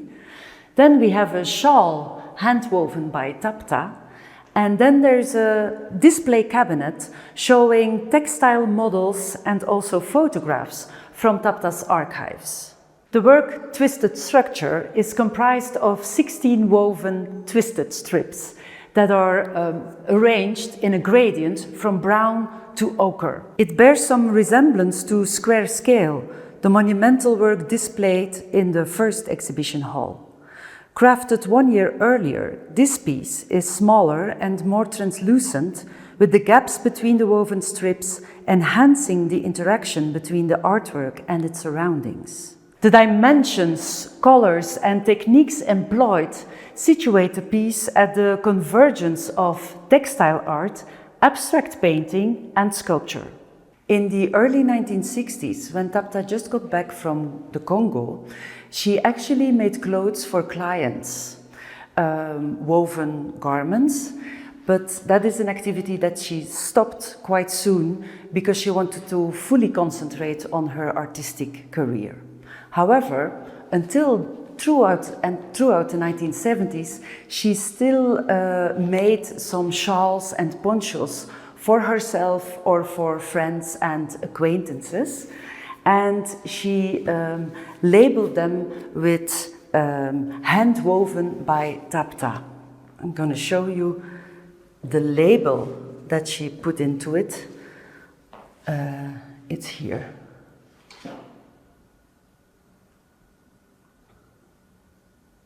Actually, for Tapta, there was no hierarchy between objects for daily use, like garments or shawls, and works of art. Let me show you some other examples of that, which are displayed here on the table, and show textile scale models of seating furniture that Tapta created. For example, here we see a nice scale model that Tapta made of Hanging Seat, which was the title of this rope installation that she actually installed in her home. We see a picture here where her cat is sitting on it, but she exhibited also this object as an artwork, which you can see in the photo displayed here.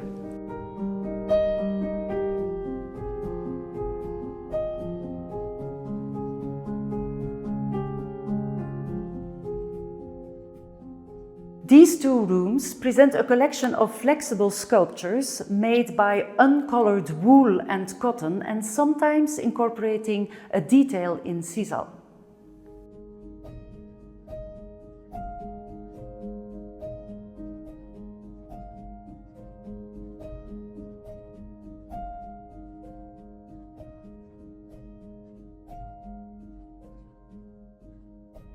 Similar to artists from minimal and post-minimal art, she redefined traditional notions of sculptures.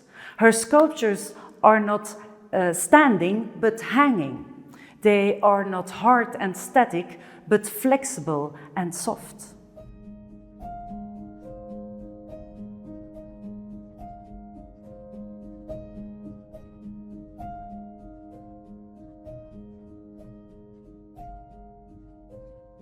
In the early 1980s, Tapta's practice took a new direction, further developing the idea and the concept of flexible sculpture, but with a different approach. She started using neoprene, which is a synthetic rubber used in industrial environments. For example, conveyor belts are made of neoprene. This work is called Cutting into the Intangible 1. From 1993. It consists of neoprene sheets in geometrical forms that are combined with a triangular light projection. It's as if this triangle in light replaces the triangular sheet that has fallen on the ground. This addition of light, or in other works, of water surfaces, is a late evolution in her work.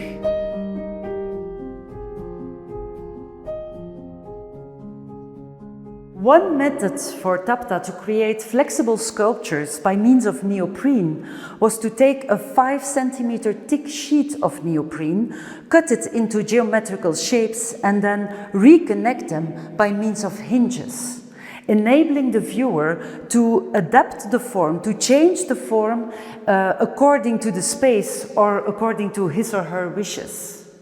So for the exhibition, we have chosen this setup, which stays fixed. But I was mentioning that you actually can change the form of these sculptures. So I'm going to demonstrate how it works. For example, I take this part. So it already changes the form of the sculpture. And I can move this right here. This piece was actually exhibited in Tapta's first solo show in her native country, Poland, in 1997 at the Zachęta National Gallery of Art in Warsaw, a show curated by Anda Rothenberg. It was also her very last exhibition since the artist died unexpectedly on December 27, 1997, due to a heart failure. To Cut to Open is the title of this work from 1990. It is part of a larger group of installations where large black surfaces are connected by means of metal bars, screws, and bolts to form open structures where the viewer can walk through. And through this, of course, there is a connection between the work and the viewer, but also between the shapes of the work and the architectural environment.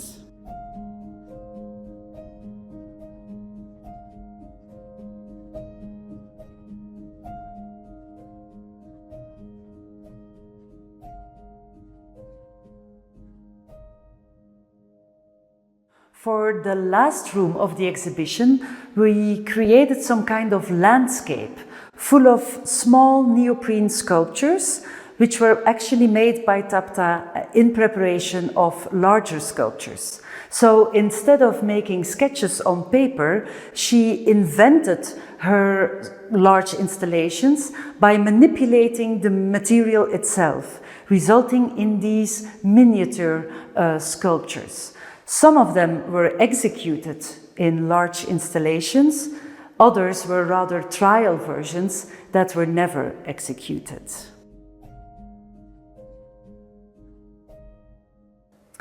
This here is quite an interesting example because it is a scale model for a very large monumental sculpture that Tapta realized in the city of Brussels on a roundabout, very busy roundabout near Brussels North Station.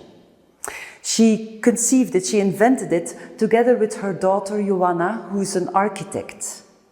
In fact, we see the sculpture here put on a very shiny surface, which represents a water basin on which the sculpture is put, and which allows the environment to be reflected in the installation. Another interesting example is the little scale model in the middle of the platform that consists of two pieces, and actually this was a scale model for the large sculptures she made for the exhibition Arte Laguna in the context of the Venice Biennial in 1995. Tapta used the material itself to feel and conceptualize the final installations. She really believed in the method of thinking through feeling.